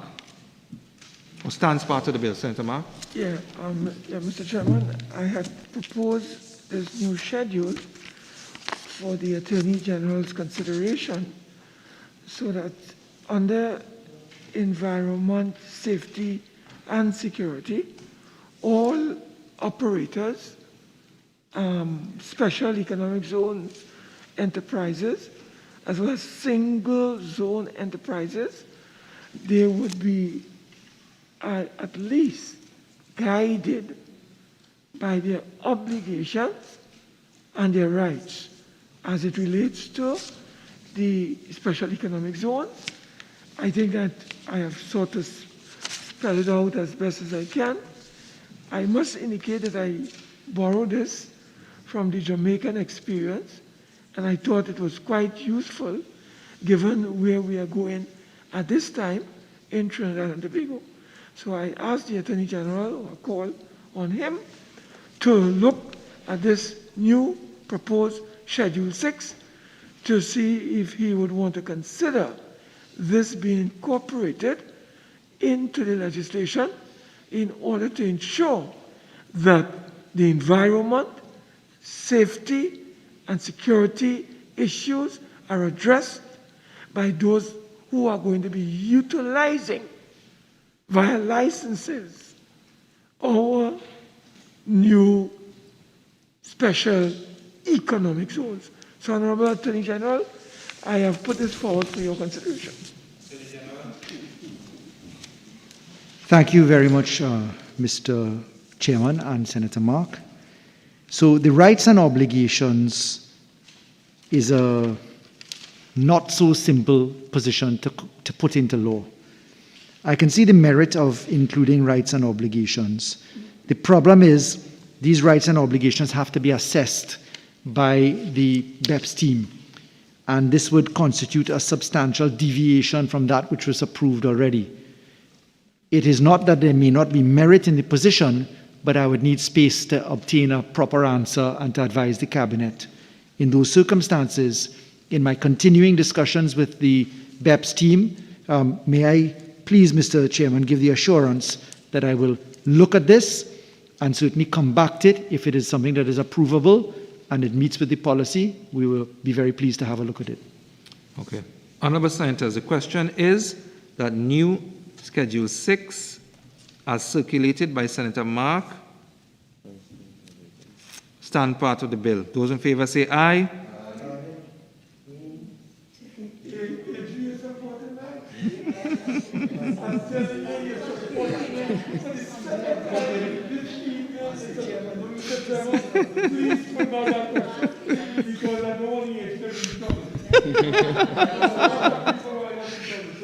Okay. Senator Mark, I'll put the question again.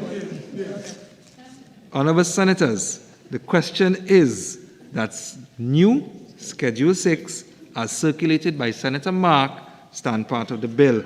Those in favor say aye. Aye. Those against say no. I think the noes have it. Honorable Senators, the question is that the bill as amended be now reported to the Senate. Those in favor say aye. Aye. Those against say no. I think the ayes have it. The bill as amended will now be reported to the Senate.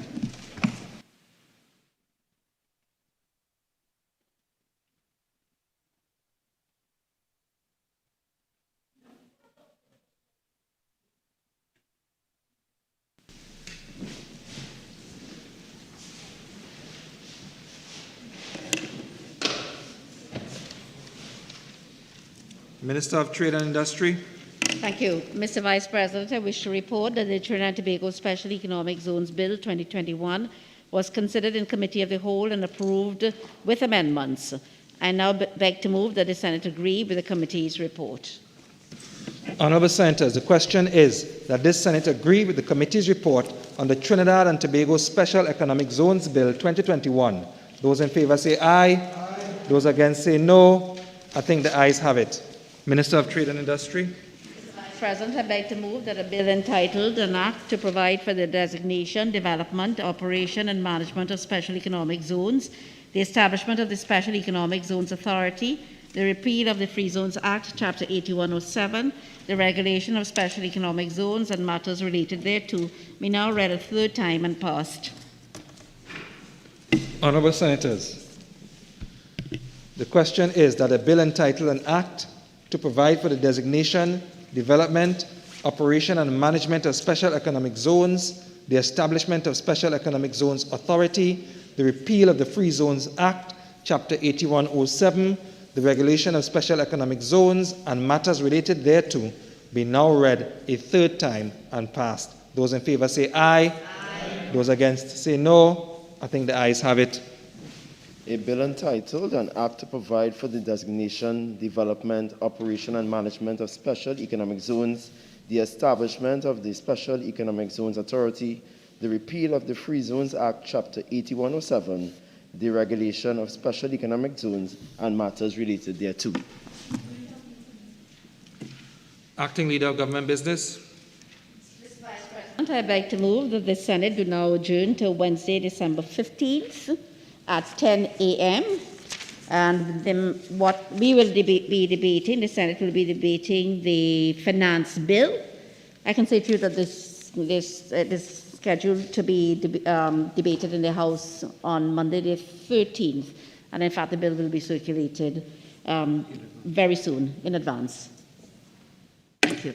Honourable Senators, before I put the question on the adjournment, leave has been granted for one matter to be raised on the motion of the adjournment of the Senate. Senator Mark.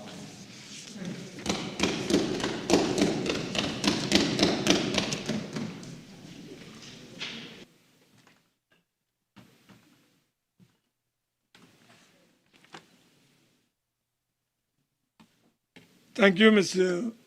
Chairman, Mr. Vice President. Mr. Vice President,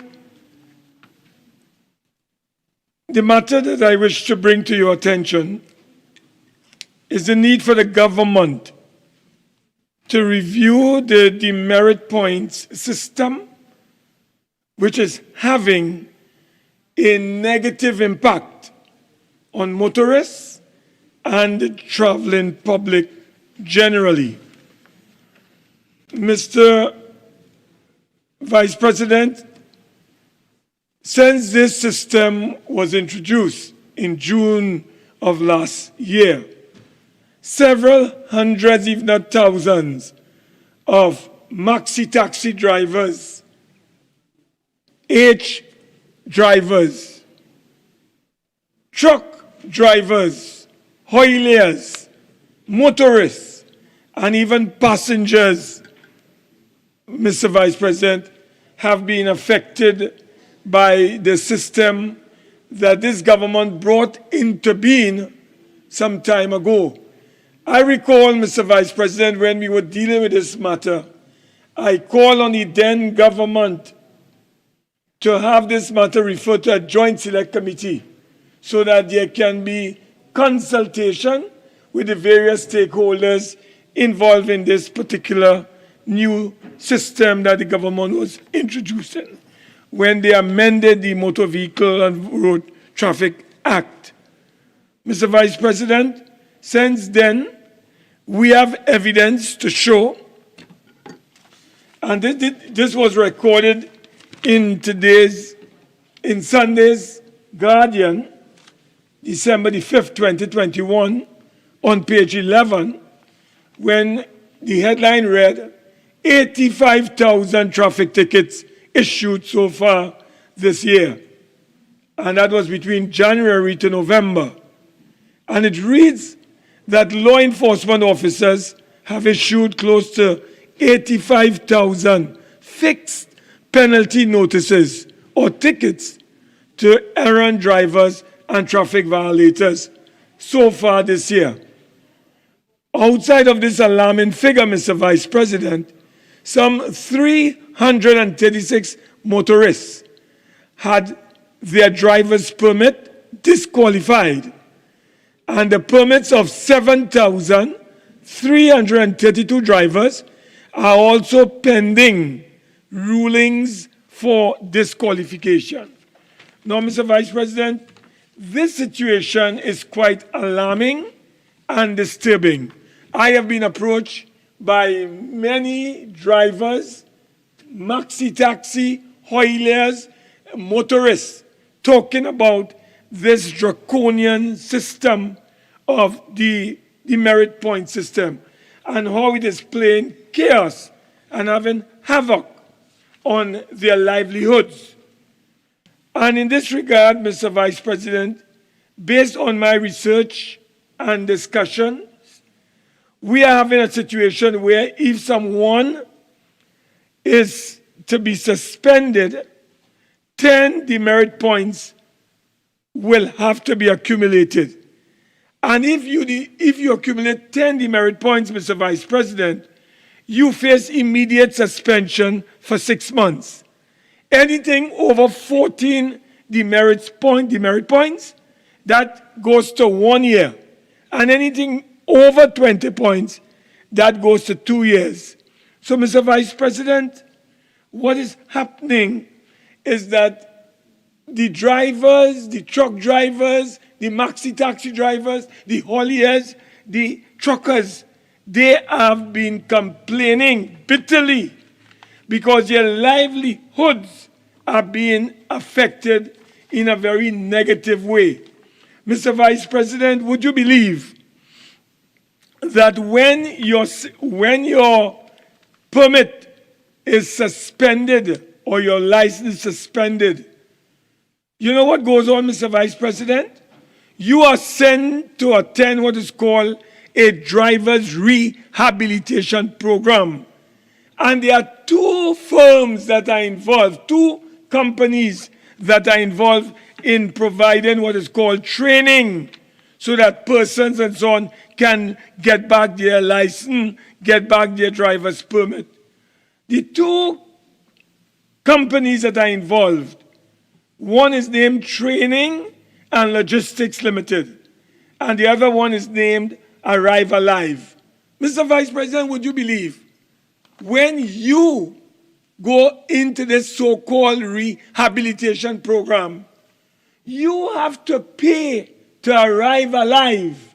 And this other company calling itself Training and Logistics Limited, $2,500 for 2 days to go through a training program. One training program starts at 8, it ends at 3. And the second day, it starts at 11. Mr. Vice President, that is robbery with a total V. That system, that amount of money that they are taking from these drivers ought not to happen. That program should not cost more than $500, Mr. Vice President. So this is a matter of extreme concern. Mr. Vice President, this system of demerit is draconian. It is unacceptable. We warned this government about this system. It was a revenue-raising measure. That is why, Mr. Vice President, today we are being told that close to 100,000 drivers have committed what they call violation of the system. And every time you do that, Mr. Vice President, it's $2,000, it's $1,000, it's $5,000, it's $7,000. Where are ordinary people going to raise that money from? Mr. Vice President, we call on the government to review this system and to review it quickly so that there can be more justice and fair play for all of those persons who are being violated every day. Mr. Vice President, I understand certain police officers are taking advantage of these drivers. They are abusing the system. Some of them seem to be making a career by issuing 7 and 8 and 10 and 15 tickets every day to one set of drivers or 2 or 3. Mr. Vice President, we are saying that something is wrong with this demerit points system. We need to review this system. And I want to warn this government, if you do not take steps to review this system, we will do it. We will call all of the maxi-taxi drivers, all the hauliers, all the truckers, all these H-car drivers, and we will hold a massive meeting with them in order to tell them what we will do when we remove this government from office, one way or the other, through electoral means, unlawfully. Because the drivers are complaining. They have approached the Minister of Works, they have approached the Minister of Transport, and Mr. Vice President and the Commissioner of Transport. They have done nothing. only promises and all talk. And in the meantime, they are crucifying our drivers and our motorists and our maxi taxi drivers and our hauliers and our truckers. So this is a warning to the government led by Dr. Rowley. You already get political boa in Tobago. If you continue oppressing these drivers in this country, we in Trinidad will give you a second set of political boa. So make sure, Mr. Vice President, we want answers from the Minister of Works and Transport. We don't want excuses. Tell the drivers when you're going to review the system to ensure that there's justice and there's fair play. If you do not review this demerit point system, the United National Congress, when it assumes office, will in fact review this demerit point system. So you have been properly warned, and we have served notice on the government to take action in defense of our drivers in this country and stop raping them and exploiting them as they are doing. Senator Mark, okay, that's a little bit too far. Minister of Works and Transport. Thank you, Mr. Vice President. Mr. Vice President, when I saw this motion, I thought Senator Mark was going to compliment the government for having the lowest fatality rate since 1956. Last year, this country recorded the lowest fatality death since 1956. Clearly, Senator Mark is against saving lives on the road. Clearly, Senator Mark is against the easing up of the backlog in the court by over 100,000 cases. Clearly, Senator Mark don't feel that people who are caught drunk and driving a car should be delisted from driving. Mr. Vice President, based on a motion before us today, which seeks to establish the need for the government to review the demerit point system, which is having a negative impact on motorists and the traveling public, I take the opportunity to show the Honorable Senate and to assure the population that since the introduction of the demerit point system, the Ministry of Works and Transport, through the Licensing Division, has closely monitored the public sentiments and complaints with regard to the application of the demerit points and its impact as raised in this motion. Mr. Vice President, the Ministry of Works and Transport, in keeping with its mandate and in accordance with the Motor Vehicle and Road Traffic Act, Chapter 4850, is responsible for the provision of infrastructure and transport service necessary for social and economic development of the country. Continued development and implementation of modern traffic laws, enforcement measures, pursuant of new initiatives for the effective regulation of road use by motorists and promotion of road safety in Trinidad and Tobago. Road safety, I repeat. Mr. Vice President, the government of Trinidad and Tobago has remained committed to targeting the problems of road traffic offenses. It has done so through the implementation of several best practice approaches, including the demerit point system. The demerit point system, as part of the development and implementation of modern traffic law enforcement measures, was brought into effect on May 27, 2020. These measures form part of the U-turn system, the software management system, which won the Ministries of Works and Transport in 2019-2020 IDB Presidential Award for Innovation in the Public Sector. This international policy draw with it compliments from the Trinidad and Tobago Police Service, the judiciary, two of the public service agencies which are part of the system, as well as Arrive Alive, an NGO dedicated to saving lives and preserving lifestyles. The somebody said something, oh, sorry, no terrorists today. The objective of this system includes mandates to encourage and promote road safety on the nation road network and to improve the standards for driving in Trinidad and Tobago by reducing incidents of road traffic accidents and fatalities. The introduction of the demerit point system established to reinform of the fixed penalty notice system of traffic violation for certain breaches of the Act. Mr. Vice President, the Ministry of Works and Transport, through its Traffic Enforcement Center unit, since May 2020, has captured real-time statistics data on the demerit point system and the fixed penalty notice system, which revealed, as at the end of October 2021, the issuance of 128,847 fixed penalty notices and 25,259 warning for traffic violations and alleged breaches of the motor vehicle and road traffic laws in Trinidad and Tobago. Senator Mark, this is what you're against. It is also noteworthy to highlight that since the implementation of the new fixed penalty notice and the demerit point system, as well as other new initiatives for the effective regulation of road use by motorists in promoting road safety, our statistics indicate that we have seen a macro response to road safety in Trinidad and Tobago.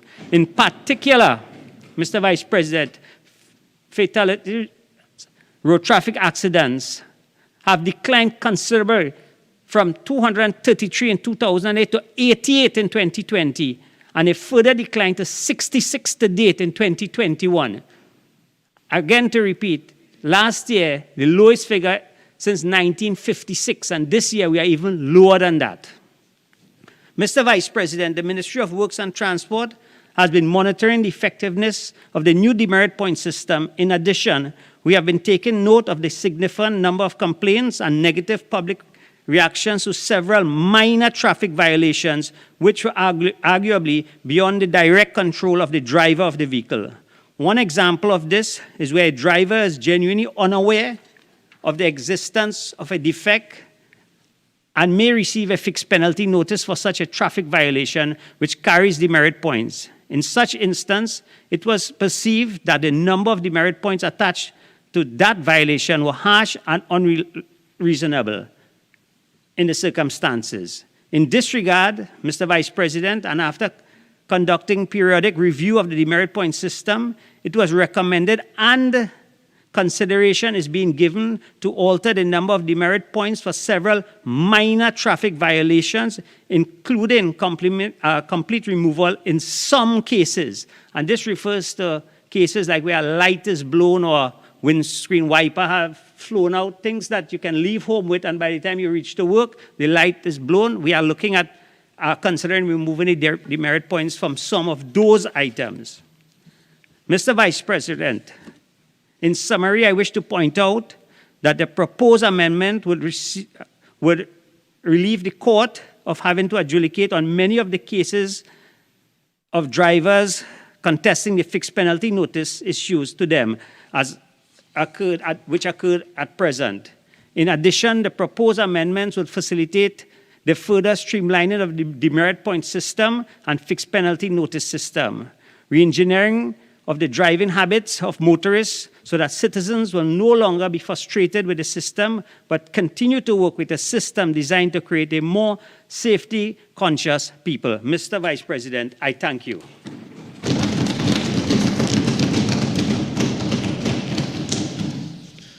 Honourable Senators, the question is that this Senate do now adjourn to Wednesday, the 15th of December 2021 at 10 a.m. Those in favor say aye. Aye.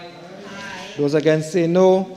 I think the ayes have it. This Senate now stands adjourned to Wednesday, December the 15th, 2021 at 10 a.m.